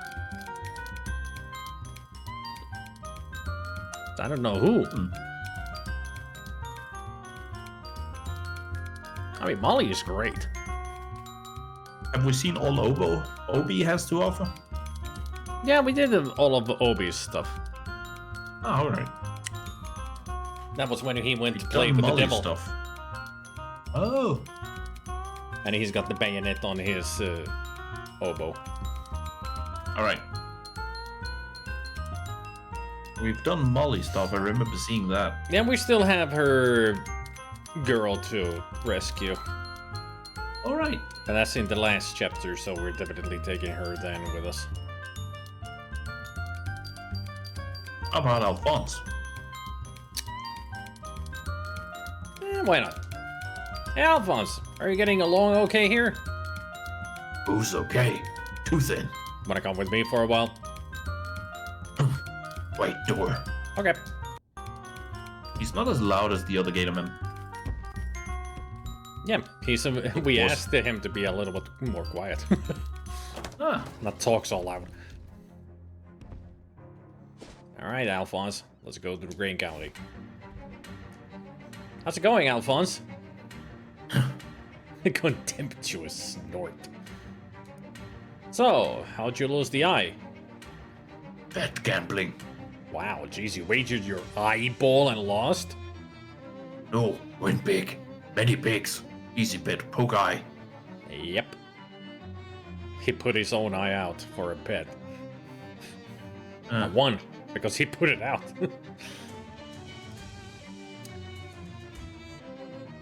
What farm? What is?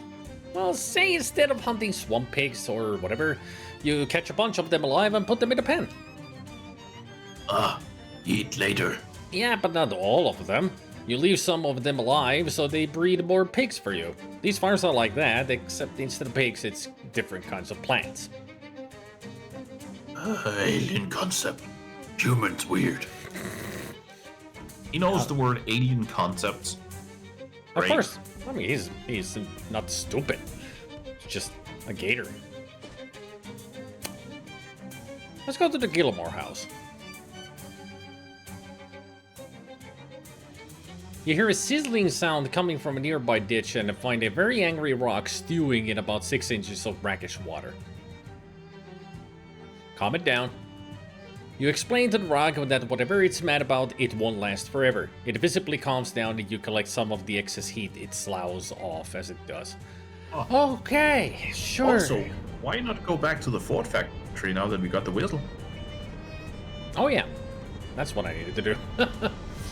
Good thing you're here with me because you remind me of what I was supposed to be doing. Nature's bounty is being violently extracted by this monstrous machine.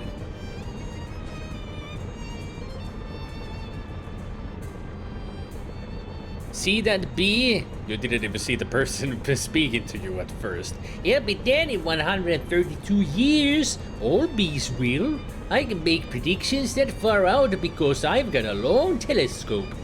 But as for the why are the bees going extinct? Well, I don't know that. Maybe nobody does. Explain it and also how to avert bee extinction. Very interesting, he says. Thank you. What the fuck was that? Weird. This weird encounters. So freaking weird. That was close. Dispel the beans. You blow the whistle and the beanstorm goes poof in an instant. It was more of a bop than a poop. Poof. Oh. Yeah, I heard the whistle though. Yeah, my tinnitus is really enjoying that. Huh. New shoes! Maybe the screwdriver is hidden inside these disgusting dirty boots. Nope. Darn. Can I take them? You search, but find no screwdriver. Ah, dang it. Perhaps the screwdriver is under one of these pillows. Nope, nada. Under the rug? Nope, darn. Inside this broken soda machine? You don't find anything. Perhaps stashed inside of one of these mattresses? You search, but find no screwdriver. Drop the screwdriver in the sink? No luck. Under this chair? Nope, zilch. Somewhere among the junk on this messy table? Nope. Maybe this chair fell over because the screwdriver was on it and made it top heavy? Nope. Hidden under one of these blankets? Nope, nothing. This footlocker has a sturdy combination lock on it. Underside of the top bunk. Aha! A Jenkins head screwdriver. Hobo code? Footlocker combo 02496. Hat's lucky satchel. Alright. An empty, ready old toolbox. Messy bunch of useless junk sits on this table. This sink isn't even connected to a water source, it must be just decorative. This soda machine appears to have been broken for a very long time. These bunk beds are covered in a layer of thick dust. True to the sign outside, this place does contain some bunk. A pair of disgusting dirty boots that are even below your questionable standards for footwear. Man, God dang. I was hoping there would be new footwear. You've avoided bunk beds since childhood when you were admonished not to let the bed bunks bite. The blankets on these bunks are ready and warm. Nothing to say about the chairs. This satchel has the name Hat embroidered on the side, plus 50% meat drops. Instead of being flat like a normal screwdriver, this one has an X-shaped profile. Weird.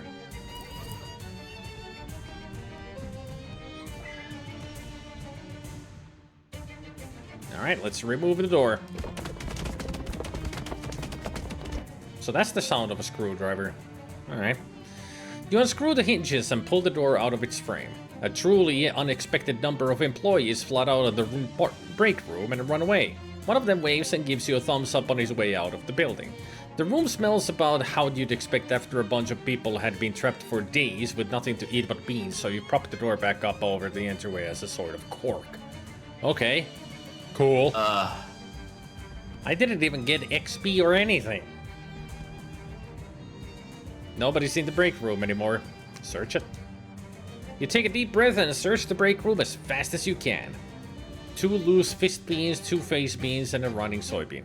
Whew.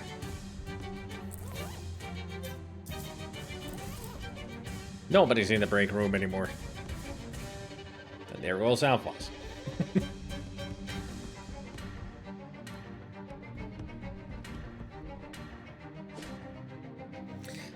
Oh, that's in the Ford compound down. Now let's go to the Gilmore house. Yes. The wind blows an old sheet of paper into your face with a plap. Kind of nostalgic. Oh yeah, it's always this message. What if I beat? Finding those 3 corpses that did a heist. The mailbox is labeled R.P. Gilmore. Nothing but junk mail. Oh no, it's this house. You know, we have seen some creepy stuff in the game, right? Yep. Like all over the place. The door is slightly ajar, so that it's a jar, not a door. Funny. How about a house full of talking dolls? That's just the lies of P. Alright,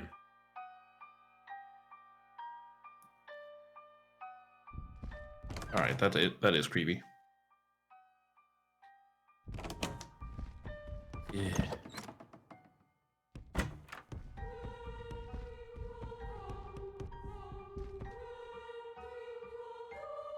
Good.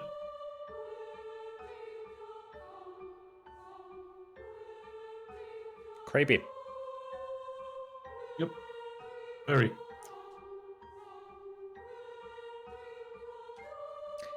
Would you be surprised if I said that that's the getaway sticks? No, not really.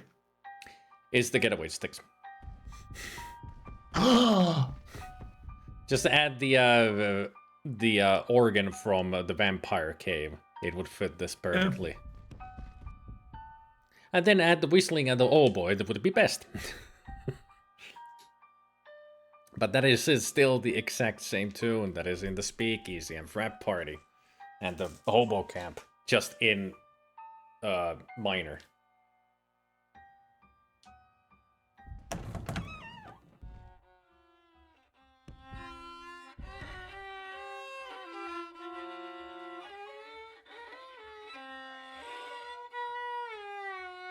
Beautiful.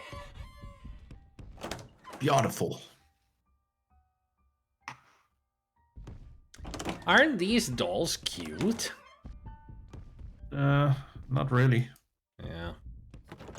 That's why I said, oh guys, this place. Oh, hang on. I'll hang on.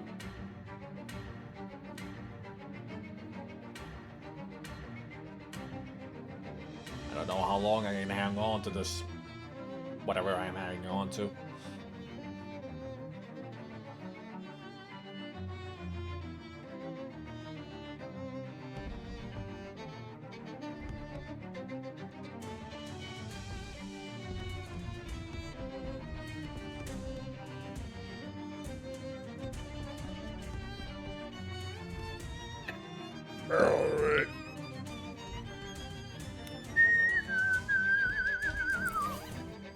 I got 7 junk mail. I really need to find that letter opener. I hope I actually can find it on this chapter. And the good thing about the junk mail is that it has, you know, it's randomized items. But usually it's helpful items. It can be food, it can be potion, or it can be combat items. I think. Those are the things you get from junk mail. I forgot to turn my microphone back on. An old plowshare is leaning against this tree. Take it. An old plowshare. It's a plowshare, and you're keeping it all for yourself. So not sharing it then. Yeah, got it. Headed for your treads to a different farmstead? I won't be misled. Poetry. I was trying to say that my wife is on her way home, so I gotta go get ready for some dinner. Ah. There's a page of what appears to be a diary tacked to this tree. Dorothy keeps giving me socks with holes in them. She can't possibly be trying to humiliate me deliberately, but it's far too consistent to be random chance. Huh. Oh. The door says Belgrande Bomb-Proof Shelter Company, and it has a serious combination lock on it. No bomb's gonna guess this one. Thank you for having me. It's always fun. Always fun to have you here. I will be seeing you all very soon, I hope. Sooner than later. Yes, definitely. At least we'll see each other or talk again on Thursday. Yep. With Sweet and hopefully Specky this time. Yeah. We'll see if he'll join us. Hopefully he will. Anyways, thanks. Bye. Bye. Well, that means that I can actually stop streaming on Discord then.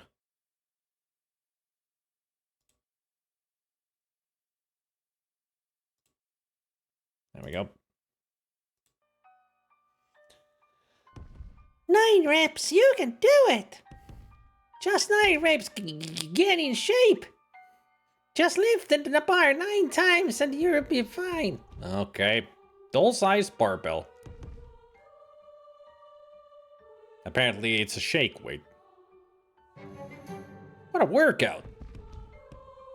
An animate doll doing a workout routine? I'm sure it's fine. Nothing to worry about.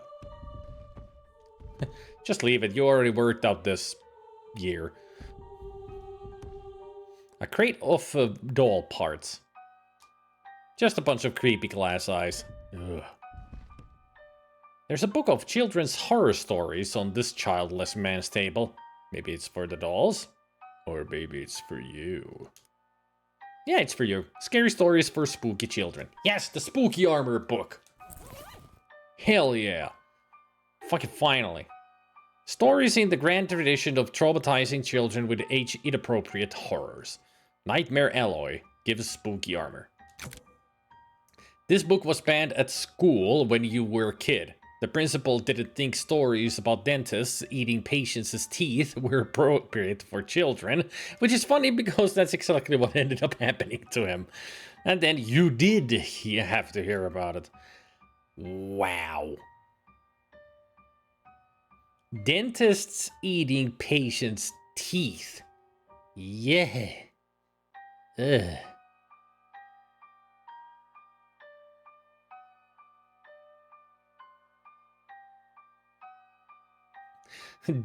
Dare you read on truth? I mean, don't dare. Dare. The first story is too gruesome for words. Literally, it's a full-color illustration of alligators squeezing into a school bus through the exhaust and eating all the passengers. chilling, and all the more so because it could really happen. The second story concerns a group of children who trade baseball cards at school. It's all fun and games until the baseball players pictured the cards come to kill the children. This one really happened. I would highly doubt. Press X to doubt. Oof, you remember hearing about this one. A boy wakes up in a coffin 6 feet under. This terrified you as a kid. Now you're more disturbed by the part where the boy gets out of the coffin and spends the next 40 years self-medicating his trauma until he dies of alcoholism. That's a sad story. That's not a horror story. That's a sad story.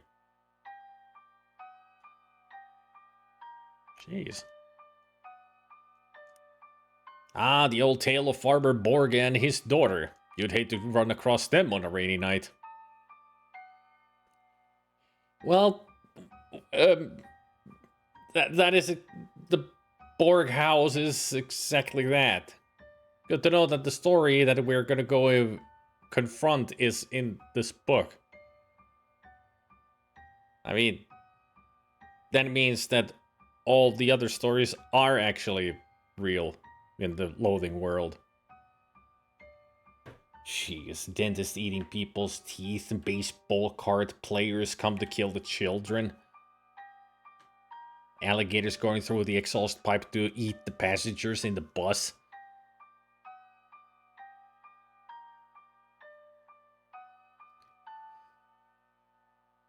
I think I never want to live in the Loathing universe. I mean, the place is weird and crazy and also terrifying. The more you read, the gladder you are that you didn't have access to this book as a child. Then again, it might have prepared you better for the nonsense you're dealing with now. There, now my spooky armor is 10. Much better than it used to be.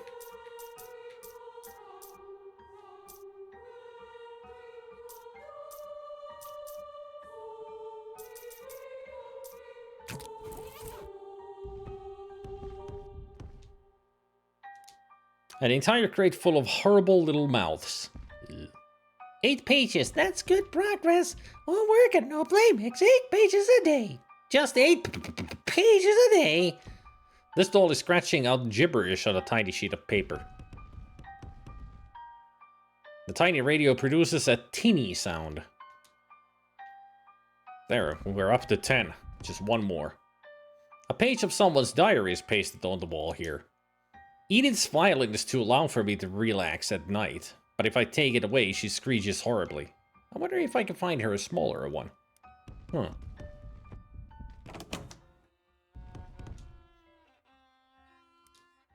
Oh, a chemistry set. Doll-sized chemistry set. Ooh, now I've got the whole set on my bench then. Oh my god, why do dolls even have hearts? This is just pointlessly creepy. Oh hey, nestled among them is that spring Gwendolyn wanted. Ah, counterclockwise mainspring. This doll is playing the violin in a way that makes sleep unimaginable. Always get 8 hours of sleep per night. 8 hours, no more, no less. And each day with 8 hours of restful sleep. A rubber plant. One of the dolls must be allergic to real rubber plants. You only need 2 socks at a time. Do not wear more than 2 socks at once. 2 socks is enough for everybody, anybody. A dresser. Address it. Hello, dresser.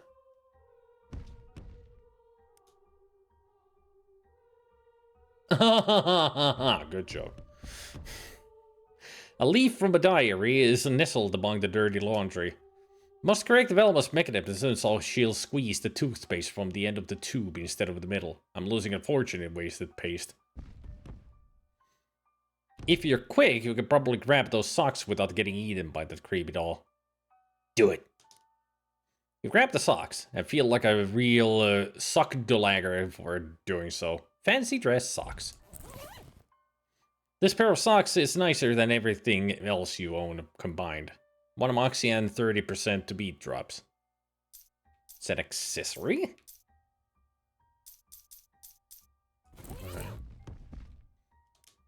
Just doll arms. Dozens of little awful arms. All pants. The shirts must be in a different closet.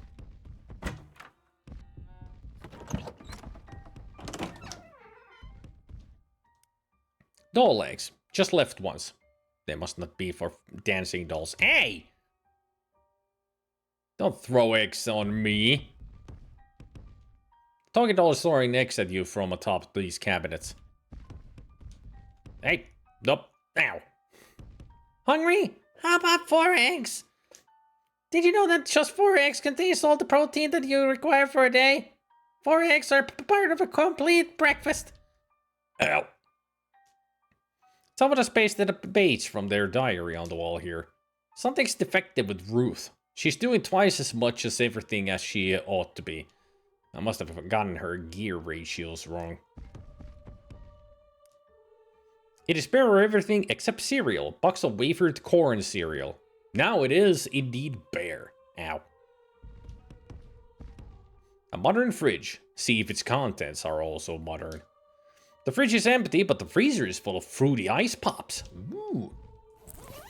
A delightful frozen treat shipped here all the way from Frisco. Ooh, nice. The name and composition of this breakfast cereal are chosen specifically to avoid infringing Kellogg's trademarks in an effort to avoid litigious hauntings. I mean, Kellogg is a ghost now. Both references to West of Loathing. You don't see what's so special about it. Oh, wait, you were looking at it backwards. Yeah, this is a special spring, alright. Looks like somebody left the stove on. There's one drawer you can reach without having to get too close to that doll. A fuse and a paperclip. No, you don't. Brush for 3 minutes. It takes 3 minutes to be truly clean. If you don't brush for 3 full minutes, it doesn't count. One of those newfangled plastic-handled toilet brushes you've heard about in all the papers. The future is yours to wield. Newfangled toilet brush. Give it enough time, science will always come up with a new way to clean a toilet.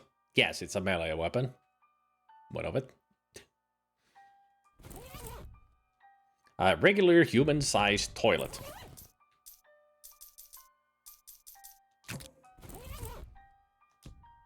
That has a grubby doll head. Ugh, if I had made this thing, I'd have flushed it too. Hooray! This doll head was not up to Gilmore's standards, so he disposed of it in the way he thought would be the most humiliating. Deals your mysticality in spooky damage to all opponents. That's good.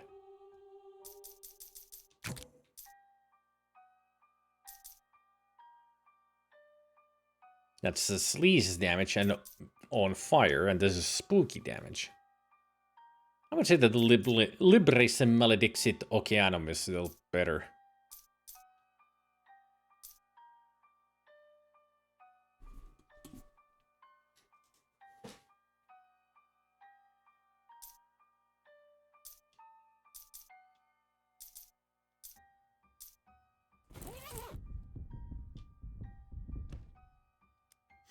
I'm stuck in a rut. Every day is the same routine. Eat breakfast. Oh.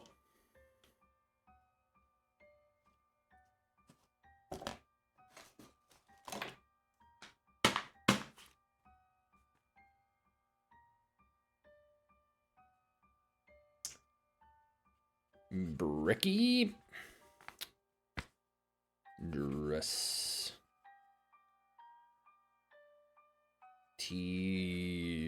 Ruth.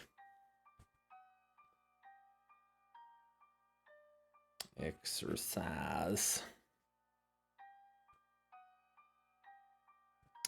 Novel. Bed. Over and over. Always the same. I thought the dolls would help, but they've only made things worse. I feel like might go crazy.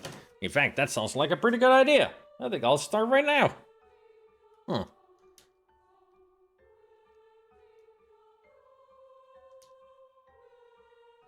So teeth is 3. Novel is 8. Exercise was 9. Breakfast is 4. Sleep was 8. And dress was 2. Alright.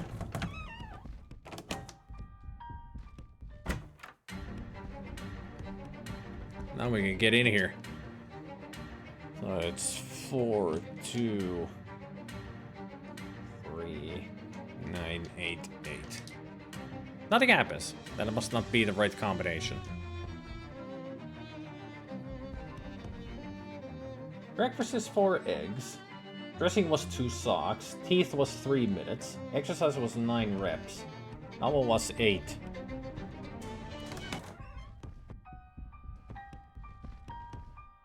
Oh, wait. What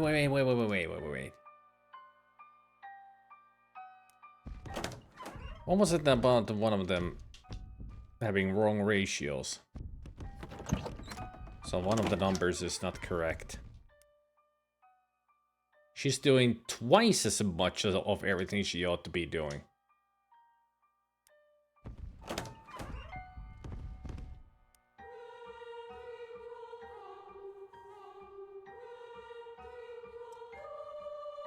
So that one is correct.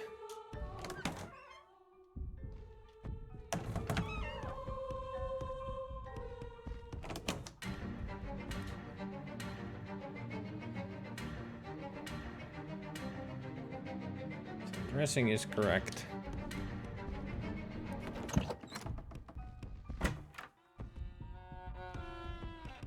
A diary page peeks out from under the pillow. I don't feel well. I think Gladys put something in my coffee. Not just the eggs, like she always does, accidentally. I believe this was purposeful. Perhaps I shouldn't have based their mechanisms on that strange old doll I found. Grace. I wonder where she went.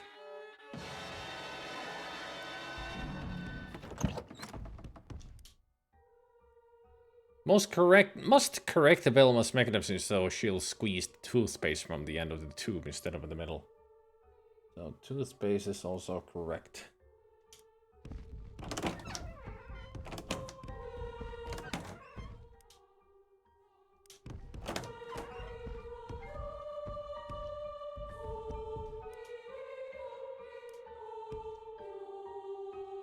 So I would assume it's that one. So only one dividable by 2. So it would be you. You hear a click from inside the massive steel door. Looks like you got it. I mean, sounds like you got it.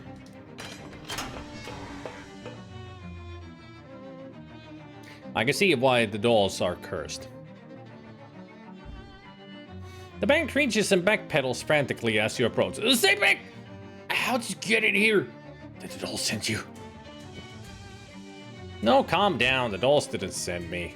Then who are you? What do you want? The name's Abe. It must be Gilmore. Gwendolyn sent me over to see if you had a counterclockwise mainspring he could use. I already found it, but I thought maybe I should check on you in here. You been in the house? You seen the dolls? Ah! Look, they're a little creepy, I guess, but they're not that bad. They're just dolls. They're trying to kill me. Yeah, I saw your diary pages, but honestly, I think you're overreacting. Diary? Oh, you mean my novel? Novel? Yes, I've been writing an epistolary novel in diary form about a toy maker who goes crazy because he thinks his dolls are trying to kill him. Huh. And he nails the pages of his diary around the house and hides in a bomb shelter in his yard? Right, exactly. Okay, so you aren't actually scared of your dolls. You're just acting it out? Like method writing? No, the dolls are trying to kill me, just like in the novel. I'm not a psychologist, but I think you might be suffering from extreme confusion. You aren't the guy in the novel, you're the guy writing the novel. That's 2 different guys. The dolls aren't trying to kill you. Are you sure? You just freaked yourself out by writing a scary book with circumstances similar to your own, that's all. Maybe you're right. Okay. Okay, I'll come out. Just as soon as I finish the last chapter. Alright, good luck. A pile of unlabeled sealed crates. A shadow rift. You'd think these crates would be full of food and water, but they're all just full of reams of paper. Several pairs of Gilbor's undergarments are strewed about on his bed. You were caught unawares by his cut underwears. Boo indeed. The last diary entry is unfinished, but seems to be about the protagonist huddling in his bomb shelter and waiting for the dolls to come get him. Grim. Oh, great. We're a doll. Gotta spell a 5-letter word. Let's try out D.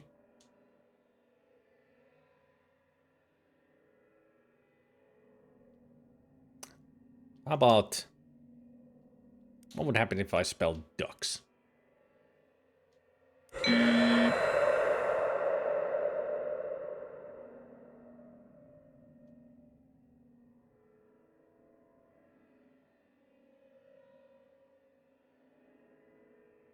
Huh.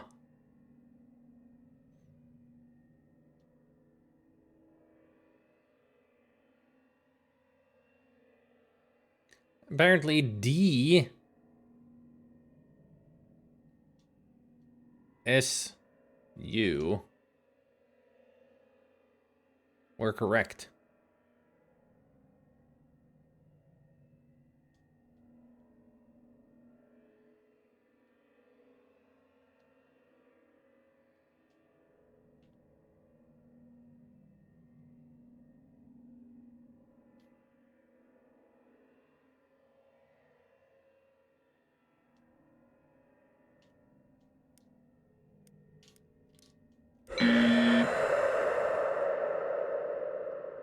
No, it actually just takes the letters away.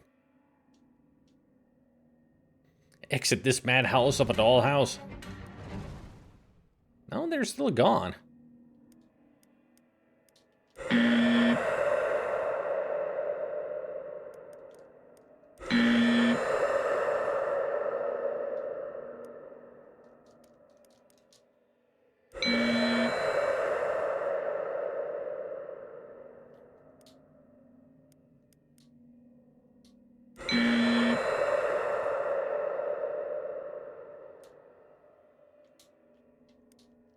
Nope. No, it's a block. Gotta spell block.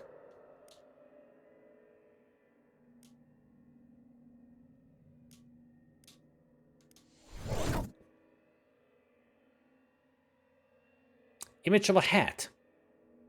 All right.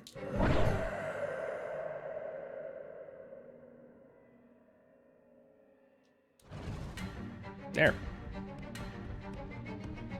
Gilmore fidgets nervously.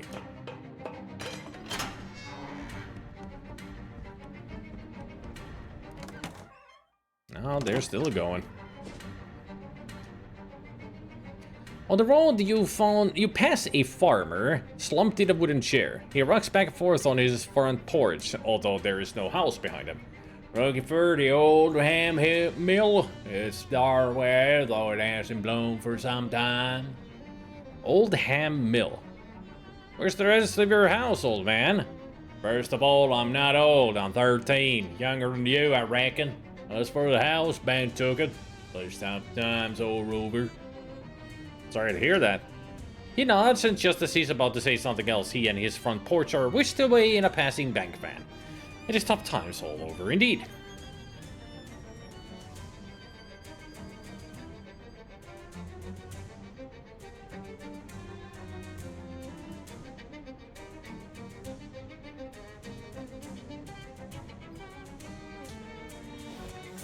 They got whisked away.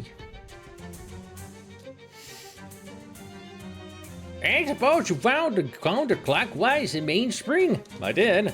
Well, I'll be. Thank you kindly. No problem. Who's that Hellstrom guy you mentioned? Oh, that fat cat old Baron wants me going round buying up every patch of dirt big enough to drill a well into. And when I'm talking about it, he's got him here soon enough. What's that mean? Don't mean nothing. Just old man talking old man crap. I met that Gilmore guy. Oh, how's he doing? He was hiding in his bomb shelter because he thought his dolls were trying to kill him. That's a shame. Figures though. You'll never put a face on the machine. People get confused too easy. Even just giving one a name is a bad idea. Guess so. Well, I'll be seeing you. Pankkin ja että se drive-by lunastaa kaikki. No näköjään.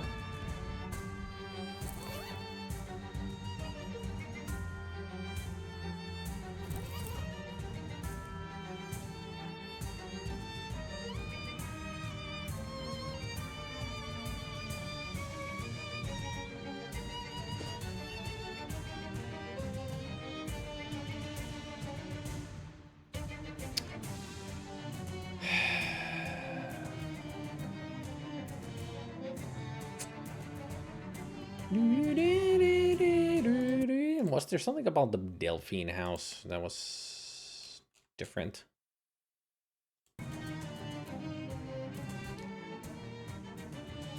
Brr, hungry! I know, you're always hungry. That's just the basic fact about you. Not Beasley. Hungry. Oh, Well, there's a bunch of abandoned farms around. Maybe we can find something. Gross! There haven't been any cows in this country for decades. I know. Thinking wishful. Eventually you find a pasture with a small flock of aimlessly grazing goats. The ensuing carnage is too extreme to describe. Excuse me. He tosses away the gold horn he was using to pick his teeth. Maximum HP increases by 5. Good on ya. Oh yeah, this was Delphine plays in the freaking loop.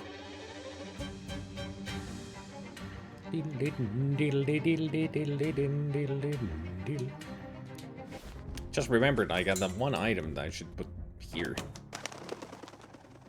You install the longer fellow's wheel at what you decide is the bow of your room.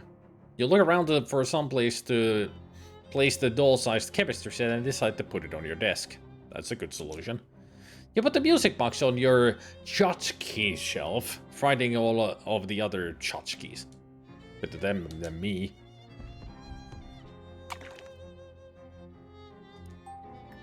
You steal your nerves and turn the crank. You gain an effect. Haunted.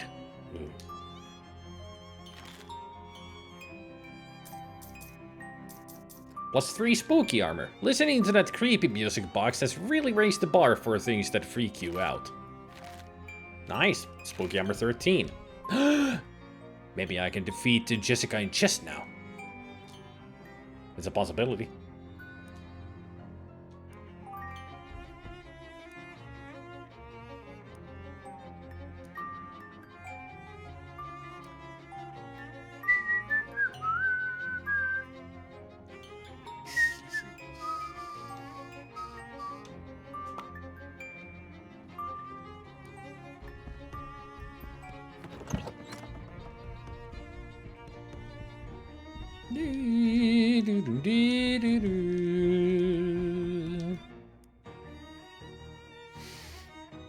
Old rook in the snow riposte.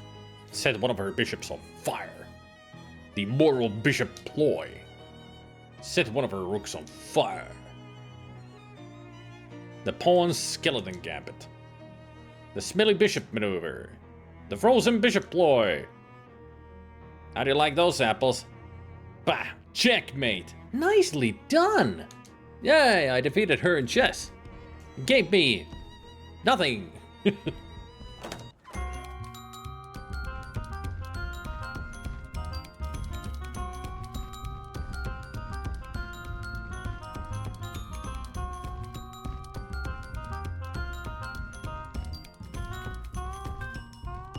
I mean, when we were in here, gotta listen to the music a little bit.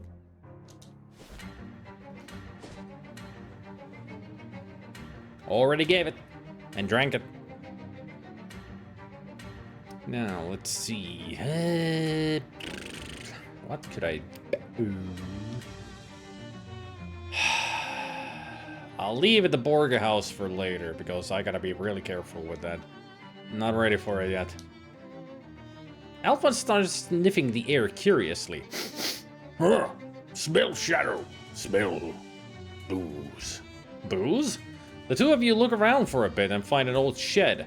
Alphonse casually tears the door off its hinges, and the two of you find an old still inside. The liquid in the catch bucket is dead black, and thin tendrils of smoke waft from the surface. Ferment weird. I guess it's dark side of the moonshine. Shadow wine.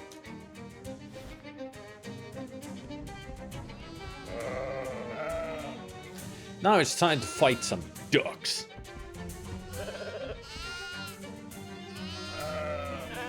You hear a lot of splashing and loud duck noises coming from the inside. You open the door to a room full of tin baths and wash tubs, plus a couple of large stoves for heating water on. Giant ducks are splashing around in the tubs, boiling big buckets of water to fill the room with steam, and just generally having a raucous sauna party.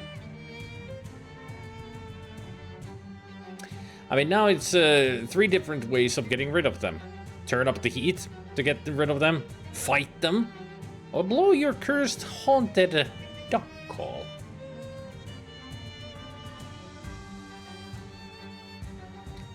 I mean, the thing is, turning up the heat just gets rid of them, and I get probably 20 XP. Don't remember what happens with the below your cursed haunted duck call. And it just gets rid of them in some way. But when I fight them, I get special food and some other items. So I think the best option would be fighting them. Even though I'm very curious about the cursed haunted duck call. Let me check this. Just want to make sure that I don't make a mistake.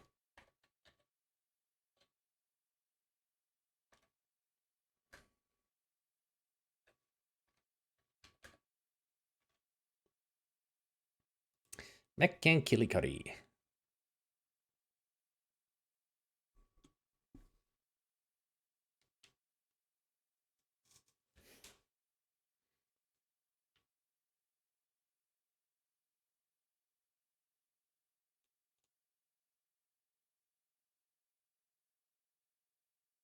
Clear out all the ducks from the 6 odd buildings. Drive them out with elemental armor. With armor, fight the dukes, or blow your cursed haunted duck call.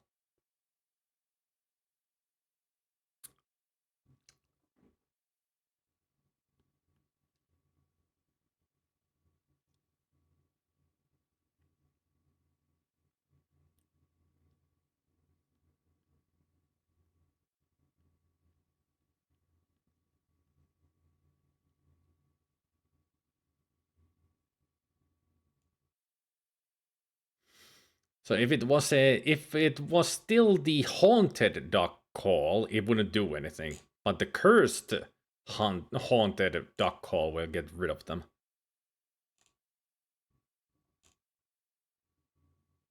But it feels like fighting them is the better option for stuff, for items. Alright, I'm gonna fight them.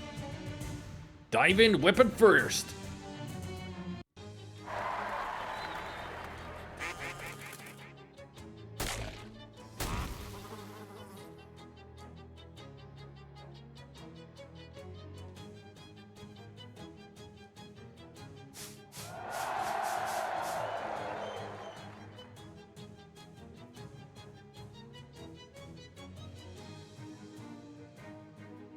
Duck minions, big smoldering duck.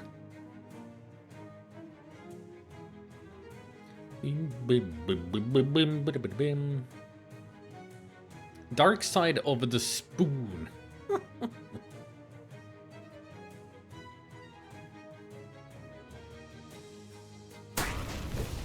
Oh, that's one down.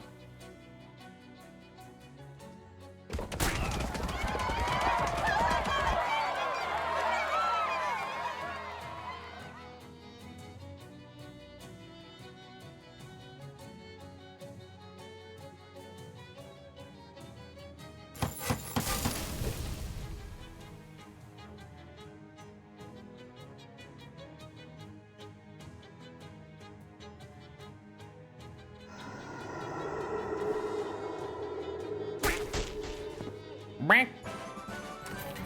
That fight was a great way to let off some steam. Self-braising pate. Yeah. A sizzling puck of perfectly toasted liver.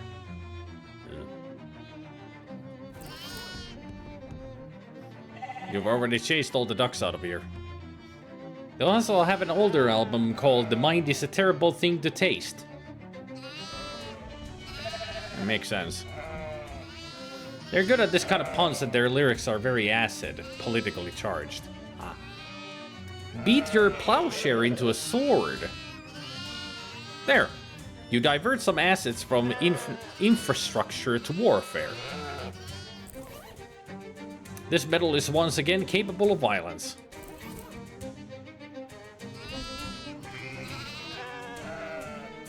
This one smells like a place where pigs eat, which is an idea reinforced by the rows of feeding troughs full of ripening garbage and several large barrels of leftover cooking oil. Huh. A gang of huge ducks seem to have taken particular interest in the oil and are gooshing it around the place and generally wrecking everything with wild abandon. These ducks look like real slippery characters, made all the more so by all the cooking grease they're throwing around. Dive in!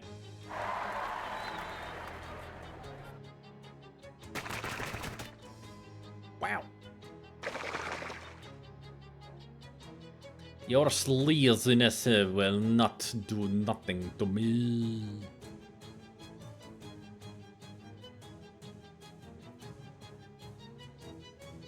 Although I'm sure this curse like a damn sailor won't do much. Yep. At least you're on fire now.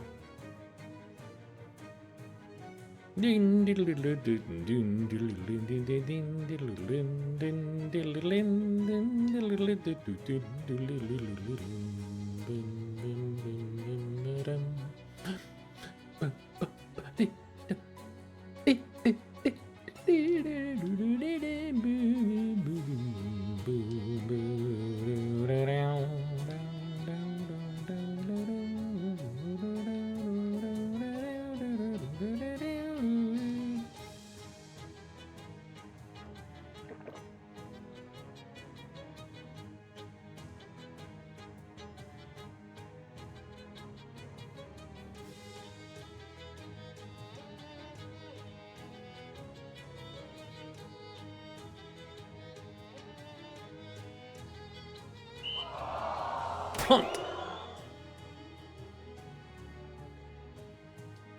Punt.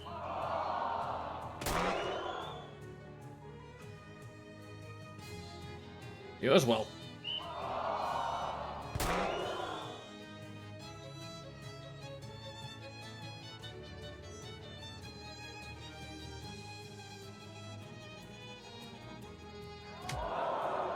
Stop hitting yourself.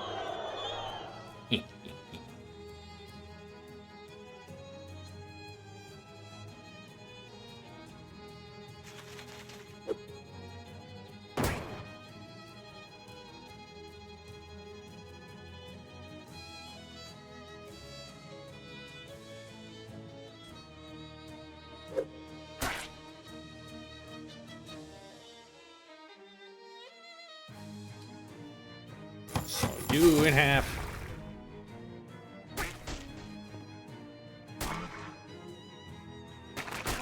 Ow.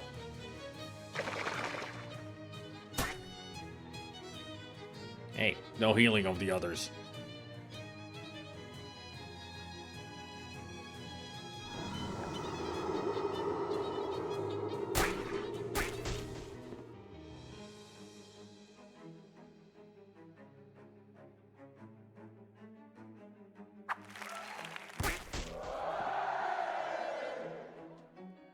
Quack this.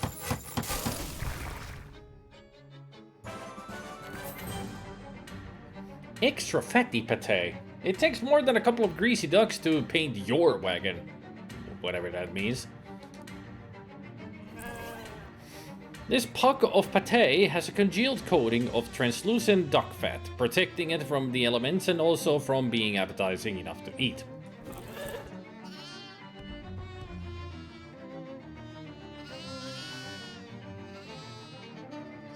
This is McMillicantcuddy's Gurnal. Apparently, that's a grain silo and not where you'd go to make funny faces? Oh no.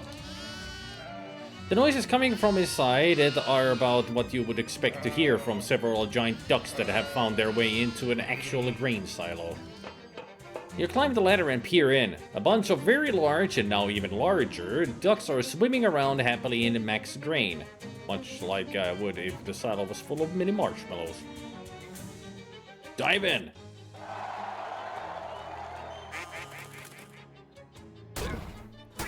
Those are some extra veiny ducks. Like, yeah, big veiny duck. Mm-hmm. Disgusting. I would say more than just ew. It's like, ugh.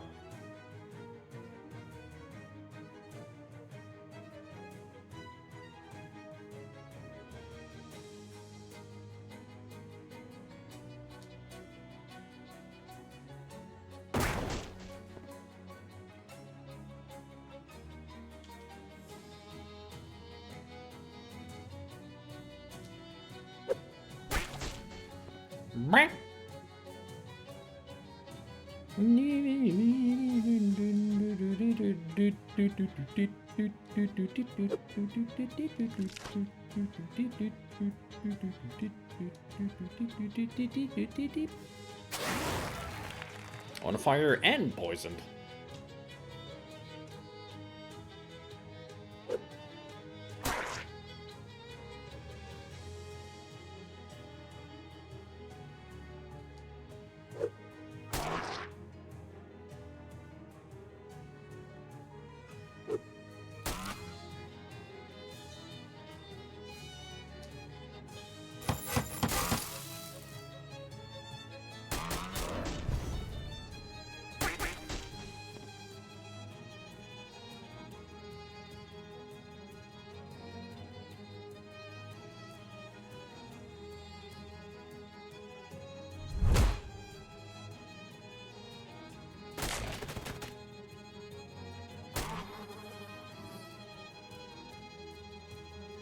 And your turn now. There. It takes more than a few fat ducks to stop you from, stopping a few fat ducks. A hard duck leg and iron-rich pate. You, come talk. Really? If you serve this pate on a flag, the stains in the leaves will be a real red flag about its blood content. This thing is way too heavy to eat, no matter how hungry you were when you got this medieval-themed fare.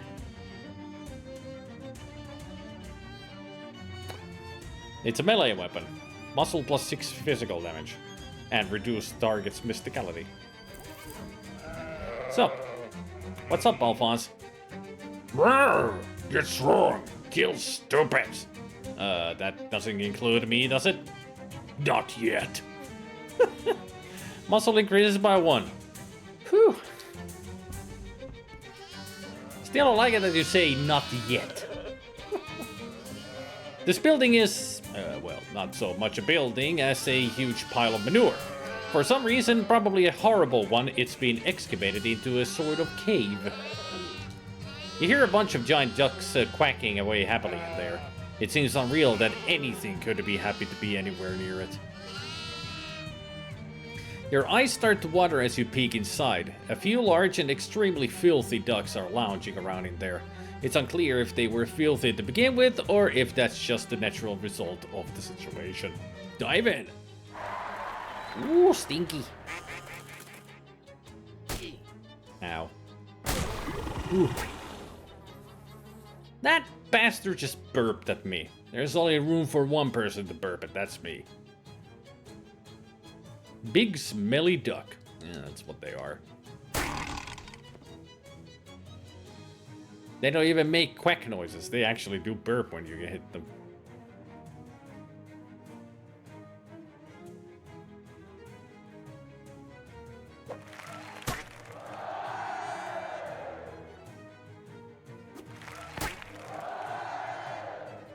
Way!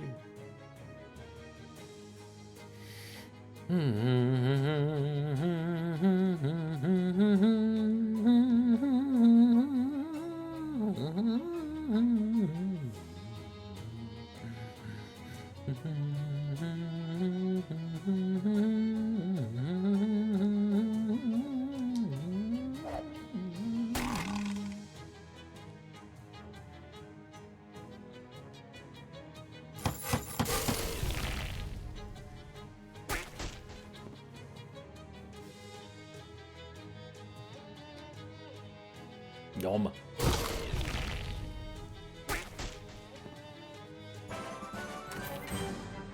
Now quick, go find somewhere where it's safe to inhale. You're starting to turn blue. Pâté de toilette.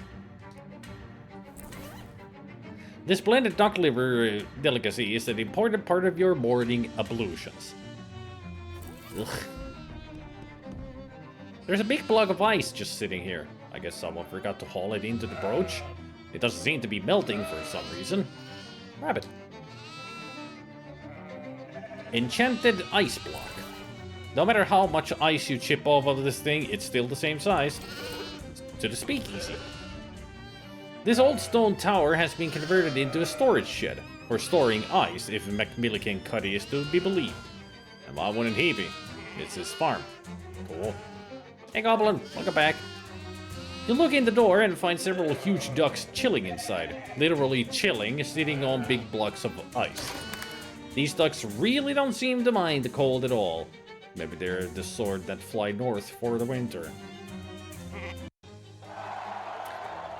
They could use some pupils on their eyes.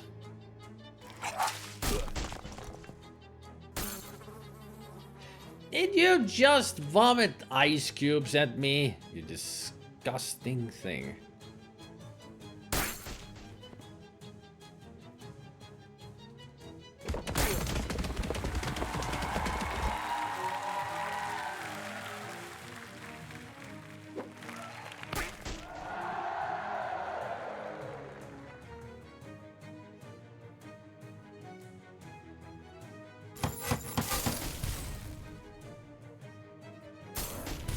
There. You really put those ducks on ice. Or off, rather. Pile of crushed ice and pâté sorbet. You've never understood the difference between sorbet and sherbet. And this puck of frozen duck liver isn't changing that.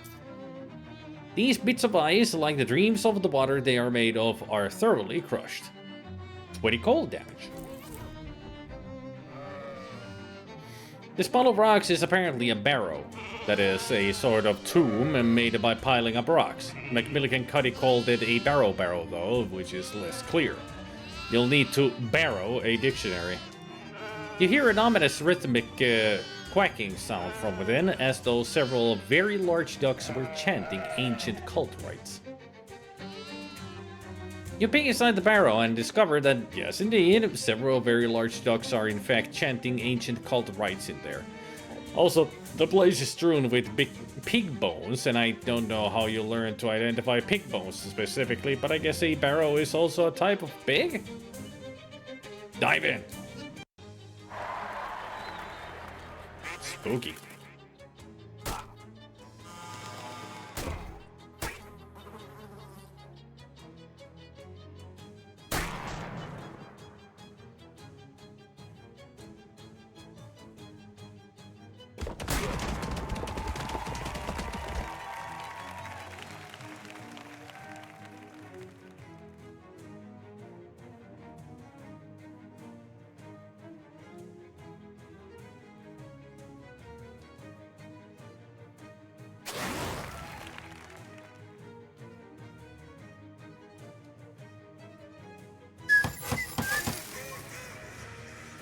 +5 to all stats. When defeated, it will sing a swan song, increasing all of its allies' stats by 10. Holy shit.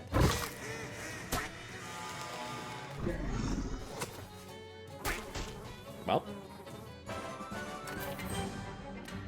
You won! We'll have no more goth ducks running around, thank you very much. That is clearly crow territory. So there. Shriveled duckfoot and decomposing pate. This pate, like all of us, is slowly turning into rotten liver. Every duck's nightmare is that its foot will one day be used as a spatula to cook the rest of its body. Yeah, I'm sure that's their greatest fear. You're not liking the plants on this thing. It's the part you've been herding ducks into. It looks like they won't be able to cause much trouble in there, but you could still fight a few if you're feeling like it.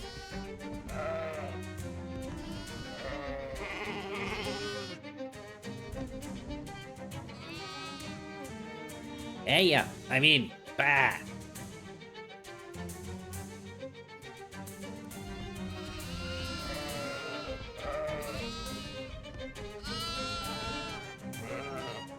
Okay, I took care of those ducks for you. Why did the base here? It must be horny a lot, eh? Good way to duck so man of that for sure is. That's their Sandy was one then. Oh, right. I met a lady named Xenia who said she loaned you a paperweight. She needs it back. A paperweight she called it? Well, I will know. I suppose it could be in bench. Hey, you then, and tell her how's it going for her. Thanks. Bye. I have no idea what accent that was that I gave him. Sounded like Swedish, Irish, Texan. Xenia's paperweight. Ah, it's that kind of paperweight. Yeah, the brass knuckles.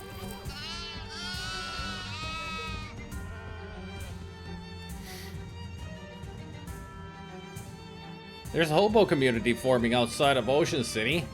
Might be more fun for you than pretending to be a sheep out of fear for your life. Are the ducks still wandering around this place? Nope, I took care of them. It's all good.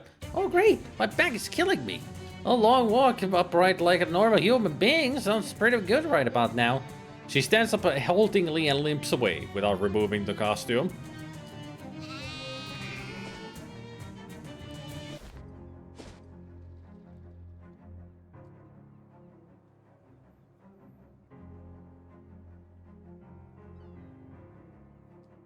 Sure, here you go. Great. Ah, there she is. It's Beatrice from McMillicuddy's farm, still dressed as a sheep for some reason. Hey, Beatrice. Oh, hey, thanks for the tip. This place is great. Why are you still dressed as a sheep? Well, firstly, because I came to the realization that not only have I really gotten used to being a sheep, I've actually come to like it. It just feels right, you know? Okay. What's the secondly? Stuck zipper. Uh-huh. Do you know any hobo code you could teach me? Sure thing. I know some farm-related hobo code.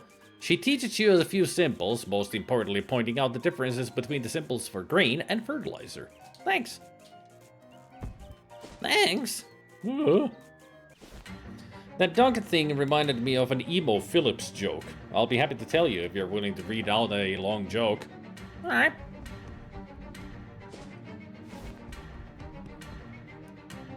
Xenia gives you a curt nod. You gave my paperweight back from McMillicuddy yet? Why did you say it like that? No reason. Got it right here. Ah, good. She slides the paperweight onto her right hand and smacks it against her left palm a couple of times. Miss the feeling. Miss that feeling.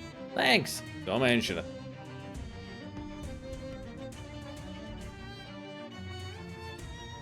So we got only one left. Then we got the whole crew done.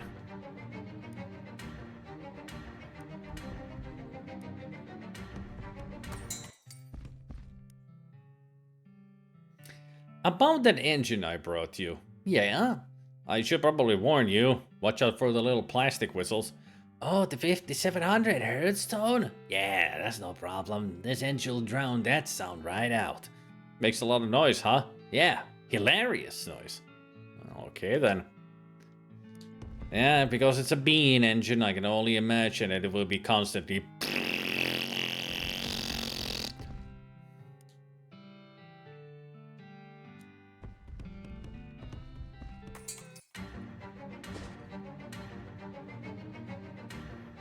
So now that we're done with the McKillican farm.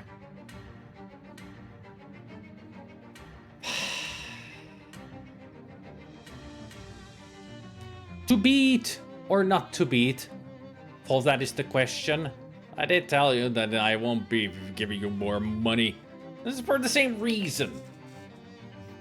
Exact same reason as last time, so now I'm gonna beat you up.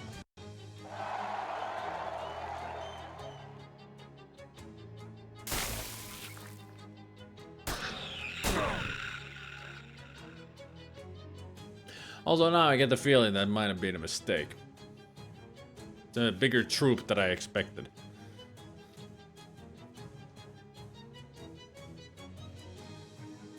We got a Fire Devil Forker.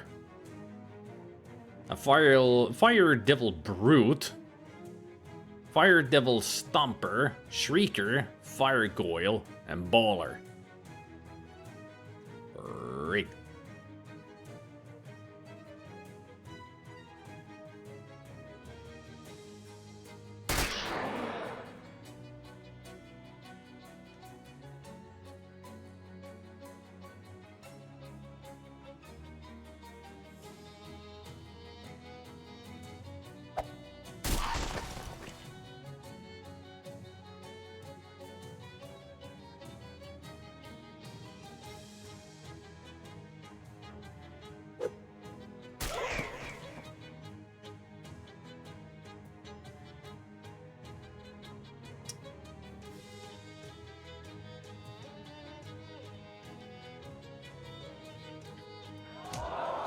So someone threatens to kill him and he says, I'll tell you a riddle, if you answer correctly you can kill me, but if you don't answer you have to let me go. The killer agrees. The riddle is, what is it that has 4 legs in the morning, 2 legs in the afternoon and 3 legs at night?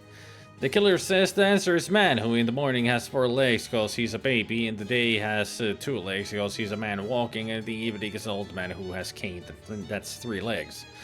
Emo replies, haha, no, it's a duck, you moron, who has 4 legs in the morning, and then you chop 2 off and glue 1 back on. What a moron.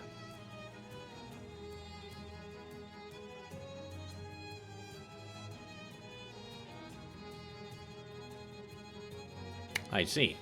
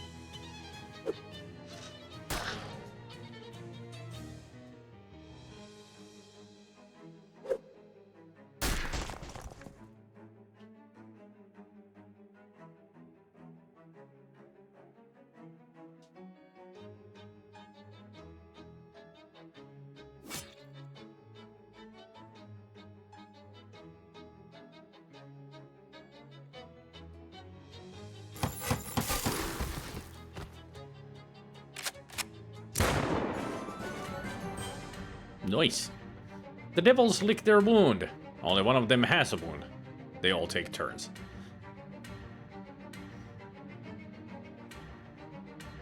It's meant to be in the afternoon you chop 2 off, and in the evening you glue 1 back on. Yeah. Boiling devil bile, deviled egg, molten brass knuckles. 2 of them. These knuckles were forged in Hell's famous city of brass, where the candles burned at 3 ends. Some degenerate soul deprived of God's love has adulterated a natural egg with whipped mayonnaise and paprika. So, deviled eggs are delicious. This vile fluid is nearly too hot to handle, let alone handle with your mouth, which is a way of describing drinking something. Your weapon attacks apply 3 on fire. Interesting.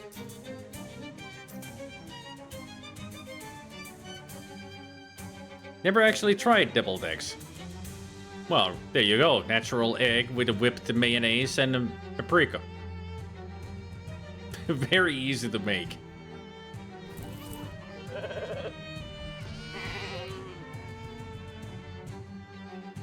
Okay, I took care of those ducks for you. I didn't. You needed to be sure. I'm much beholden to you, laddie. Gotta did what that ducks to be in for this. That's for certies. Was there something was wanted then? Nope, just reminiscing about old side quests.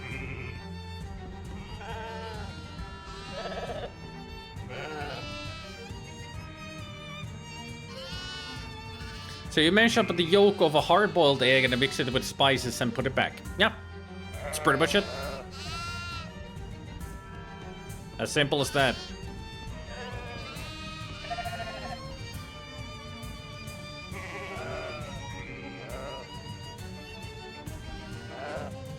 It is very, very, very, very nice.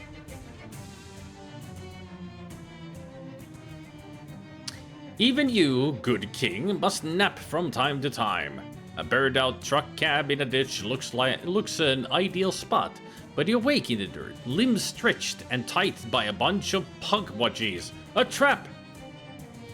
Snap the ropes. The pugwudgies are so impressed by your show of strength they proclaim you a new god. Or they lose interest in the whole thing. Either way, they wander off. And don't come back now!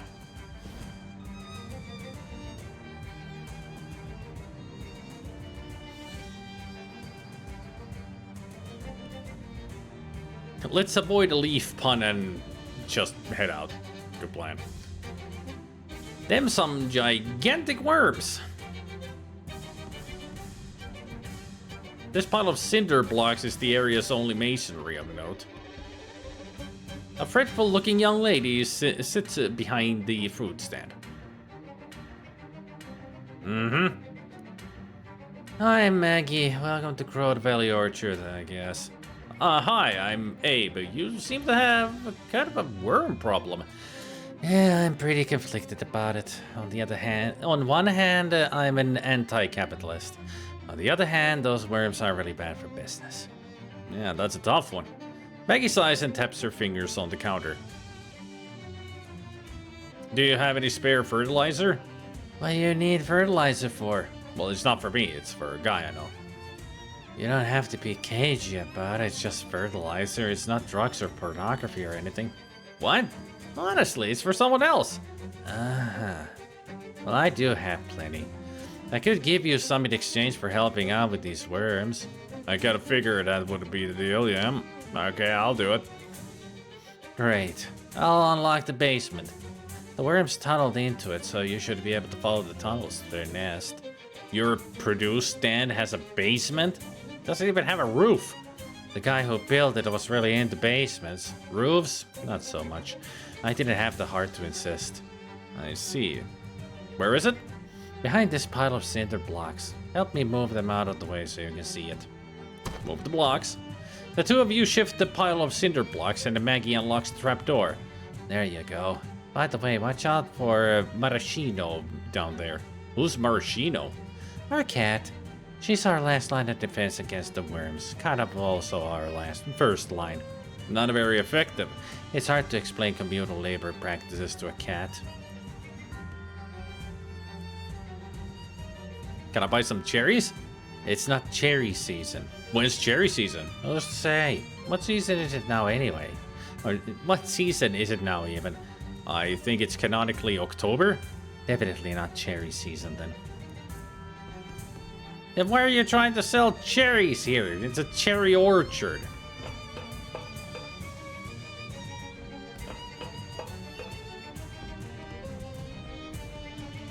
Somebody has attached a very small, very bad house to this truck. Nope, there's no way that a house contains anything of any use to a non-hippie.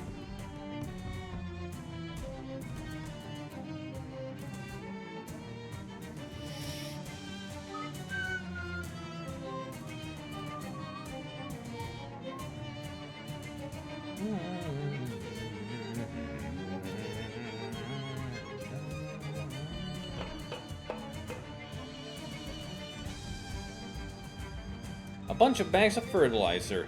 More than anyone could use in a lifetime, assuming they only needed a bag every 4 or 5 years. Nah, I'm not gonna grab one. I got a mission to do. Whatever this machine does, it isn't doing it right now. Take a look. The machine appears to be missing a part. A worm gear, by the looks of things. Someone left the old toolbox down here. Unless maybe they left it a long time ago when it was new. Disposable ratchet and oil. This tunnel is clogged with nasty smelling growed worm offal. You scrape up the parts that smell the strongest. Enjoy! Fragrant growed worm secretions and growed worm stink. No, don't map this. You smell like the horrible things you've been touching. You should try touching some less horrible things. I lost a mix of it may be. Right. This glob of nasty smelling worm pheromones will surely communicate something. Will convince some growed worms to go somewhere else. This worm tunnel looks big enough for you to crawl through. Do it. Oof.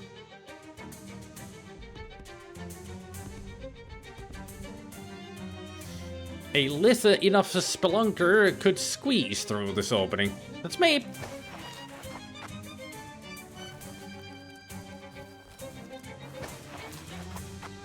Huh. A sloppy little pile of worm egg casings. Mess with them. You fiddle with the egg bits until your hands are coated in smelly worm fluids. I got more secretions. A bunch of growed worms are in your way. Deploy! Whee!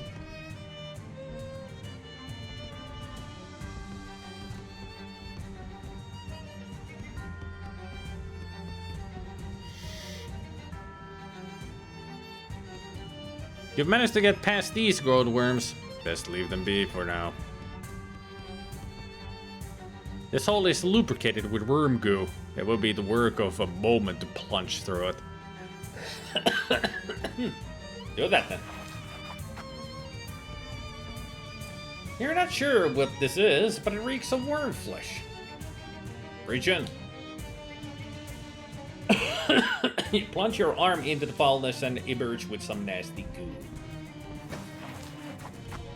Oh, that's a naughty goo.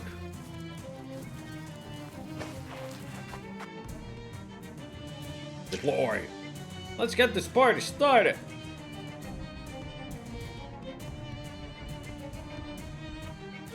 Secrete. I thought you'd never ask.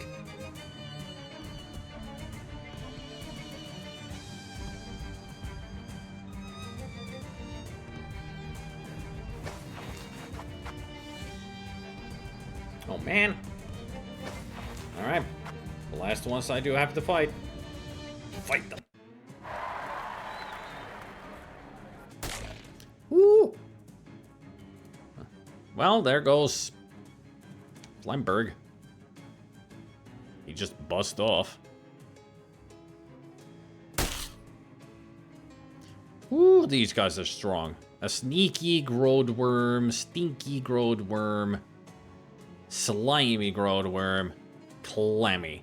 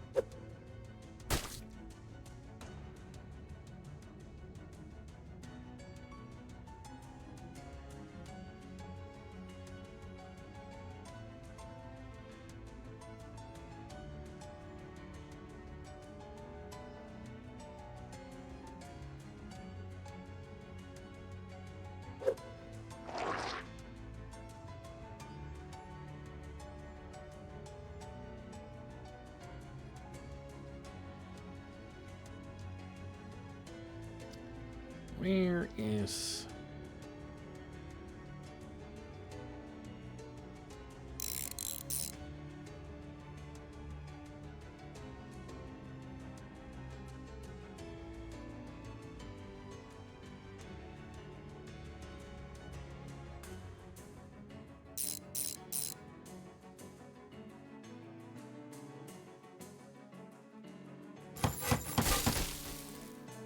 It's one down. Ow. Spooky. Spooky is scary.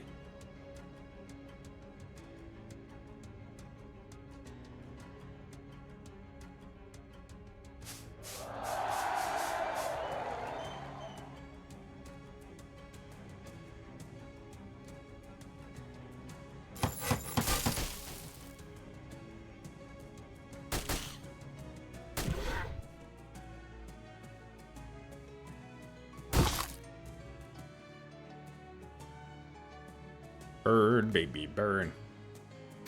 Even though that's completely pointless to do.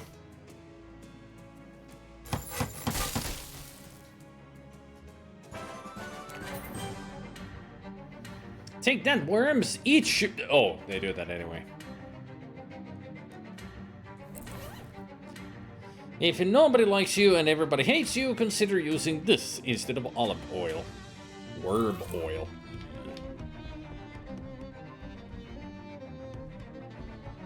Wow, what a hole. This is a distressingly large bore wormhole. Ah, I see the problem. I see the other problem. Holy shit! Let's go take care of this. Ah, we are a fruit ninja. Makes sense. Yeah. Yeah. Hey, yo. And yep. Get back here. A floating apple. You carefully roll the weird energy up with the pliers until it's completely gone. Imagine opening a can of sardines, but like the opposite of that. Completely. It is completely gone. Leave this strange dojo. Oh, jeez. This is a very large worm. I mean, I wasn't expecting it to be this big. Greetings, Rufus. Send me to help. Thanks. One of Rufus's robots. 9 muscle, 6 mysticality, and 12 moxie. Good stats. I wonder how good you are in a fight, though.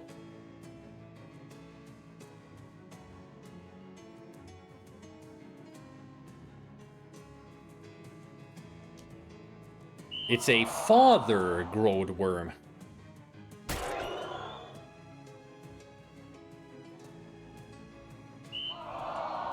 There, lowered your stats to 1.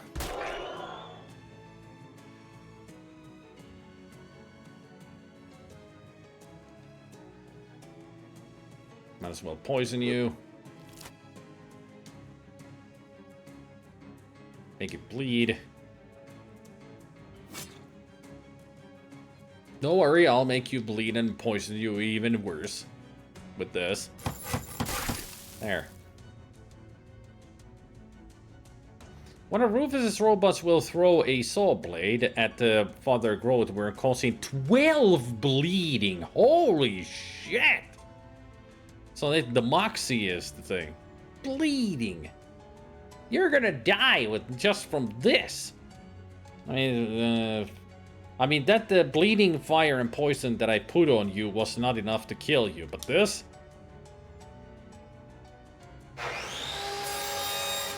I'll definitely get you. Yeah, just bite it, then we'll watch it die. 18 bleeding. Jeez. You won! The giant worm shrieks and retreats into its burrow. You hear rumbling sounds throughout the cavern as the rest of the worms follow its lead. It leaves behind enough loose skin for you to quickly make a pair of boots out of.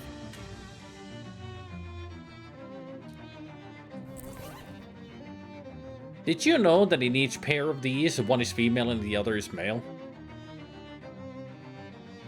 Makes you move like a worm. Hell yeah. No way are you following down that hole. Not for all the fertilizer in the world. A massive pile of cast-off worm skin. Dig through it. This is awful. A worm pellet. A nasty little sack formed around some undigestible material. Open it. You slice open the worm pellet and empty its contents into your hand. An old wallet, stretched out ring, and a screwdriver. You're sure that these three items represent some compelling environmental storytelling, but you can't make heads or tails of what it all might mean. Oh well. A screwdriver. This is the perfect tool for extracting screws from the bodies of people you don't like. This ring is so stretched out that it barely stays on your finger. Maybe you should work out more, so your finger will be thicker. Stretch increases your muscle by 2 additional points. A leather wallet worn thin from years of being sat on. Loathing. 250 meat. Heck yeah.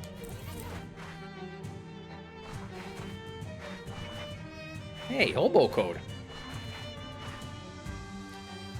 The code reads, riches below. You dig through the pile of rocks and claim the aforementioned riches for yourself. Another pile of silver bars. Hey, I can get to 10,000. Excellent. There's a shiny metal thing in this pile of rocks. Grab it. It's a gear. A worm gear. How apropos.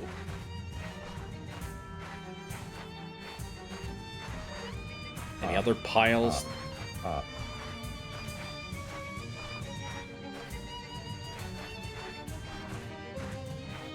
Apparently no other stone piles that I can check.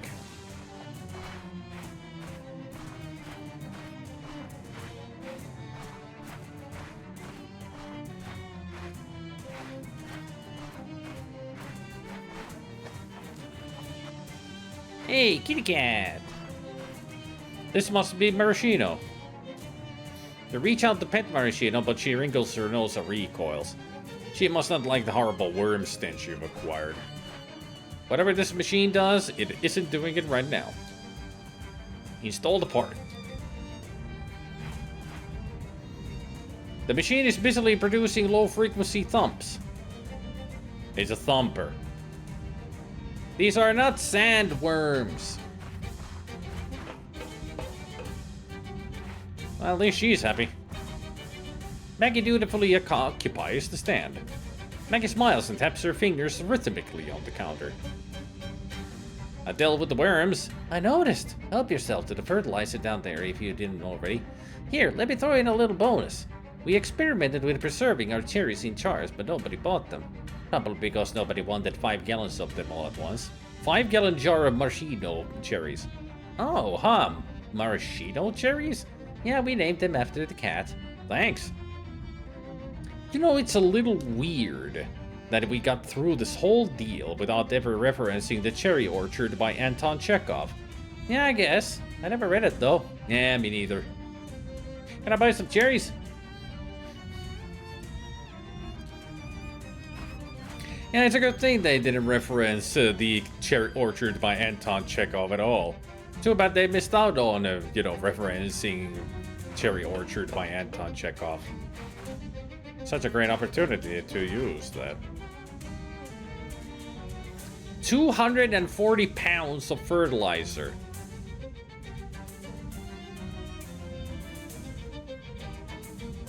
That is some very tightly packed fertilizer in one of those bags.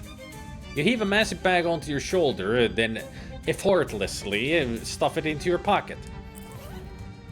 What? Now you might be asking yourself, why would anybody need 240 pounds of fertilizer? But don't worry your pretty little head, baby. This is likely more maraschino cherries than were recently found in Lennon's colon.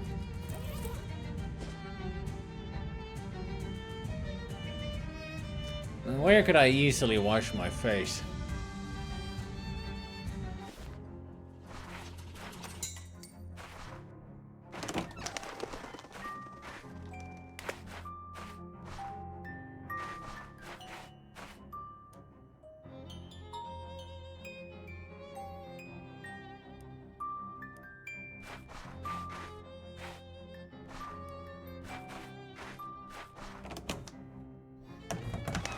Oh yeah, actually like this. It's a steering wheel for your room. Turn it. Yikes! Probably better to keep going straight. Yeah, somehow that wheel that we put on the floor works. It affects the room.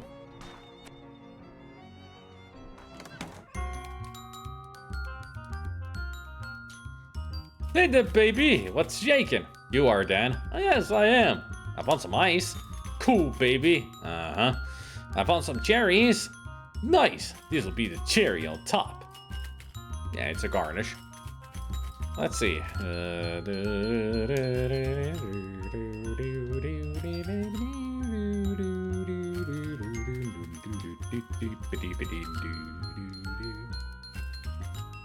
Gain 3 extra XP from fights and 10% item drops. Huh.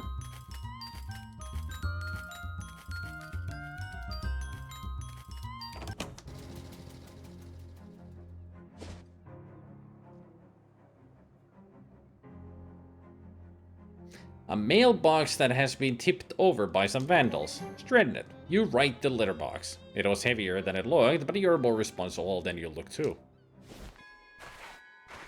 Wow. Barely any living trees here left.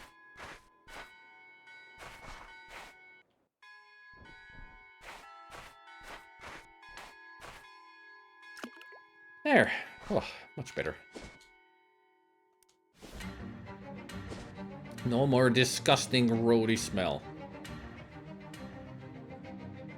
And then you hear a deep moo sound that reverberates through your guts all the way down to the colon, and slowly you turn around. That field was empty before. Now it contains an entire herd of black wounds in space, each one in the shape of a cow. In the middle of them, a shadow cowbell hangs silently on a post. Oh boy.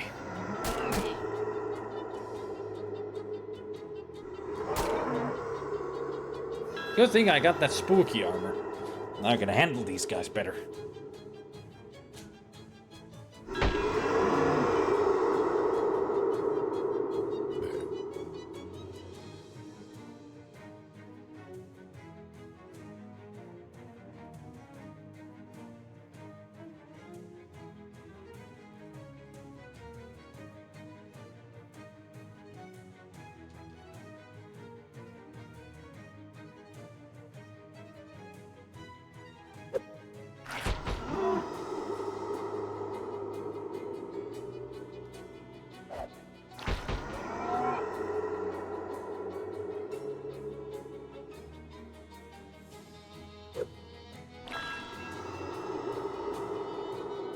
Punt.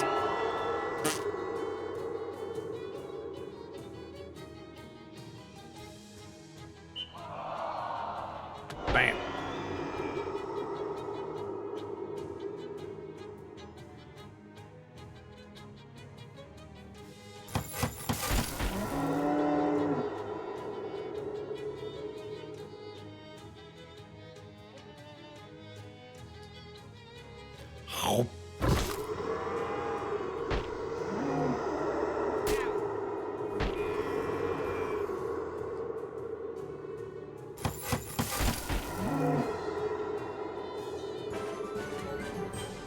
I'd say you turned those cows into jerky, but they were jerks already. Yo, come talk. Is that... Alphonse, you got a knife sticking out of you. Bah, not kill. Make stronger. Were those guys even using knives? No, they were cows. How did you get stabbed? Well, at least his maximum HP is better again. Hey, you. Maraschino sniffs your hand and then bumps her face against it with a purr. Looks like your smell has been approved. You can now pet Maraschino to receive a boon. What was my current boon? Ah, yes, the cold armor. Don't really need that. Let's see what the Maraschino has. Get a Maraschino's. Yep. Stench armor. Huh. Maraschino's disdain for bad smells has rubbed off on you.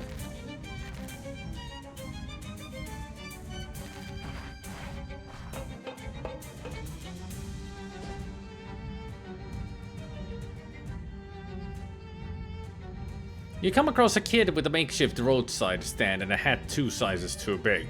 Hey, mister. Wanna buy a brownie hat? Why would a brownie need a hat? I guess I could see putting a little beret on a croissant, but... No, not the eating kind of brownies. I mean the little elf guys from fairy tales. You know, the ones that fix shoes and sleep with your wife. What kind of fairy tales are you reading? Real old ones. Hey, well, you know, elves that fix shoes and make boots. I'm very confused. I mean, I'm just assuming they're brownies. Little elf-looking guys, anyway. They build little villages in hollow trees and stuff. I found an abandoned one the other day and looted a bunch of little hats from it. But I buy one, only 1.99 meat, and all the proceeds go to charity. What charity? Me. Can I see them first? Sure, have a look. Orange, purple, and green pugwudgie hat.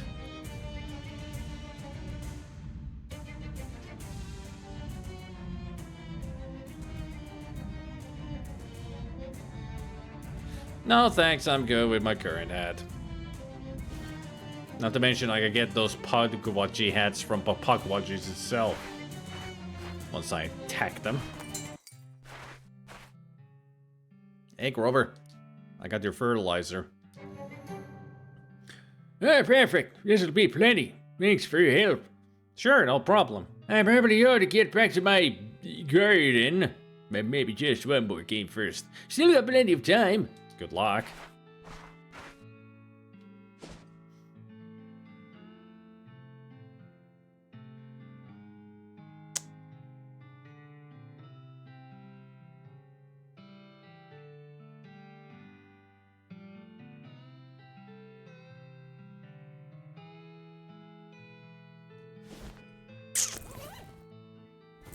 Right, store. That's what I was wondering.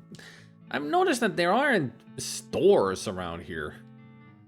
Anyway, well, this is a store, but it's, you know, closed. There aren't any places around here where I can just go buy and sell stuff.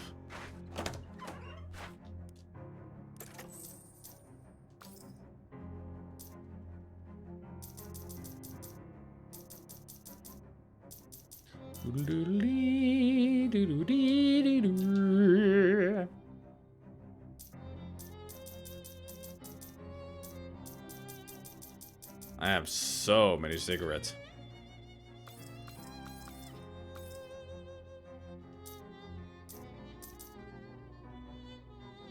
It says take a bottle of bath oil if you can. Just sell it if you can. I can't. I won't. I deny myself from selling that.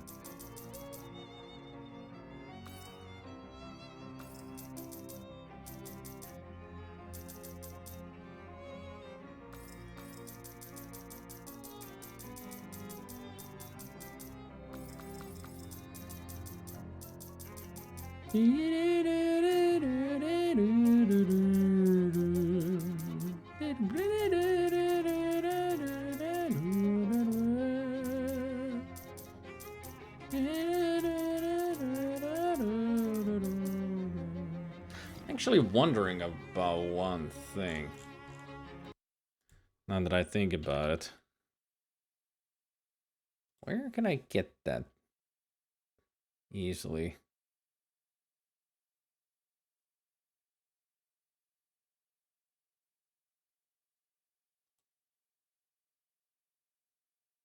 Ah.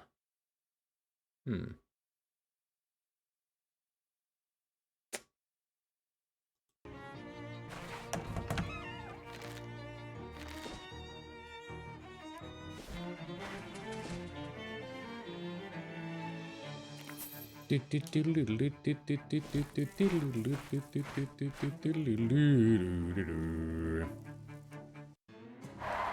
Let's see if these guys will drop what I want. Quite the flurry of punches. Also, I like it that the sound effect is way late.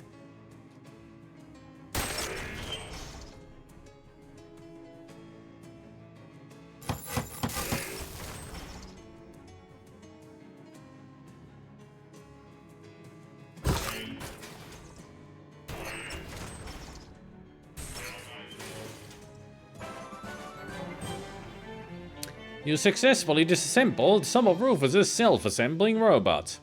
They'll get over it.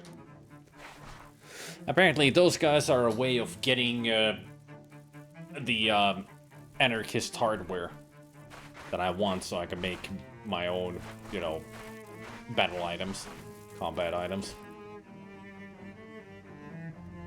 But now that I think about it, I have enough money so I can do this.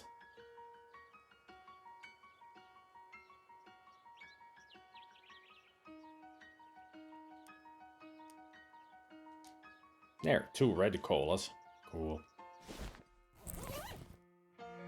Drink it for your country. What if I don't? This barrel has a joke price tag on it. 10,000 meat. That's what I've been wanting the 10,000 for. Just to buy this barrel.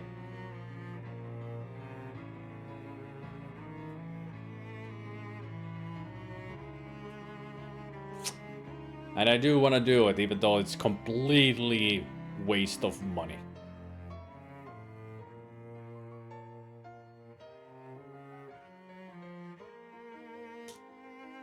This looks like a pretty good barrel. I'll buy it. Barrel? Where's your barrel? What barrel's that?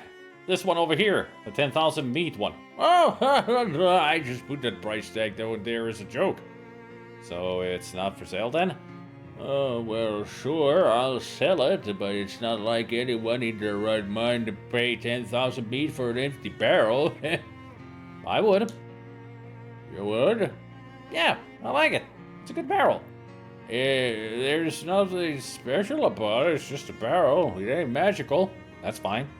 Also, it's too heavy for you to just carry around. You'd have to leave it here. But you'll keep an eye on it for me? Well, sure, but I'll take it. Alright, if you're sure. I wouldn't normally take advantage like this, but I'm out of a whole lot of meat from getting stiffed on 11 years worth of outhouse maintenance payments from some jerk. Maybe it's a good thing we're actually paying him 10,000. Okay, that's officially your barrel now. No refunds, and I'll throw in this lighter portable barrel in the bargain. Great, thanks. Yes, I just wasted 10,000 meat for a portable barrel. Those old cartoons that show people wearing a barrel because they're broke have been recontextualized for you now that you know how expensive buying a real barrel is. 7 physical armor.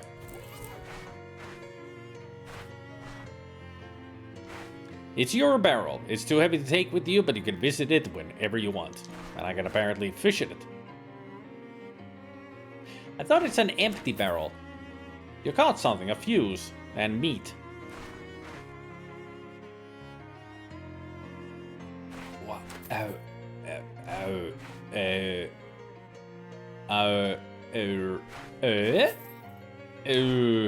How many items can I get from this? Yes! Yes! Anarchist hardware. Yes! So I'm just getting random items from this. Is that it?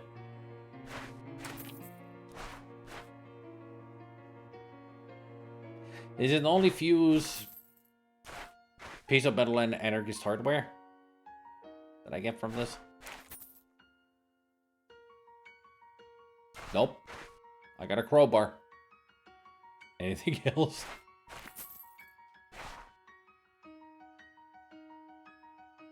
A barrel of rusty nuts and bolts, in case you want to buy some garbage, I guess. This is not garbage that I'm fishing from my empty barrel.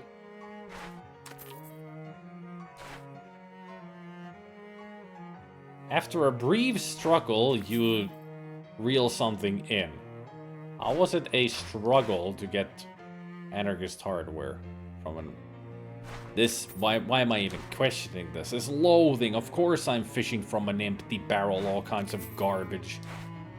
What else would I get from an empty barrel? A new weapon? Well, crowbar is a weapon, but... So it's only a crowbar, a fuse, a piece of metal scrap, and the anarchist hardware. Hush my mouth and call me a banana. You live it in a one oil and a one wet cigarette.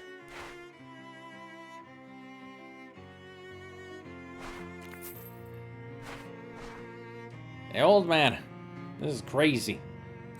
Oh, what's happening here? Would you want to buy a lot of my garbage that I just reeled in? I mean, at least now you have something to sell to other people.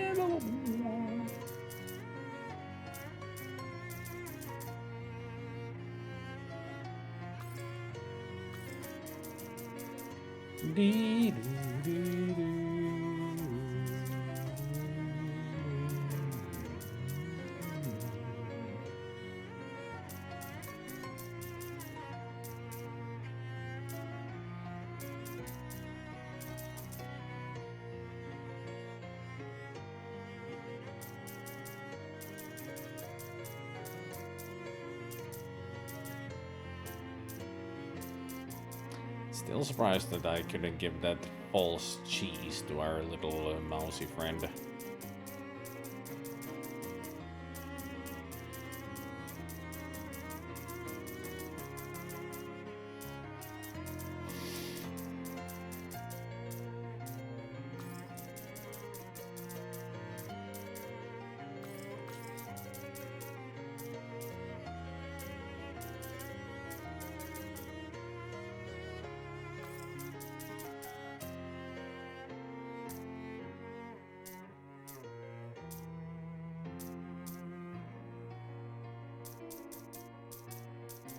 Yeah, I don't think I need 4 crowbars, thank you very much.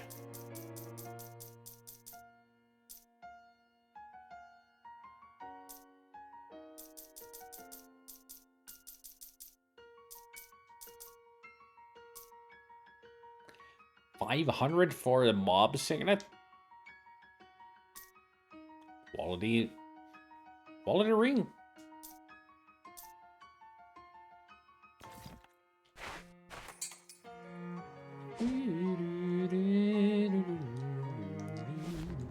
Alright. Time to go to my room to make some bombs. Combat items. Fancy. Alright, let's see. So, to all enemies. That's what I need. Well, I could all use a vigor inhaler, that's for sure. Physical sneeze, spooky stench. I'll make that. And then I'll make that.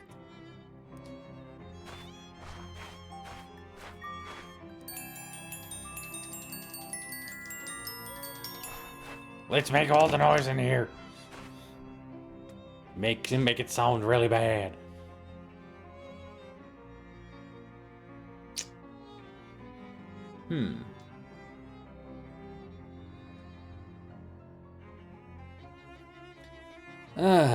These orbs again.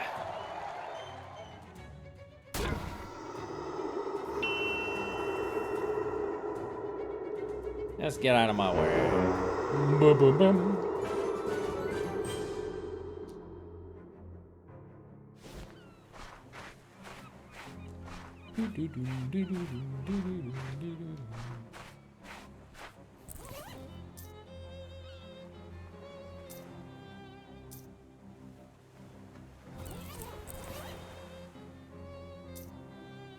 This handheld device stores aerosolized stimulant powder in a pressurized Vim chamber, allowing for rapid inhalation through its conveniently mouth-shaped verb pipe. Everybody got that? Even if I was going to let you smoke it, it's too wet to light. Fine. A pipe bomb loaded with ice instead of shrapnel. It's a bucket of petroleum distillates, and it is conveniently already on fire. Anyway, I was thinking of ending the stream here. And what better place than the Fiends? This will be a great place to start the stream next Monday.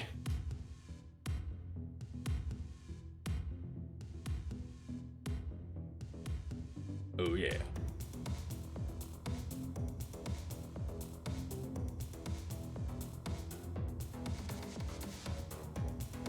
Dance, everybody. Woo!